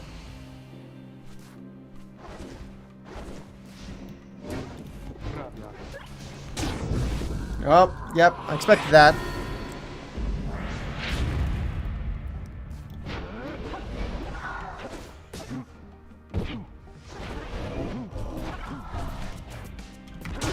Yoink.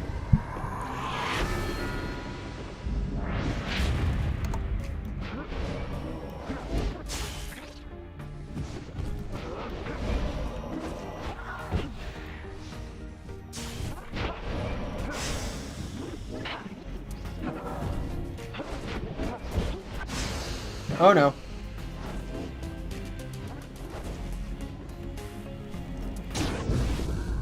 Damn it.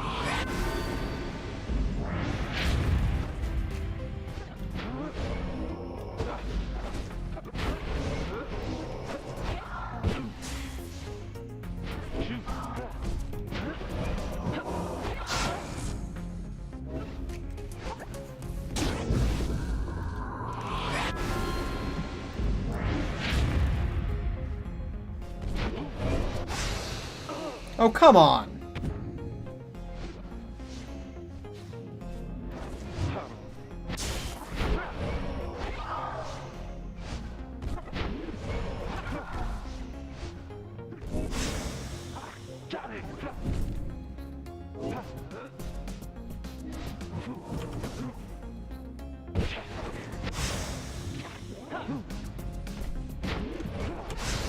Oh, yikes.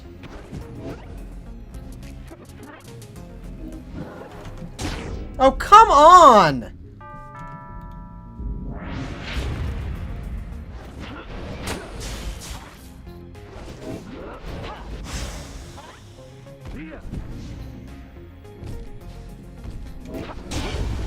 Alright, got that done.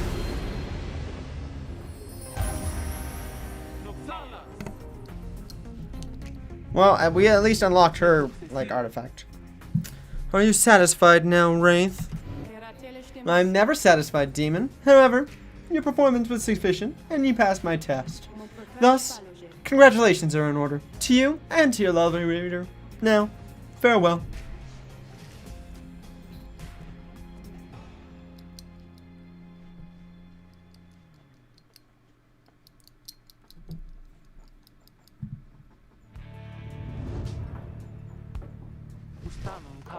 That was a strange experience.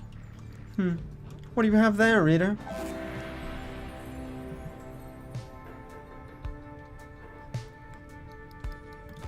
Cool. Set through the ashes. He was here! He was here! You mean sandalwood. If I may ask, how can you be so certain?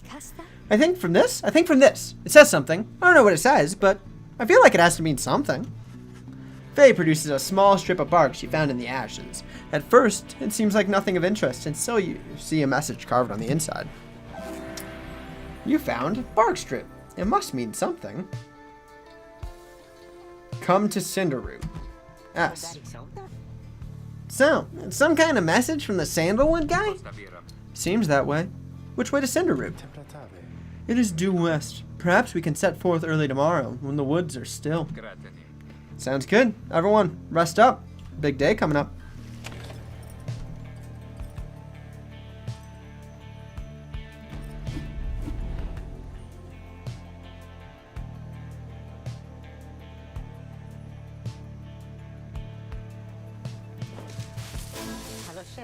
Well, sister, had enough scrounging for one day? Usually there isn't much, but if you never look, you never get. And believe you me, it adds up. Oh.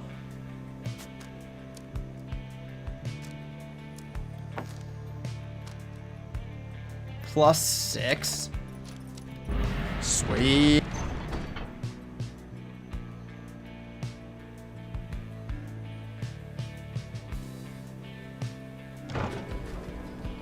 Let's head to Cinderroot.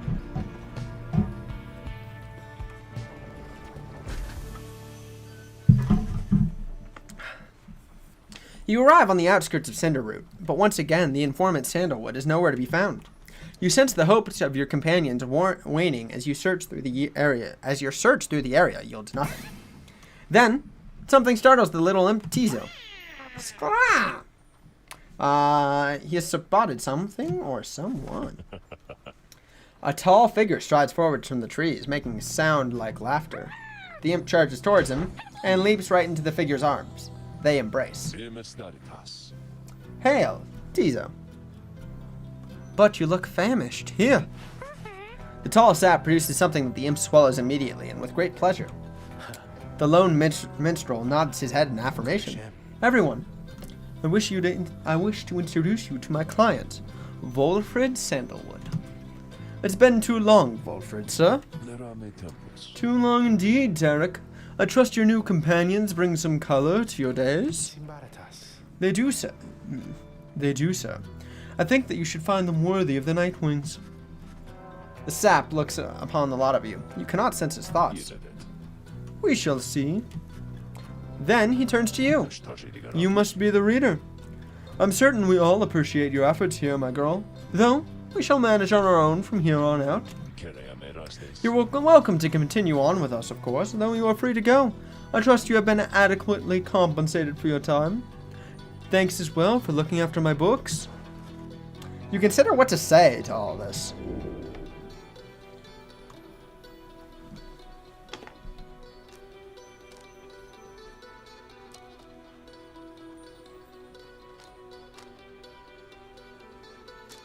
Huh. Interesting.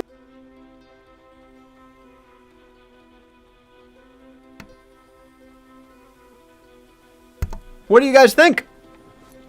Should we bid everyone farewell? Should we insist on saying, or should we remain silent?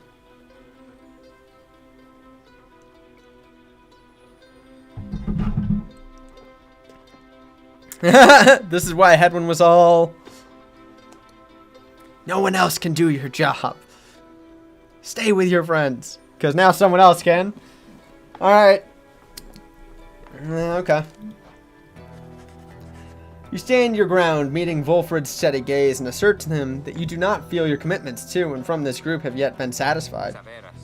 Hold on. Volfred, sir, I'm Hedwyn. My companions are the ones who answered your call. We followed the signs you left for us. Now we're here, thanks to you, and also to this reader. Not just a reader, she's our friend. My friend. She is not disposable. We made her a promise, and our freedoms are now intertwined. Volfred smirks at this. Freedom's not something to be traded or exchanged, my boy.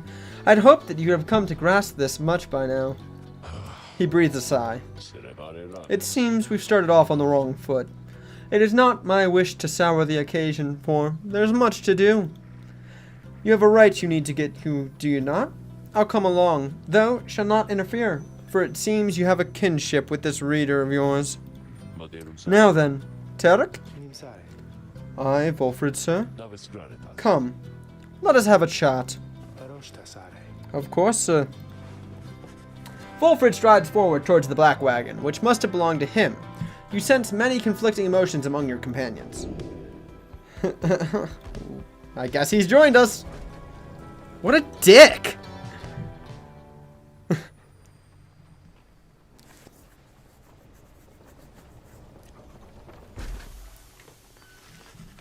Your wagon cuts through the clearing to arrive at the Glade of Lugh. Where the stars directed you, Volfred nods his approval, but leaves everyone to their devices.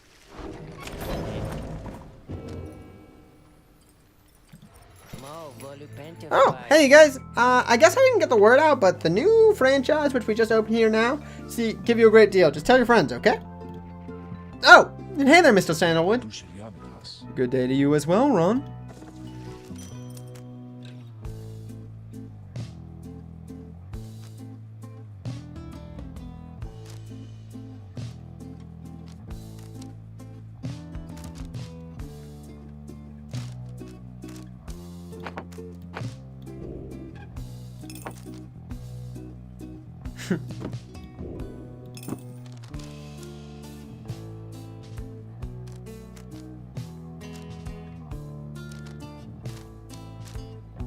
Well, we'll just save our money. Hope for something better.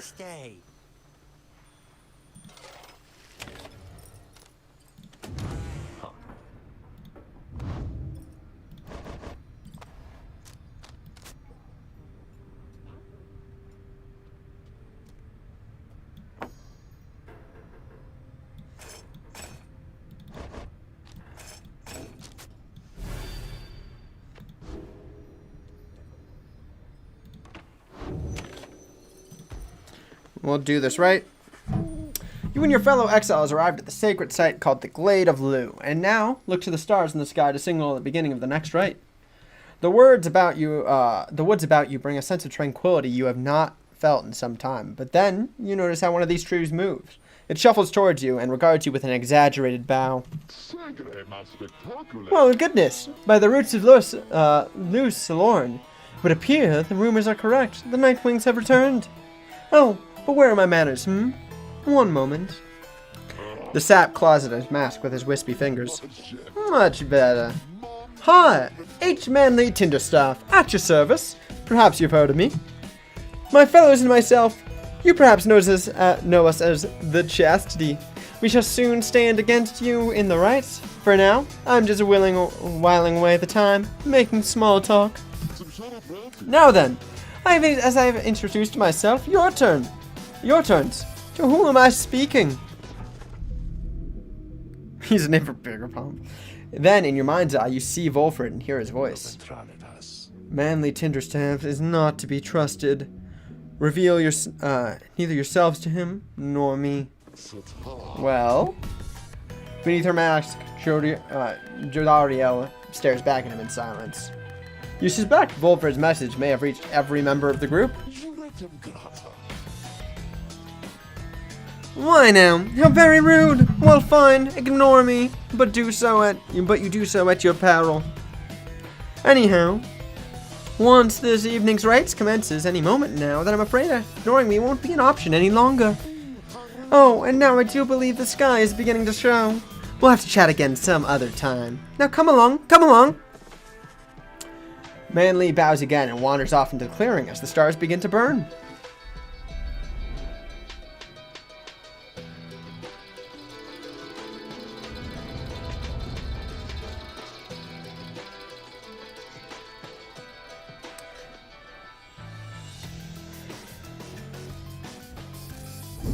Once again, the stars align themselves before you, reader. And here now, at the Glade of Liu, I have to say, you've come so very far. But there are those, such as your adversaries called the Chastity, who have toiled for this too. They know that with their freedom comes great opportunity. It could be yours instead.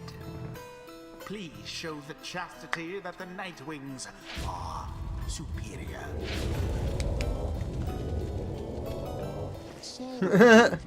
I wonder, oh honored Nightwing, how well do you know these woods? Why, these woods would strangle you, and I'm afraid I could do a little to stop them even if I tried. You might do better to beware of them. When Judariel continues to ignore him, he grows upset. Why, you insolent! Then, fine. Let us begin this dance indeed. He shoves his mask back on in a huff. And allow me to thank you in advance for helping me return to onto my proper station in the Commonwealth.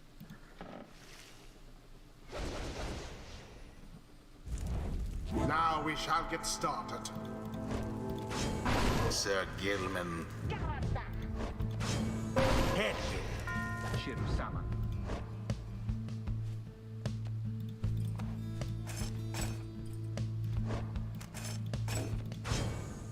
Set. It is done. I don't think they like that Manly very much, because he keeps saying that we're rude, but I think we're nice. Are you quite ready? Finally, oh Nightwings. May all those masks of yours ensure no harm should come to any of your lovely countenances. Now, come along, come along. Let's give the stars a show.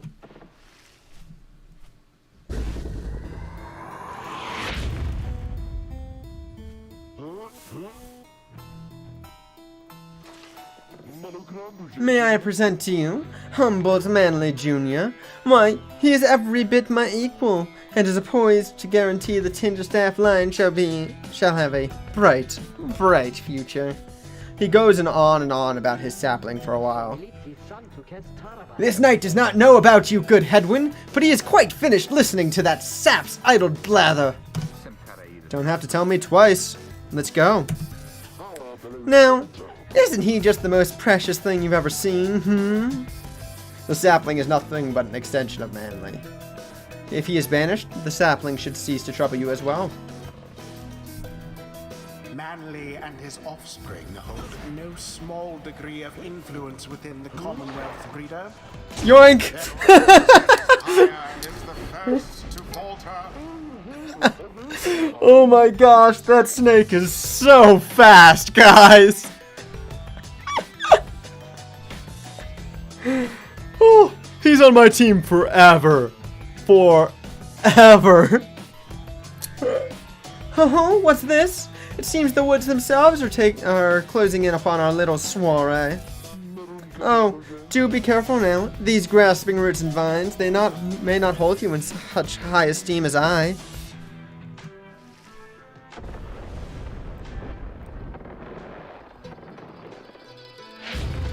Your adversary Manly is comfortable in this suffocating glade. Yet he longs now for the comfort of his Commonwealth estate. Yoink! Glory to the scribes.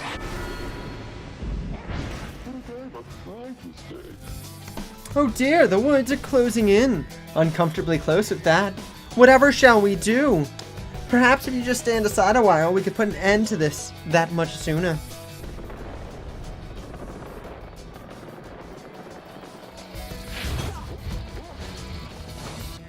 Good. Yoink! Per the sacred law. Say, have any of you noticed how it's feeling rather crowded here? As almost if the 100 Minds himself resents you being here. Yes, I rather think that's it. So, cease with all the scurrying about with that damned orb and let me handle this.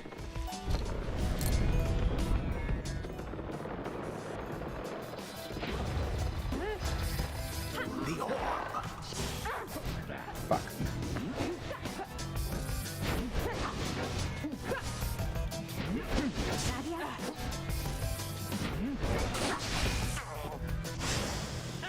Unfortunate for the chastity. They plunged into the fire. Yoinks. Alright, you Nightwings. I've had it up to here with you. Or perhaps I've simply had it up to here with all of these encroaching plants. These miserable things. Either way, I don't appreciate how you're ignoring me. Jesus, how many of these...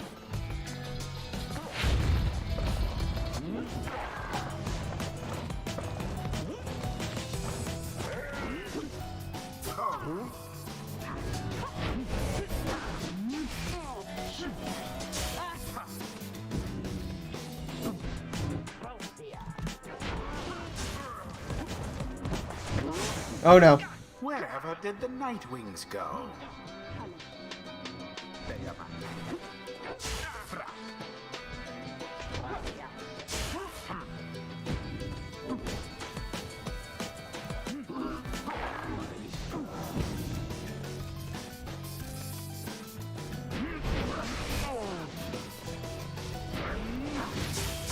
A bit of a blunder. Joint! The Worm Knight somehow did it. Now end the ceremony.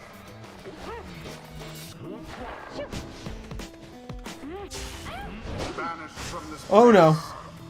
Well, happens. law against throwing in the orb.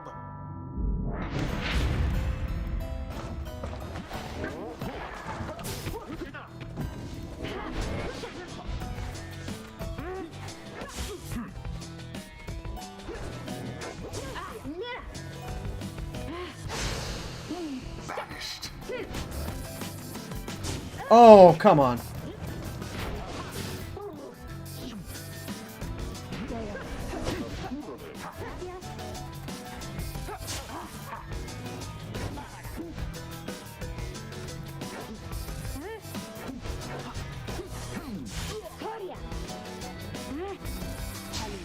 Stand not in glory's path, Yoinked. and it is done. The night Oh no, they got 1 point. accomplished effortlessly, I might add. That eel is so good, guys. Did We did it. 1 step closer, everyone. I knew we could prevail. Though, Mr. Tinderstaff there, I think he's really upset now. Well, my. Oh, worry not, oh Nightwings. I'm not angry with you, honestly. But I am very, very disappointed. I thought perhaps that we had something going here between us. You scratch my back and I scratch yours and all. Instead, however, you decided to spit in my face. Fine. Want to see where all your rudeness gets you. Now, ta-ta. always is there great knowledge to be gained. What a Karen. Desperate for honor, this Huzzah! Great wisdom clouds over this knight's entire consciousness.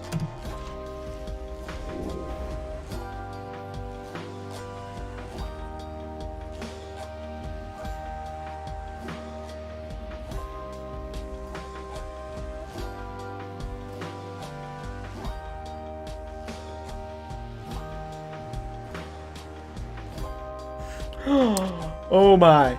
Oh my.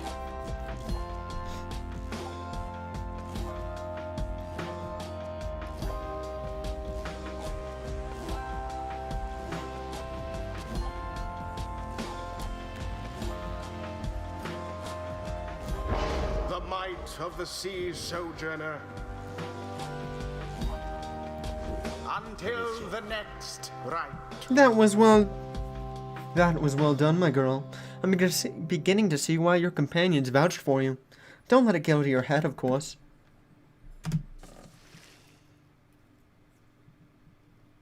Alright, I think we're going to save up here and switch over to Banner Saga. But first, I must get something to eat. Oh, after basting the chastity almost effortlessly, you return to your wagon and consider your next move. An adequate performance back there. Adequate? Yes, adequate. For the next part of our plan, go. Have your reader there consult the stars. See where they take you next. I'll give you a hint. It's further north. It's going to be high up. Did this knight hear you say high up? And it's going to be cold. We'll see. Come on, my friend. Let's have a look outside then.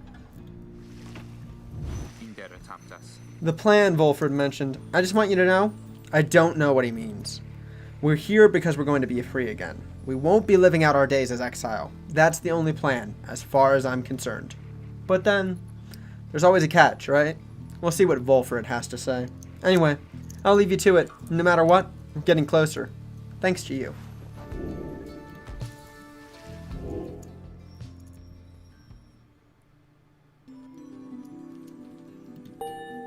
It's a gigantic star.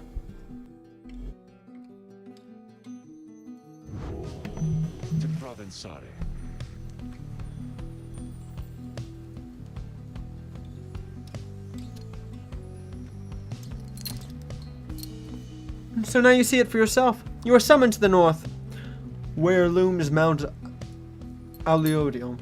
At the very top, the fall of Solium. You confirm the stars indicated this exactly. Volfred, sir. How did you know? Volfred smiles back at him, but you sense his thoughts as though he's directing them at you. I too can read, my girl. Forbidden though the words may be. He turns back to Hedwyn. Your reader's skills, while rare, are not unique, but as I said, I'll let her do the job. I see that you have something special going on here, which benefits the plan. What plan? I thought this was about our freedom. Oh, fear not, my boy. It is indeed. Plenty of time to tell you all about that on the way. For now, however, you look like you can use some rest, and for that matter, so can I, if you'll excuse me. You sense your companions are exhausted from their recent travels. Given the road ahead, you agree it would be best to take the night to recover as much as possible. Alright.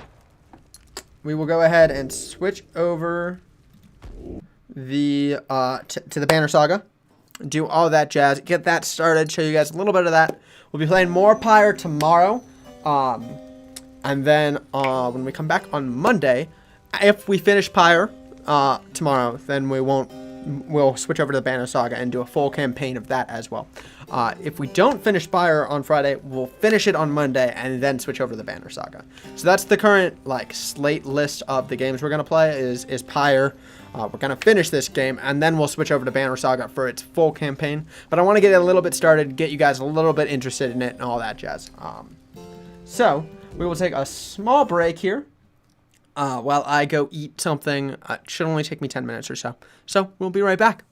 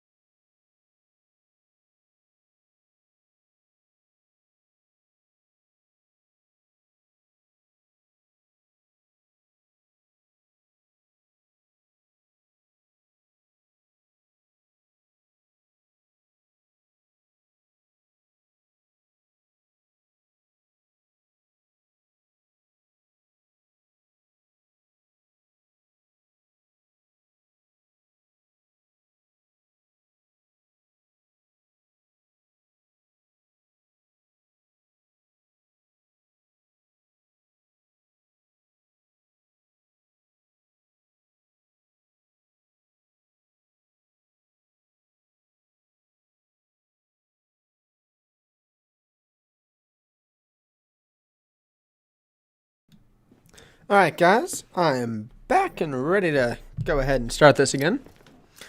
Go ahead and turn these on. It's about that time of the day where the light starts to get a little bit, wonky.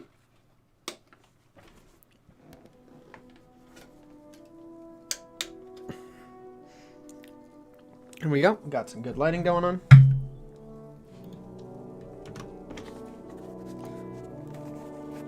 Thank you. All right.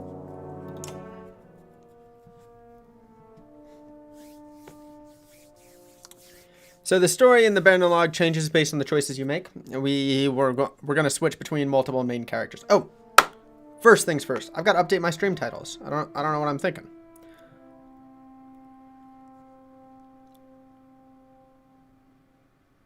You guys can go ahead and read that text while I do this.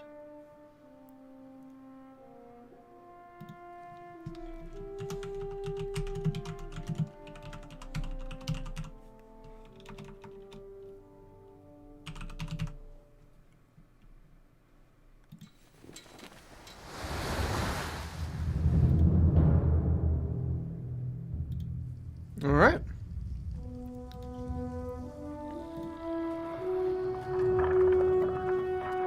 Að sjá dreggjana á ferli meðalvor. It has been several long months on the road.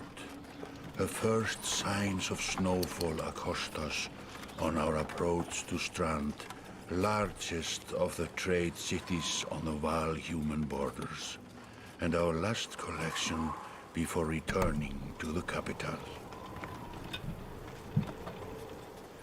Several days ago, the sun simply came to a stop in the sky. Though during these long winter days, none of us can be certain how long it has been this way. Some of the men in the caravan have taken it as a dire omen. I am not quick to superstition, but I myself will be glad to be done with this year's rounds. We have been warned by stranded travelers about brigands on the path through Ridgehorn, our road home. Our captain seems unconcerned. Perhaps he is as eager as I to be done here. We will rest here this day and inquire further when we speak to the governor.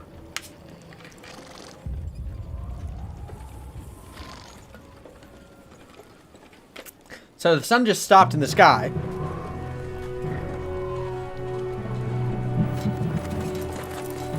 Komið skjótt! Komið í höfnina miklu!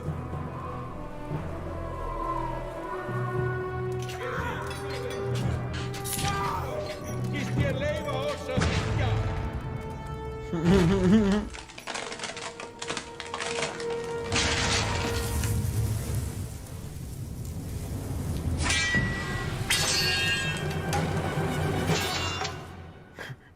Big angry giants.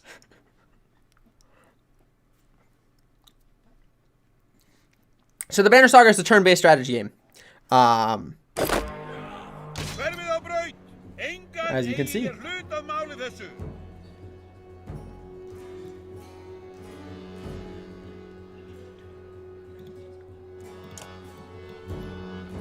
Okay.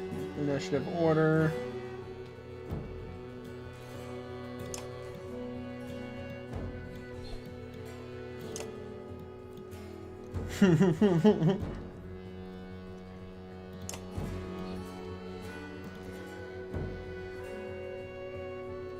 Plenty of time to think through decisions, yeah.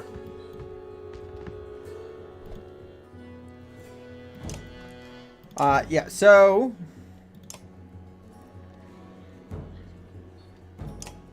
the way this game works is there's two separate health pools on each enemy. There's health and then armor. The health or strength value of a character determines how much damage they do. So characters with higher strength will deal a lot more damage. Characters with higher armor take less damage. So you got to be kind of smart about how you play the game and the way you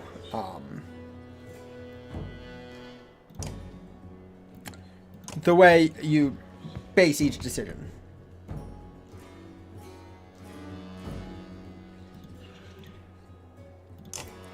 And what exactly you're trying to attack. There's... Yeah, kind of.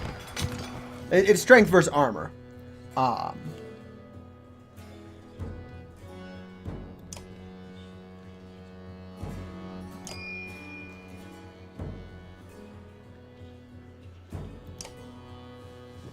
But you can boost your attacks with willpower and all of that.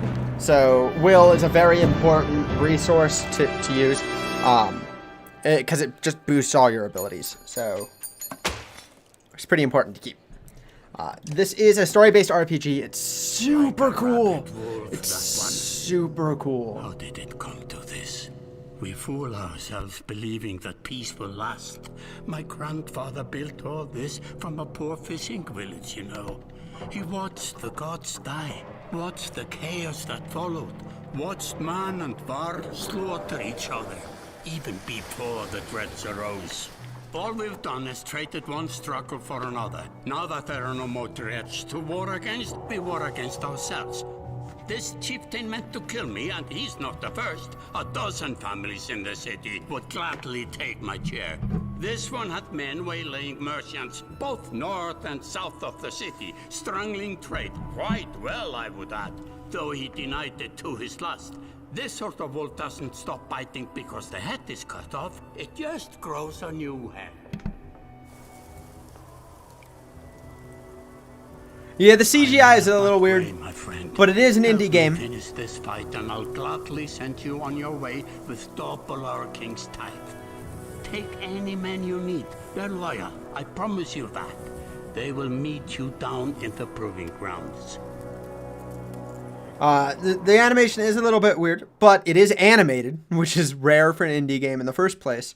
And it's really got good depth. The story is really what hits home. The gameplay is polished. It's nice. The story is really what matters. And the story in this game is top-notch, guys. Really top-notch. I've only played the first game. I didn't play it to completion, I don't think. Because I had other things that I decided to do. But it's a super cool story-based RPG. If you guys want to do backseat gaming, like telling me what you think I should take in each option, please feel free to. Decisions matter. Decisions matter a lot in this game. Characters die. Permadeath. No way of getting them back. Outcomes can be decided by your decision. Your entire path for the game can be decided by your decisions. It's amazing.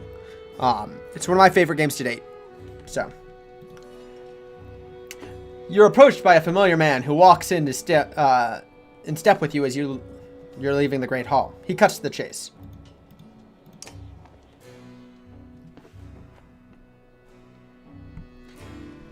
This is Eric, steward of Strand. I manage the governor's business. Ubin, isn't it? It is. The governor tells me you'll be giving us a hand. What did you have in mind? Scowl things that you didn't hack up in the Great Hall scattered after you took out their chieftain. The governor just wants to make sure they stay down. Was hoping you'd join me at the marketplace by the docks. If there's anyone left to worry about, I know who can tell us.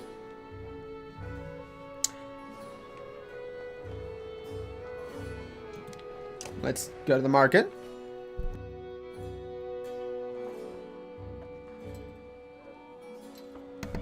Let me handle this. You meander through rows of open-face houses and eroded stalls. Oh, okay. Let me change that.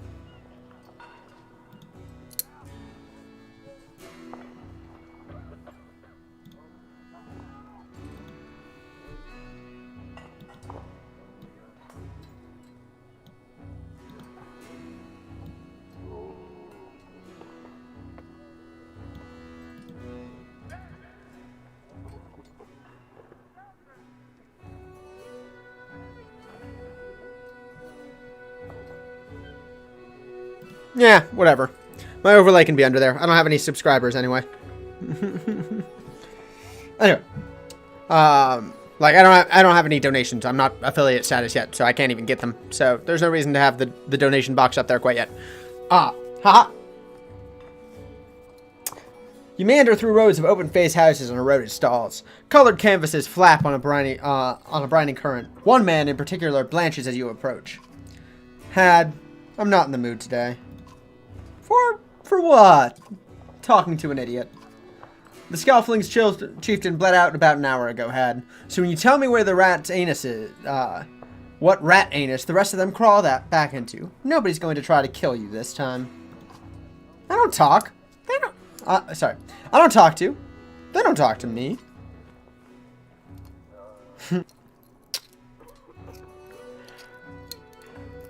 I don't have the patience for this. Had sweats visibly, fumbling with some dirty trinkets on his table. Wait, just buy one of these. If everybody thinks I'm getting worked over every week, how am I supposed to know much? Just a little food money, yeah? What do you guys think? Should we intimidate him? Should we pay him?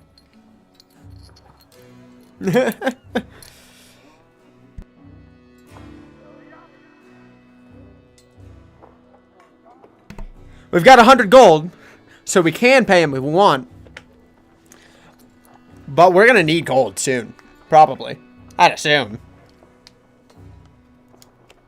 We're gigantic. Just be aware. We tower 2 or 3 times the guy's size.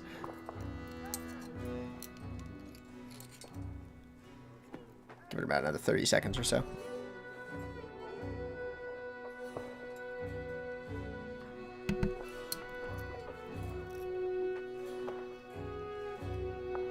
Money seems like it's going to be more important. Important, but more important than relation. But not more important than relations. Okay.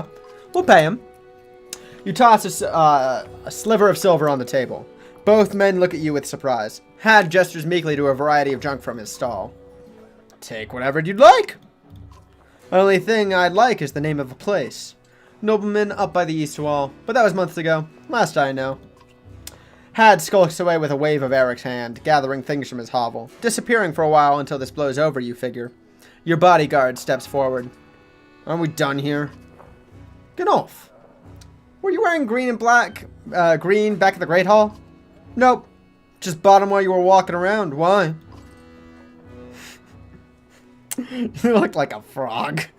No reason. Gnolf goes off to look at more stalls. Eric, that man of yours seemed unreliable at best. A blind dog wouldn't trust Hag, but he used to be a Scalfing. If they're licking their wounds, they've probably gone to old haunts, not new ones. Nobleman is a mead hall? Best I can tell. The name's ironic. Listen, I know a guy who would love to put a few of these skulls in the ground. I'm gonna go find him. I'll meet you there. Shouldn't we have an approach of some sort? What a luxury. Come on. You've already mopped up worse today. Just make sure the governor remembers his promise. Double the usual tithe. I'll remind him.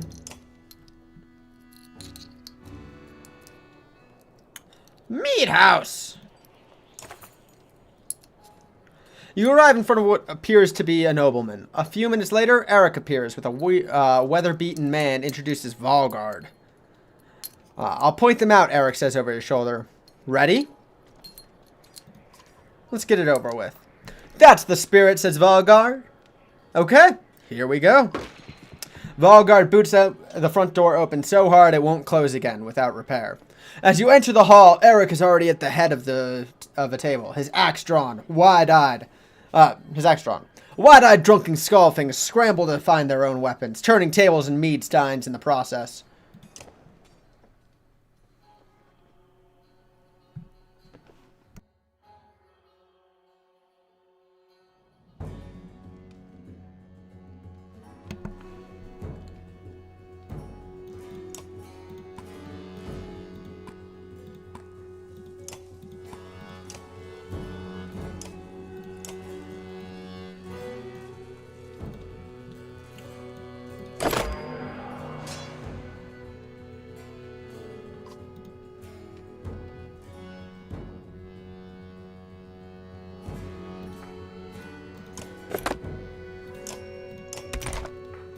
We'll go ahead and buff up that defense there.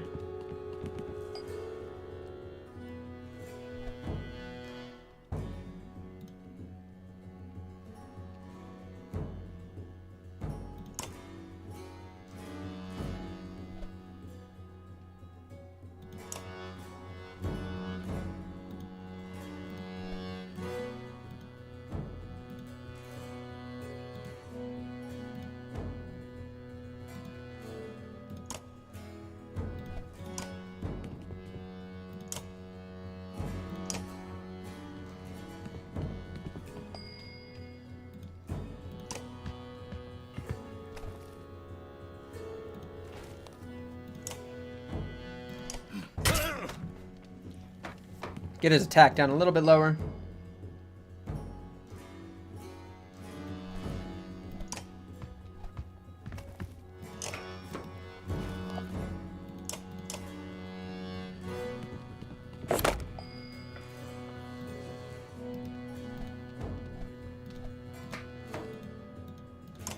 And then we'll just kill this guy. Nope. Don't end that turn. Attack. So renown is important. It's how you level up.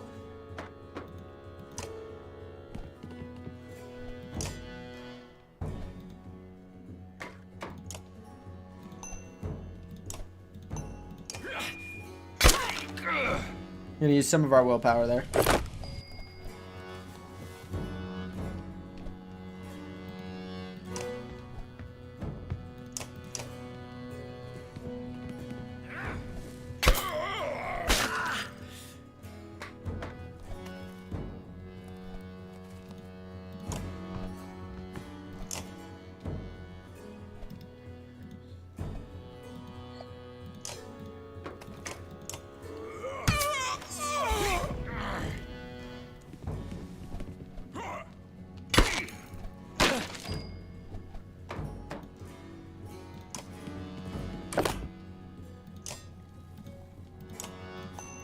Pop a willpower there to kill that guy.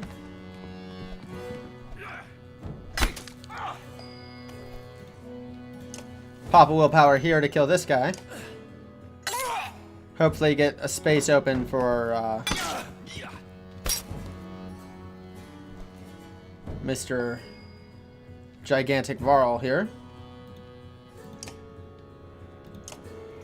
Pop some damage on that guy.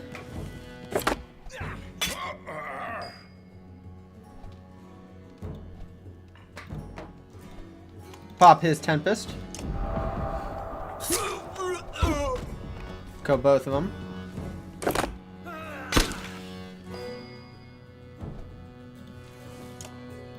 Pop 2 willpower there. Get him down pretty low.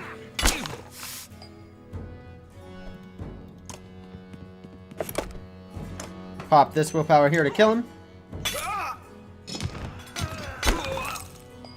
So, Pillage is a special action that happens when there's only one enemy left on the field. They get a turn. It works out well in our favor sometimes. Works out well in the enemy's favor a lot of the times. But, we went ahead and killed them all. Got some promotions going. Looking pretty good.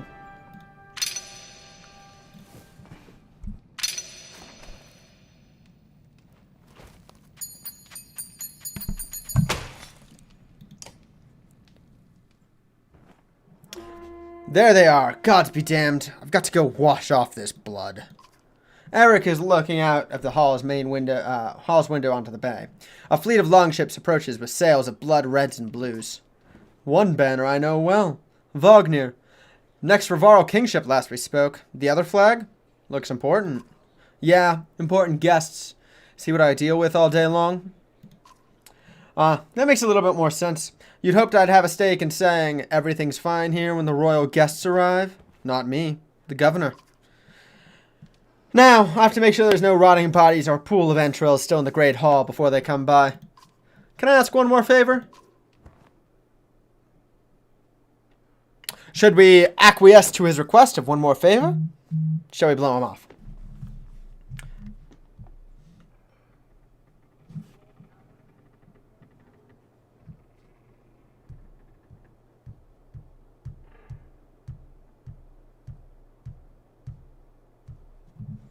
2. Okay. If you happen to stall our guest down at the docks, I wouldn't object. Maybe I will. Eric and Volgrad hustle from the meat house. To his credit, it's better to keep those friendships strong. Yeah. To his credit, Eric tosses the barkeep a spar of silver for the mess. You give an apologetic shrug and go greet the new arrivals down at the docks.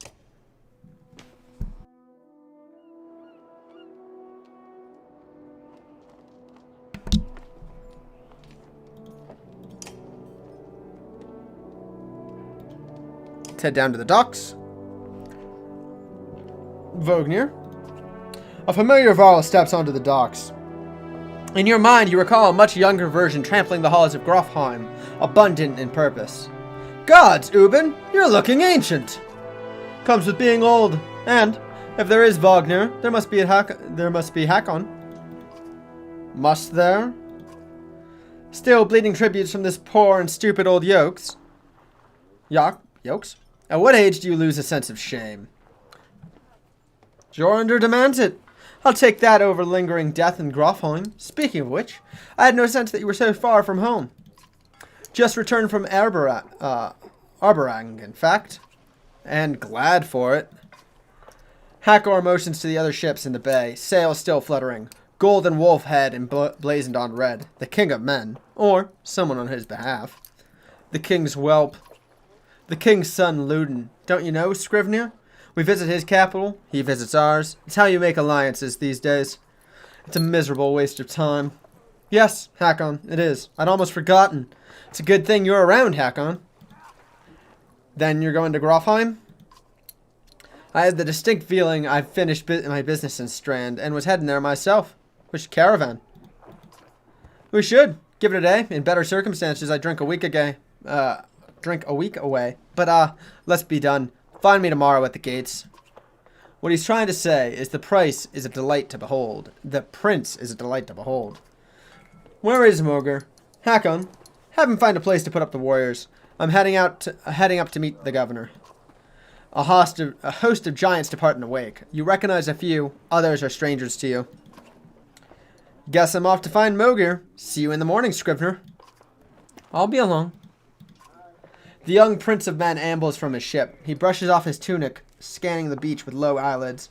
Luden looks for all the world the sort of boy who grew up pulling the legs from spiders. The long road back to Grofheim should be more interesting than most years, you think.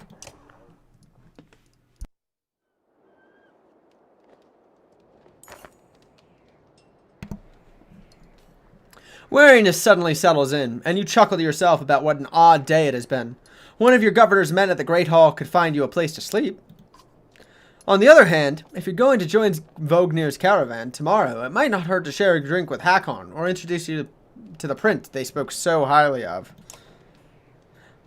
We can talk to one of the heroes here. Scrivener! You find Hakon in the meat house, surrounded by other Varl. Strand is no stranger to Varl, but rarely sees this many. Hakon waves you over. Went straight for a flagon? Wagner's the one who agreed to pass up the drink. I wasn't invited to the governor's hall anyway. You already missed the massacre. Every year I make the rounds collecting taxes. Every year it's the human settlements that give me trouble. No surprise. What this time? When I got here, the Great Hall was already full of bodies. We added a few more. Humans. I guess if I only lived as long as a Yox fart, I might be desperate to make something of myself, too. It's not too late to start trying, Hakon. Hakon lets out a slow chuckle. Any Varro could recount his deeds, known as he is for cutting a swath through Dredge at Vognir's side in the Second War, and regularly since then. Down here, I'm a glorified bodyguard. You might have a point. Just another reason to get back to Grofheim. Soon enough, I imagine. You drink until the meat house becomes overbearing, then step back into the cool air outside.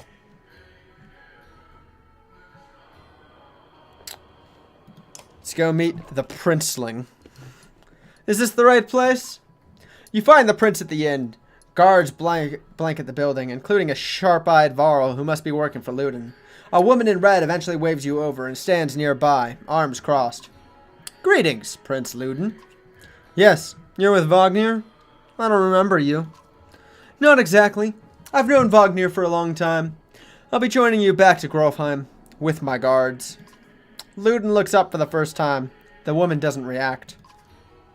Why? I work for the king, carrying ties to the capital. We crossed by chance. Oh, the tax collector. Fine company. What do you want? I just hope to introduce myself. You collect taxes for the Varl territories? A true pleasure. Yeah. An awkwardness hangs in the air like a thick fog. You take the opportunity to depart. Alright, let's head back to the Great Hall. -1 supplies. At dawn, you're woken by delivery of goods. At least, you think it's dawn. Damn hard to tell with a sun that never moves. The governor's crest adorns the supply leathers. All there, just as promised, to your mild surprise. You wonder if Eric had anything to do with that. Plus 20 renown. Your guards here take the treasure wagon down to the gates. Wagner is already here. A while later, Luden and his men appear, groggy and disheveled. Mogir steps forward, Wagner's quartermaster, if you recall correctly, in charge of his unwieldy entourage of warriors. You know him only in passing. He asks if you're ready to part. Or ready? You follow Mogir and join the others. Usually, the smaller doors set into the gates would be enough to enter or leave the city, but the town guards have been told to push them open entirely. They mutter things under their breath that are best not heard. Perhaps the governor expected you to draw a crowd, but there's nothing of the sort. Just frustrated, tired people.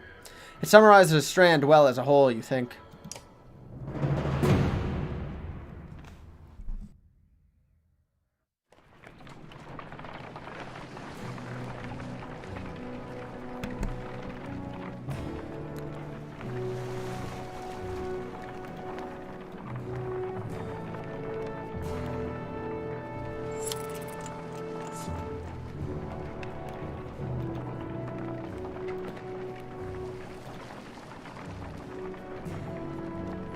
I'm gonna keep moving it until I find the proper place for it. The caravan stops for the day. A gift, says Mogir, cracking open mead casks. From our gracious friend, the governor of Strand. Hours pass with Roush's laughter. Pretty hard. They're moving pretty quickly. The caravan's hours pass with Roush's raucous laughter as the mead is passed throughout the camp. Drink a little, drink a lot. Toast to Wagner.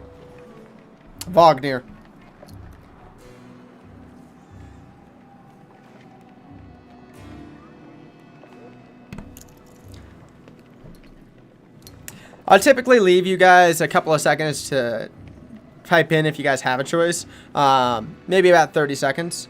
A toast. If you guys don't feel like letting me know what you guys feel with on the choices, I'll only give it about 30 seconds or so. So let me know if the delay is longer than that, and I'll start talking and telling stories and stuff. So, all right. You raise your drink, toasting the alliance between Man and Varl. The others join in. Luden's expression is like a stone wall, but the others laugh at your exaggerations. Eventually, you sit down beside Wagner. Do we A, chat with Wagner, B, drink merrily, or C, go easy on the drink?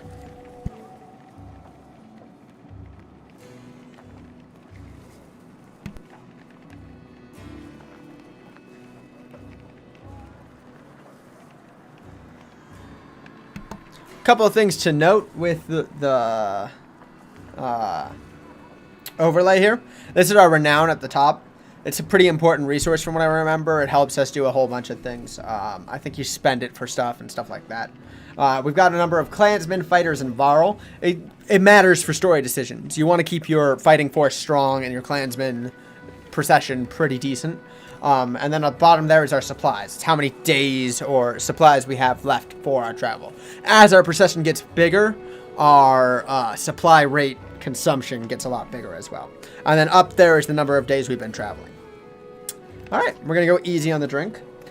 You go easy. You've nothing against a good drink, but if anyone is going to keep an eye on things, it may as well be you. The revelers eventually fall asleep without incident. Morale improved. Oh, also, that symbol next to that, the happy green smiley face, is our morale. Certain things will affect morale. You rise groggily, the campsite a casualty of merriment. Mogir is already kicking warriors awake when you spot Luden walking in your direction. He sidesteps sleeping bodies.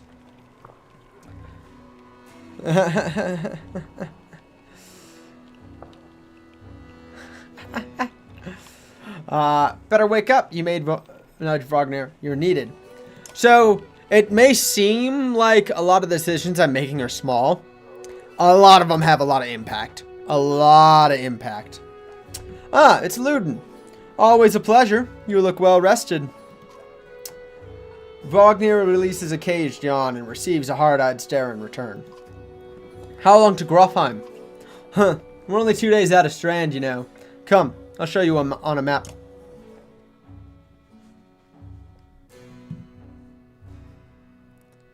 This game is all about choices. All about choices. You can really mess yourself up. Oh, also, don't get attached to any of the characters. Just forewarning you guys. Try not to. A lot of them die. A lot of them die. The location of your character van is indicated by Ubin's icon.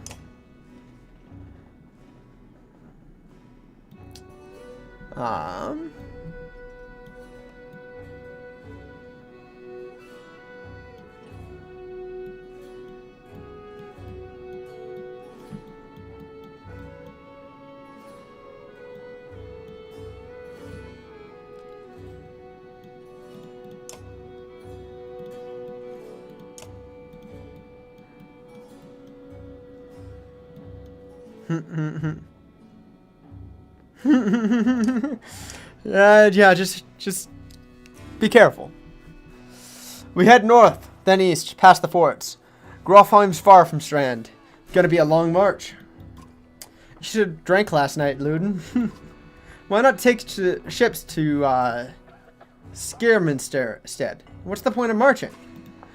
The Silverstone Bay is called that for a reason. It stays covered in ice all year. It would tear up the long ships. Too bad, though. We could have shown you all the wonders of Skirm instead. A half-sunken city crawling with dredge, and glaciers. You like great glaciers? Luden exhales through the nose, a poor disguise for his contempt. He turns and bats aside the templates as he goes, barking at his company in the distance. Don't poke the anthill, Wagner. He seems no happier to be here than you. Spend a few more days with the boy, old friend. You'll be looking for a tall cliff to hop off, too. Luden's got a shorter wick than Hakon. Thanks, Wagner. Let's get moving. Another half day to Verdfell if we're lucky.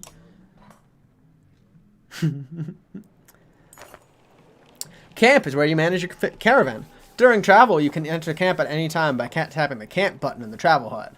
While at camp or in towns, you can upgrade your allies or equip items in the hero's tent. You can pass the time by using the rest tent. Resting will improve the caravan's morale. A high morale will reduce casualties in war and affect your willpower in combat. Each passing day will use supplies, so only rest when necessary. I wish. Dude's annoying. The training tent will allow you to safely try out any characters in a mock battle. Tap leave at the bottom of the campsite when you're ready to get back on the road. So we're going to click the hero's tent because we've got a couple of heroes to level up, I believe.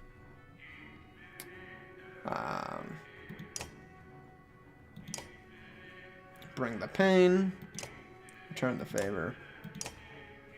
Yeah, so the way you level up your heroes is by killing units with them. 2 units will level up the first time. 3 will level up, sorry, hold on. Promote. Yeah. So, you use Renown to level up heroes. After a certain amount of kills, they level up. It increases by a certain amount each time. So, the first one is only requires 2 kills for the character. The next one requires 5, so on and so forth. The way you level up after that is you start, well, it's always going to be that, slowly increased progression of actually, performing in combat and killing things. But all these characters can die, so just be aware of that. Renown is how you level up, so you gotta gain renown. Yeah, it's kind of like XP. It's personal renown or whatever.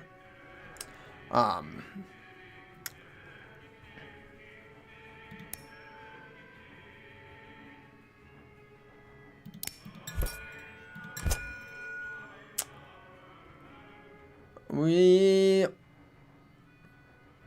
should level up his armor break and his strength to start. That means we can fully level up his strength next time and then start working on his defense.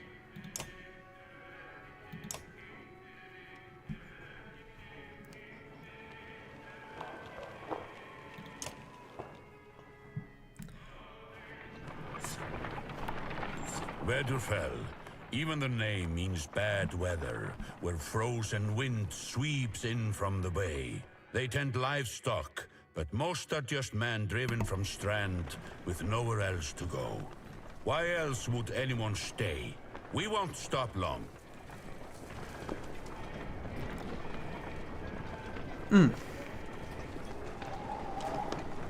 But yeah, so I'm gonna try to get through another 40 minutes of this or so. Get you guys a little bit interested, just to give you a taste of what's happening after Pyre. They're very different games, but I'm reminded by with Pyre's aesthetic of this game, so I figured I'd show you guys why. By Houderberg, there's a lot of Varl for some missing cattle. What? A couple days back, sent word to Strand about the cattle. Didn't expect an army. Oh, maybe the flag is frozen and just waving because of the weight of it. He looks pleased with himself, and until it sinks in that you aren't here on his behalf. Where have your cattle gone? Wouldn't know. My boy's seen men up the hills carrying them away.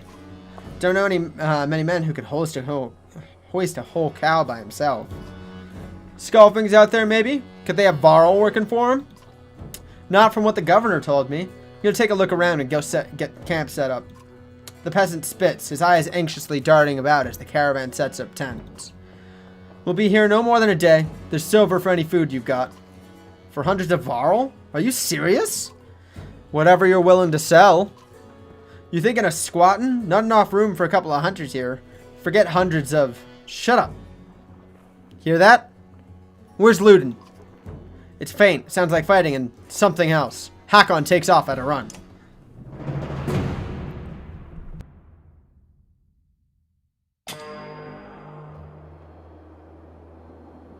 Ah! You guys get to meet the first dredge!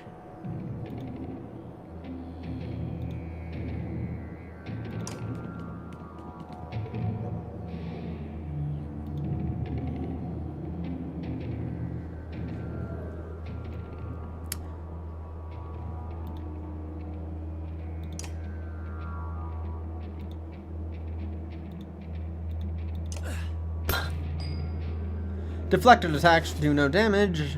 You'll fail catastrophically if you don't break armor. Damaging both strength and armor is equally important.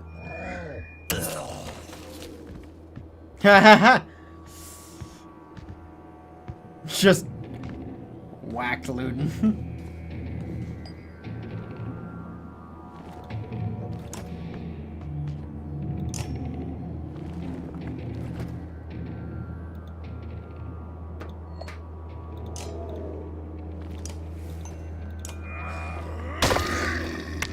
I'm gonna get some of this armor broken. Make sure we damage strength. Damage his strength a decent amount.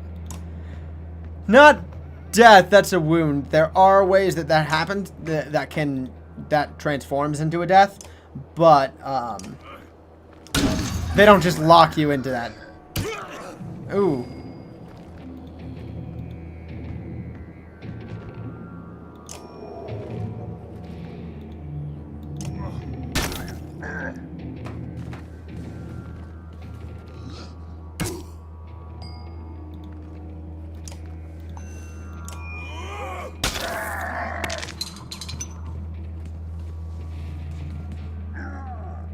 Oh, yikes.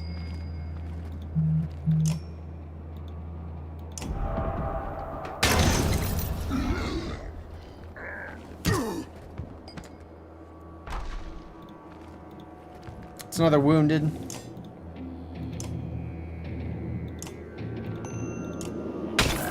That's our last willpower on that guy.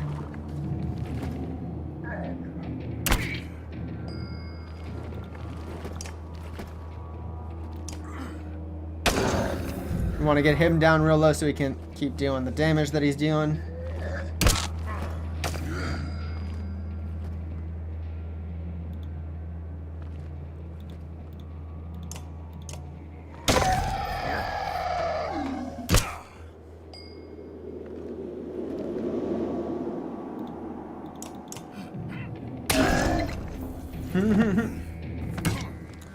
So the horn is how we're gonna keep willpower going on people.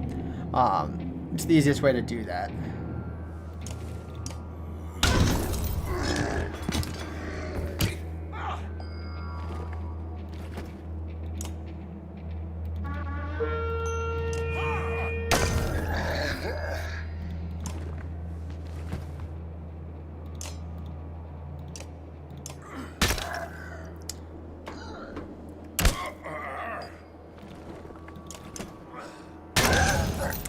Yeah, I wanted to get Hakon promoted, so that's why we didn't just kill him. Promotion for Hakon. Consequences. He's been injured. We got just enough renown to level up. You trying to get yourself killed, Luton? What are you doing? I was trying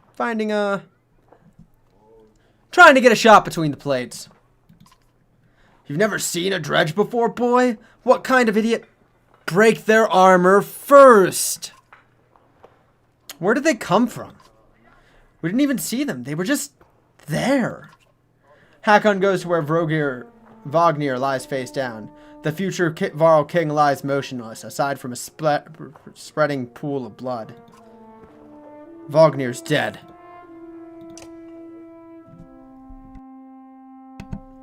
There's our first death.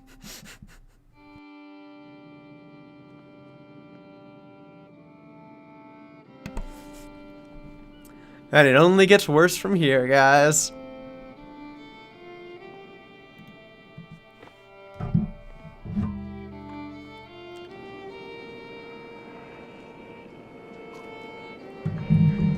Where did that thing come from? I mean, I don't want to be rude, but I'm not overly upset. I think it's sauce. That's alright. Vognir is not a character that you get attached to. You only meet him like 3 times and then he dies.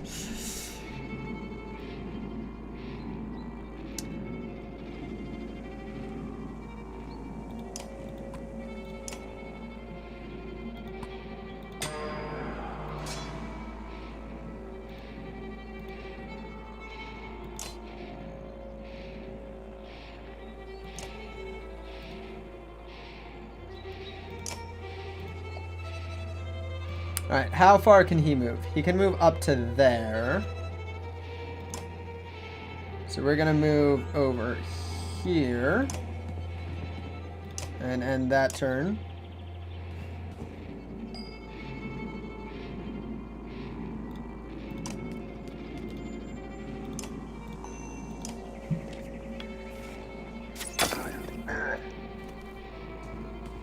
Oh no.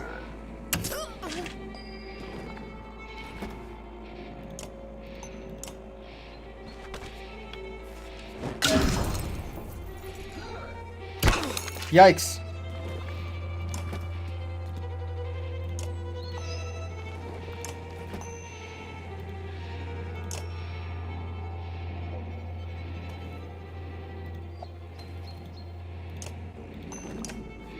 Want to keep getting his armor down. Stop focusing on my archer. Stop that.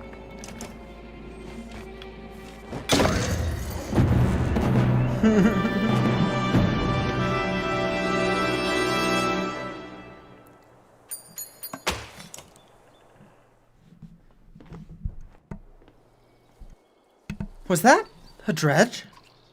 Elite looks calm, but you can tell her heart is about to beat right out of her chest. It was. Let me see. Are you hurt? No, I'll be fine. When the dredge attacked your cart and the yokes bolted, it spilled most of your supplies. You can see more dark figures moving through the trees when you glance that direction.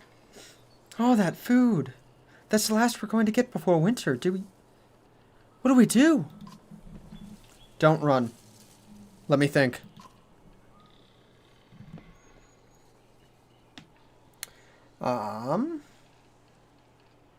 Forget the supplies. Let's head back to Skogir. Supplies are important. I'd rather both of us live. Okay, what are they even doing here? No clue, but we need to warn everybody right now.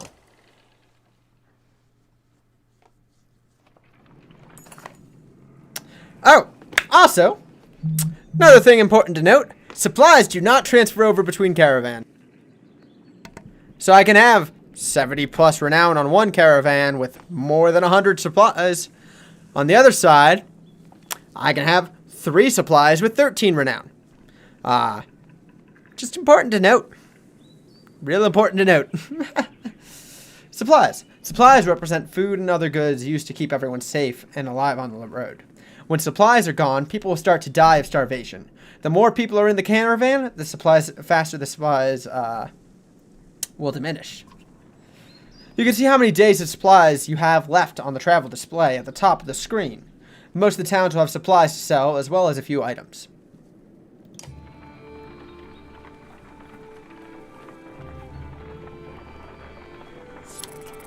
We have 2 days worth of supplies left.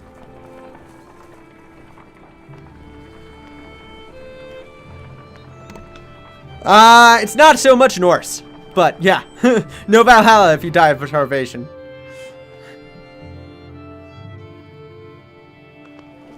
Kappa.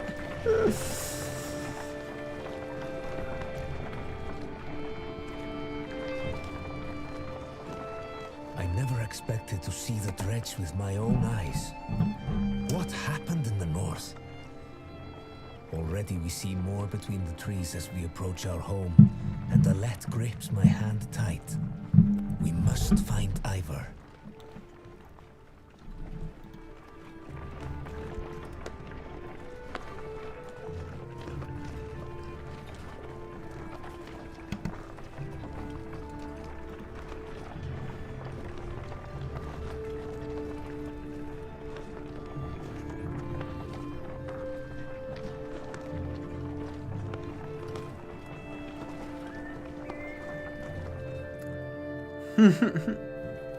Ivar! The enormous varl in question towers over the men in the trading field. He squints as you approach. Already back, Huntsmaster? Thought you'd be tomorrow. Dredge. Dredge everywhere. Dredge? How did they get through Greyhorn? Must have broken through the fort. The fighters nearby have stopped sparring. They gather around you. Damn it. They'll be here soon if they're not already. You hear screams from the outskirts. People are running towards the Great Hall. Ivar turns to one of the older boys in his group of fighters. Eagle, take Let to the Great Hall. Tell the chieftain what's happening. The rest of you, gather up as many people as you can. Come on, Alette. No, wait, I want to help.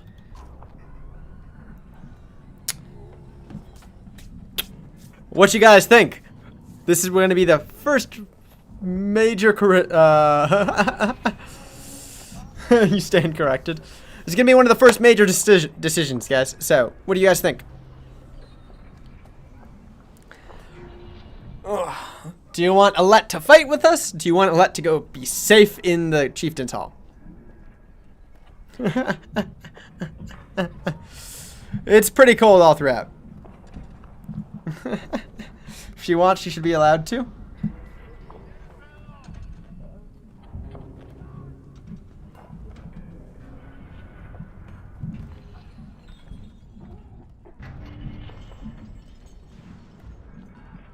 I mean, it means more people on the field for us, so we might as well.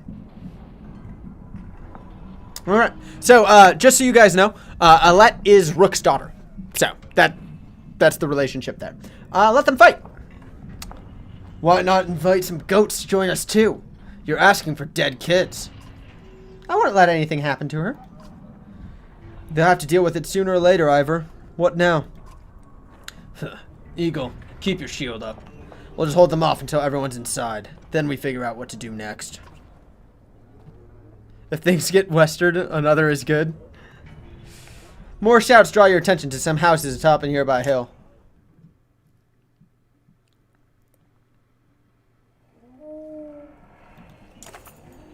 Sure enough, dreads are gathering in number. Fear threatens to bubble over into panic. How long do we need to keep this up, you ask? Ivor shakes his head unknowingly. That's a bad sign.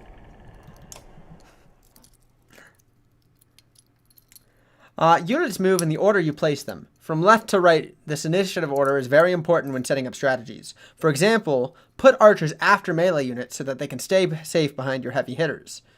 Drag the unit icons to rearrange their turn order. +1 arm, +1 strength, +1 will. I'm going to go ahead and put that on Ivor. Ivor's going to go first. Eagle's going to go before Rook. And Alette's going to go last. Actually, Alette's going to go before Rook. We'll go ahead and start that then.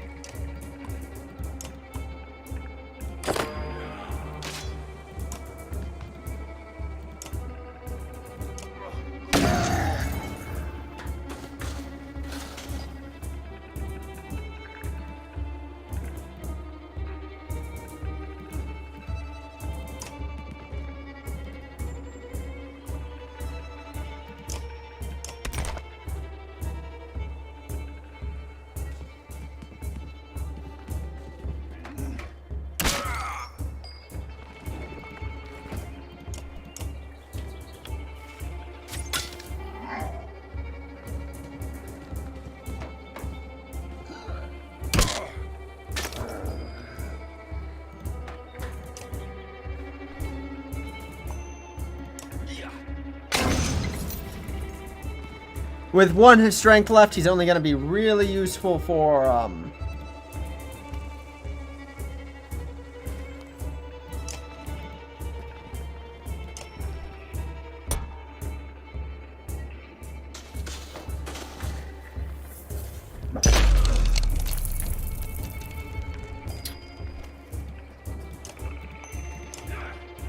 breaking armor. That's the word I was looking for. Yep.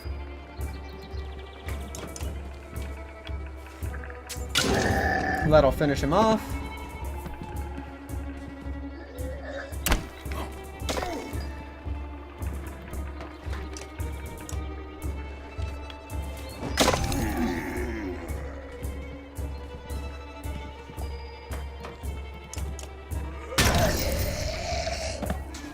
Oh no. Oh no.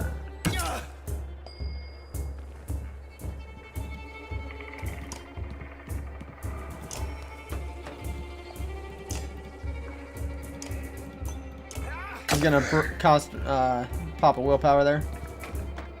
No, no, no, stay away from my rook. Oh no.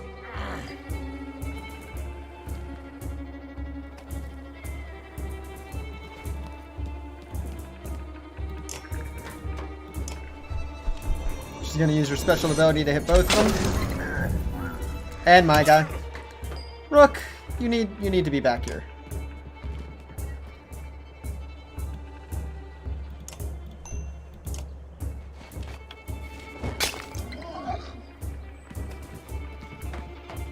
Can you guys stop that, please?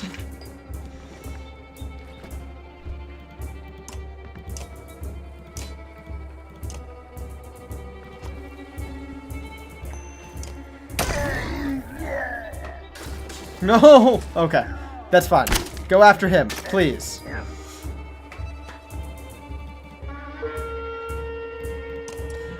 The more you level up this ability, exertion, it's the amount of willpower you can use on any given action.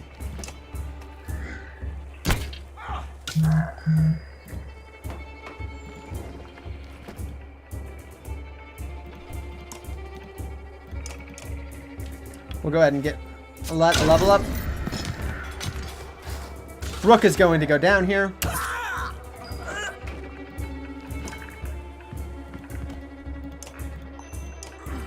We gotta start breaking his armor.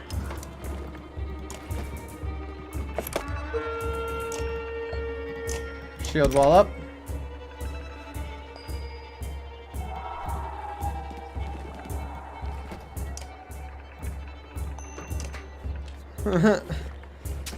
Yeah, opportunity attacks are a thing this game doesn't have, which, again, works in your favor sometimes, sometimes it doesn't.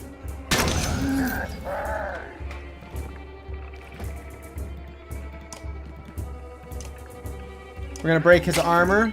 I want to get, who do you call it? I want to get this guy a level up as well. Ivor, that's his name.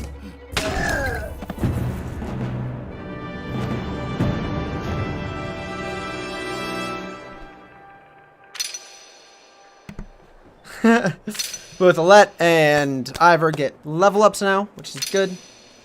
Yep, Rook's got injured. That's fine. Gain some renown. Difficulty. Combat can be unforgiving. Don't hesitate to change the difficulty of battle if it leaves you frustrated or you find yourself needing a tougher challenge. Use the option menu to change the difficulty. Don't worry, you can change the difficulty at any time and it has no effect on your story or the choices you make. We're not going to up the difficulty. Not with a game with death.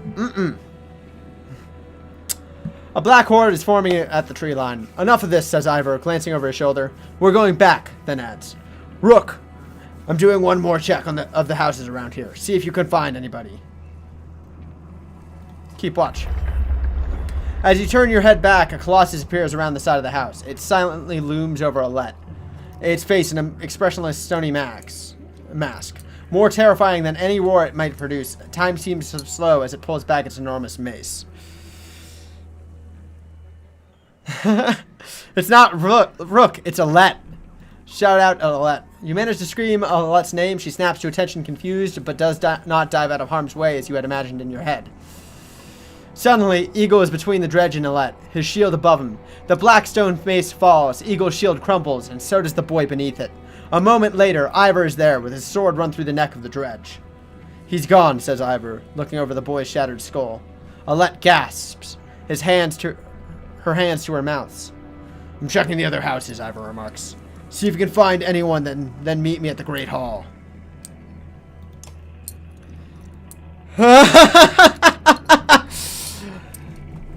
Yeah, that could have gone better.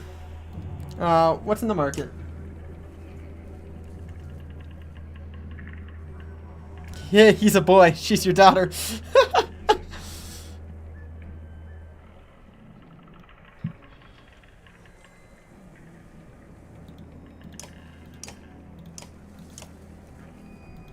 We're going to buy some supplies here with our renown. We're going to go to heroes and promote our guys.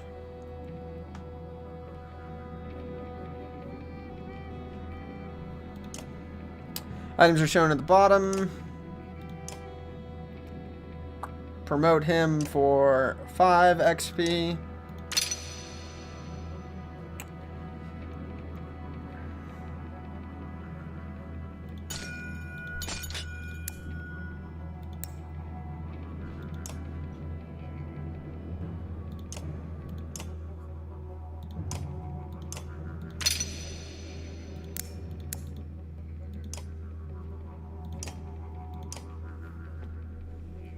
Yeah, so injured means that they're going to be at less combat efficiency.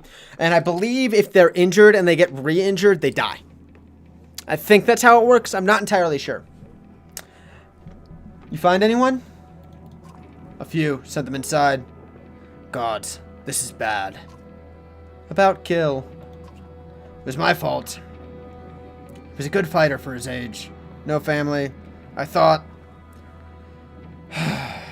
I've forgotten what it's like facing Dredge. I'm out of practice, Rook. Look, as long as I've known you, you've always wormed your way out of talking about Dredge. This would be the time to start talking. I can tell you they rarely stop for rest. The sooner we leave, the better. They'll follow us until we're tripping over tired women and children. Then they'll attack. Even after we're wiped out, they'll keep coming. Trampling corpses in their wake. There's no end to them. How did anyone survive the Great Wars? Ask the Menders. I wasn't there. But I know you fought your fair share. Yeah, I've killed enough slag for one lifetime. This is why you're going to save us now. Don't lay that on me. Come on. Let's get inside. That's not horrifying at all? Yeah, right?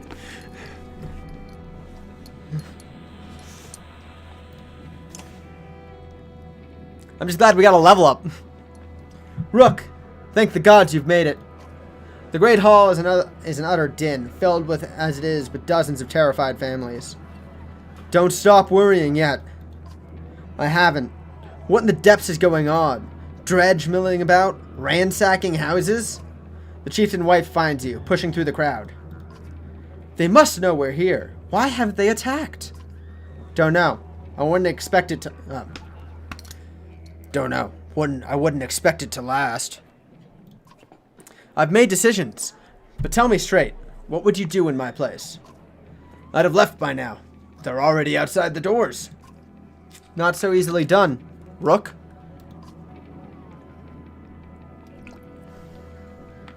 Haha! His head tattoo looks like it has little eyes. It's pretty fair. It's pretty fair.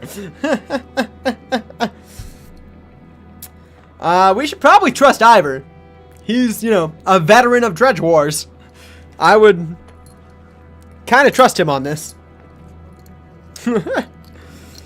So, we're going to go ahead and do that. Yep. I trust Ivor on this. Gotta keep the mood light. That's gonna be hard with this game. Let me tell you, that's gonna be real hard. The chieftain sighs a deep, heavy breath, slumping. He looks years older. I imagined us fighting back and saving the town, but nonsense. Ivor's right. Of course. We can't just wait to be slaughtered. Where do we go? If Dredge are coming down from the north. Frostviller, to the west. It's close and it has walls. I intend to be free of Skoger in one push. Nobody left behind. I wouldn't. If they follow us, we're done. What do you suggest? Let me create a distraction, then go. I'll catch up on the road to Frostviller. Major decision time, guys! We got about 10 minutes left to stream, so this will probably be one of the last major decisions we do, because I think a combat encounter is coming up here fairly quickly.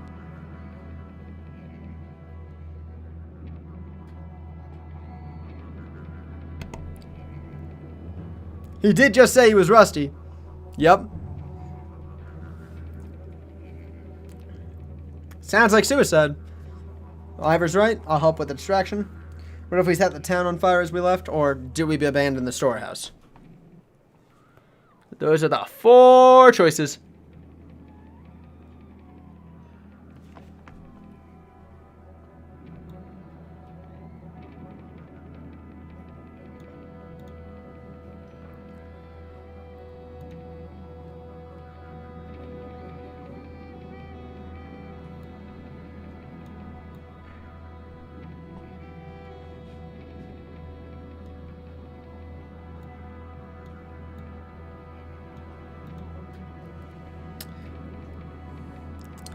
Shouldn't we light it on fire? They're gonna take it away. I mean, 2? Tyr has a point. Salt the earth for those bastards, but it's their home. Ah, it's not gonna be their home for long. There's no way we're gonna be able to take it back from the dredge. So, like, it's either abandon it intact or burn it to the ground.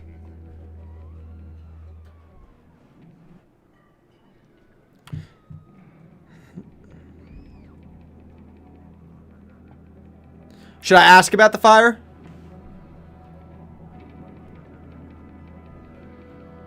Yeah, I'm not hearing any dissent on that. So yeah, let's go ahead and do that.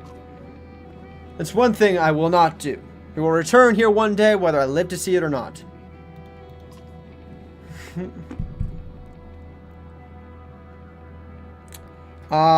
Should we ask if we're abandoning the storehouse? Get some information here.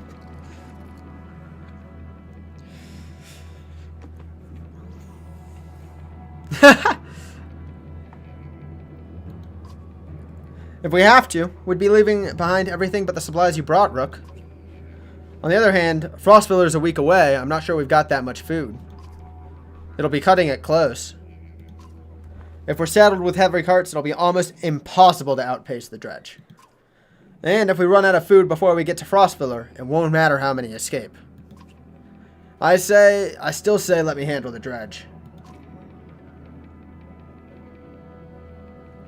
So, now we've got 3 options. We can't afford to leave the food behind.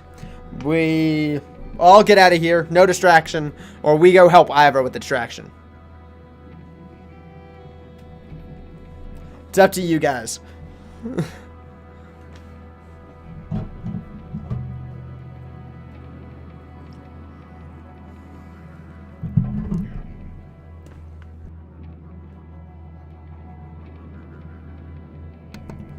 Alright, I got 1 vote for joining him.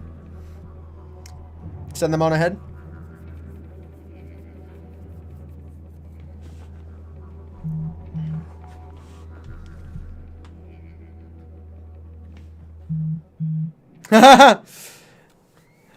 We'd be going with him. So it would be us, our party versus Dredge for a distraction, and then we'd try to meet up with them on the way to Frostfeller. We can't, send him on his own. That's suicide. I would not let us send him on his own. I've already dumped renown into him. You vote we all leave?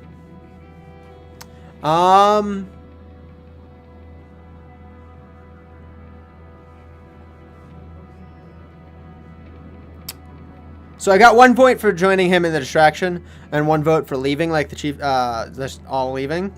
I feel like Rook's injured. But oh no, the other shield guy died, so it would just be Ivor and Rook and Alette pretty much. I think he's gonna stay regardless. But I'd rather not risk the rest of the party dying. Even if it's just Ivor dying, then that would be better than, well,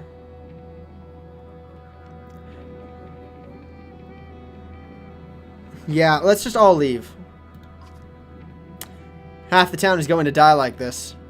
That's why I wanted you to lead, Ivor. I know you can get us out of here. I'll do what I can. Then I'm coming with you. That catches you by surprise. The chieftain rubs his chin, but doesn't argue. From the training she's given Alette, you've no doubt she can handle a bow. Fine. I'll get the townspeople ready. When you're ready, we'll make our move.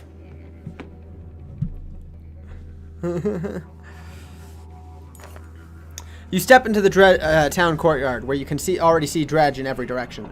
Go, utters Ivor, and you stand at guard as the townspeople begin filing out of the hall.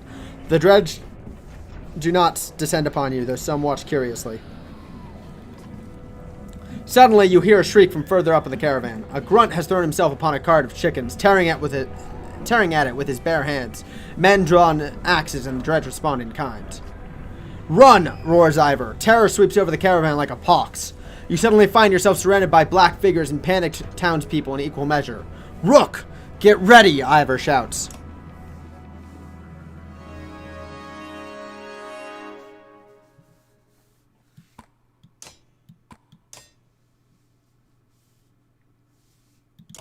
It was going fine till we started fighting. Yeah.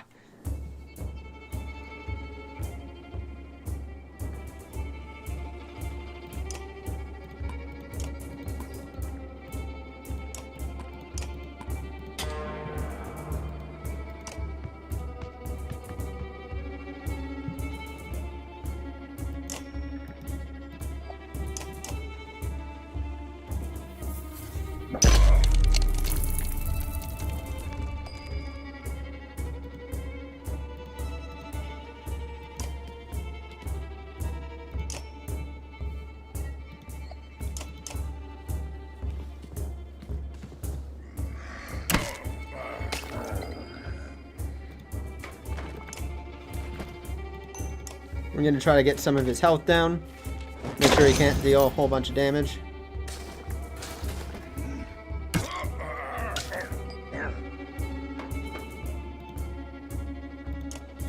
We gotta start breaking this guy's armor. Oh, no, no, no, no.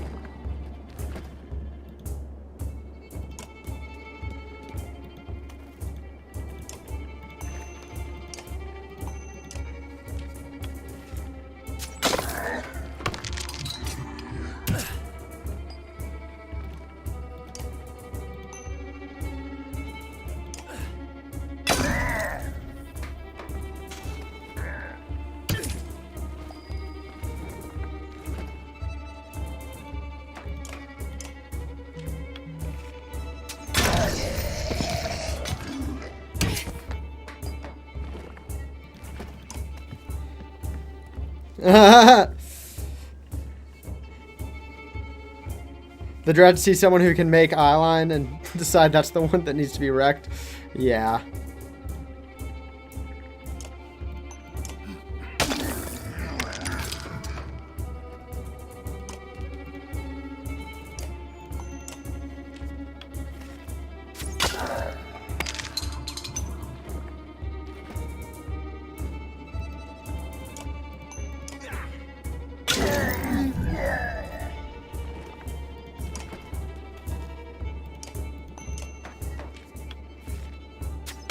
Oh yeah, there's more. Yeah.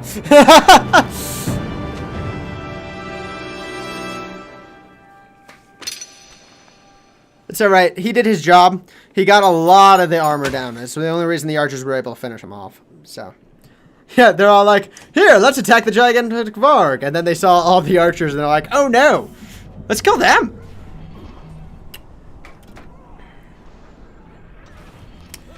In the chaos that follows, you notice out of the corner of your eye some of the town's guards struggling desperate with Dredge and what might be the chieftain among them. To your left, Ivor's laying into the large colossus behind him. An elderly man scrambles to his feet. Past that, it's clear that most of the town people are scattering. If nobody steps up, they could be picked off one by one. Yeah, that was the last battle for the day. We're gonna make it through this this decision. We'll rest at a camp, and that'll be the stream for the day. Do you guys want to help the fighters or try to keep everyone together?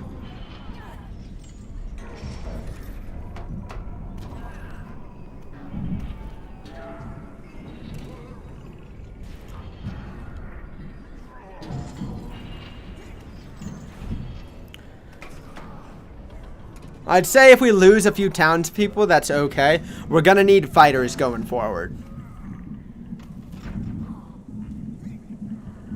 Okay. Got it, you shout, barking orders as you pass people. The guards will have to fend for themselves, or there won't be anyone left to protect. Miraculously, you find yourselves clear of the fighting. Ivor emerges from the trees, bloodied but breathing. You swear you see almost see a grin on his face. Odalith is not so lucky. She struggles to bear the body of the chieftain in her arms, her face blank. No guards join her. You gather her to the caravan and cover the body with a cloth. The chieftain's death hits you like a punch to the gut. Only at Ivor's insistence does the caravan continue to frostfill her. Alette's hand clasped tightly around your own.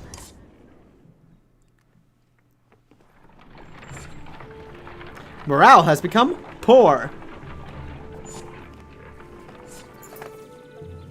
Pausing to catch your breath, you glance backwards to see the caravan stretch out past the point of safety. They're spaced out so far you're unable to see those bringing up the rear.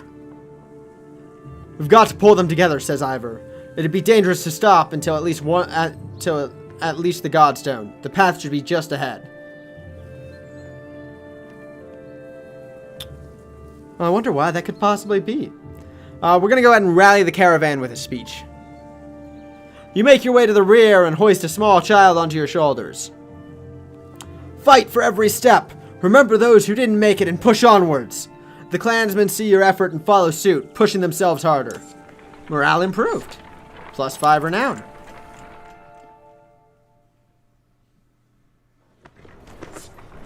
Morale declined. You boy. We need more supplies, though. I did not buy nearly enough.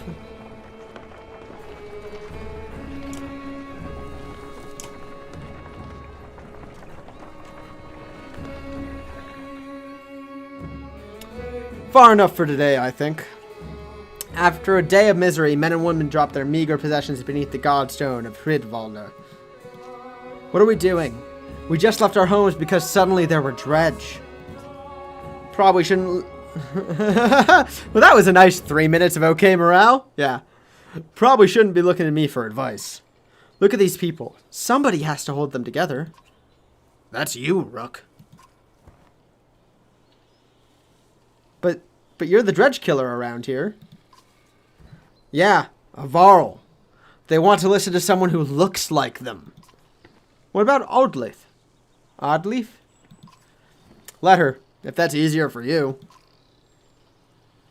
What if we run into more dredge? You mean when? I'll be honest with you. These men can't take on dredge by themselves. I expect we'll lose 2 for every slag we take down. So we run? Only if you want to lose women and children. We're going to have to fight. And there are going to be deaths.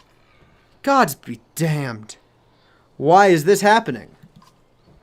Think how I feel. I'm stuck nursing a bunch of weaklings. You do care. I can tell. Men are a plague on the world, worse than any dredge, as far as I can tell. Chats like this are, well, we get along so well, Ivor.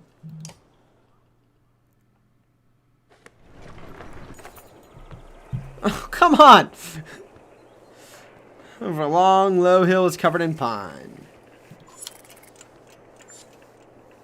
Morale declined yet again. The godstone looms overhead, the massive eyes of Hridvalder looking the same direction as you. Inspect the stone. The weathered stone doesn't see many visitors. Not much reason to travel so far east. When hunters come through, they sometimes stop to give offerings out of habit for more than anything else now. Now that the gods are dead. Hridvalder was the god of hunters and of wild beasts, occasionally seen roaming the land as both man and wolf. He was always depicted in effigy, with his terrible spear. We no longer own morale. Hridvalder was the god of, he was always depicted in effigy with his terrible spear. You wonder what he'd think of the woods being so full of dredge now. A young girl from the caravan approaches you. I made this for you, she says, handing you a crude necklace carved from a branch she must have found nearby. Thank you for saving my mama, she says, before running back to her tent. All right. We just give your amount, just give your morale away into the troops, and it's gone. It's all gone. Back at your tent, you rouse Alette, who clings to your arm until she's completely awake. Bad dreams. Eventually, the camp is broken down and it's time to move on to Frostfiller. It feels like an end more than a start.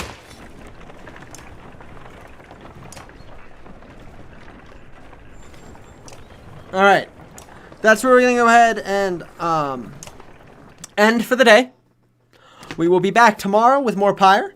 As soon as we finish Pyre, we'll hop right back into Banner Saga. Get that all started. There's 3 games in the Banner Saga, which is why I'm waiting for it. So we'll play Banner Saga 1, import our save to Banner Saga 2, and then go to Banner Saga 3 after that. So, alright guys, I will see you all tomorrow. Thank you so much for joining me today, and have a good rest of your day.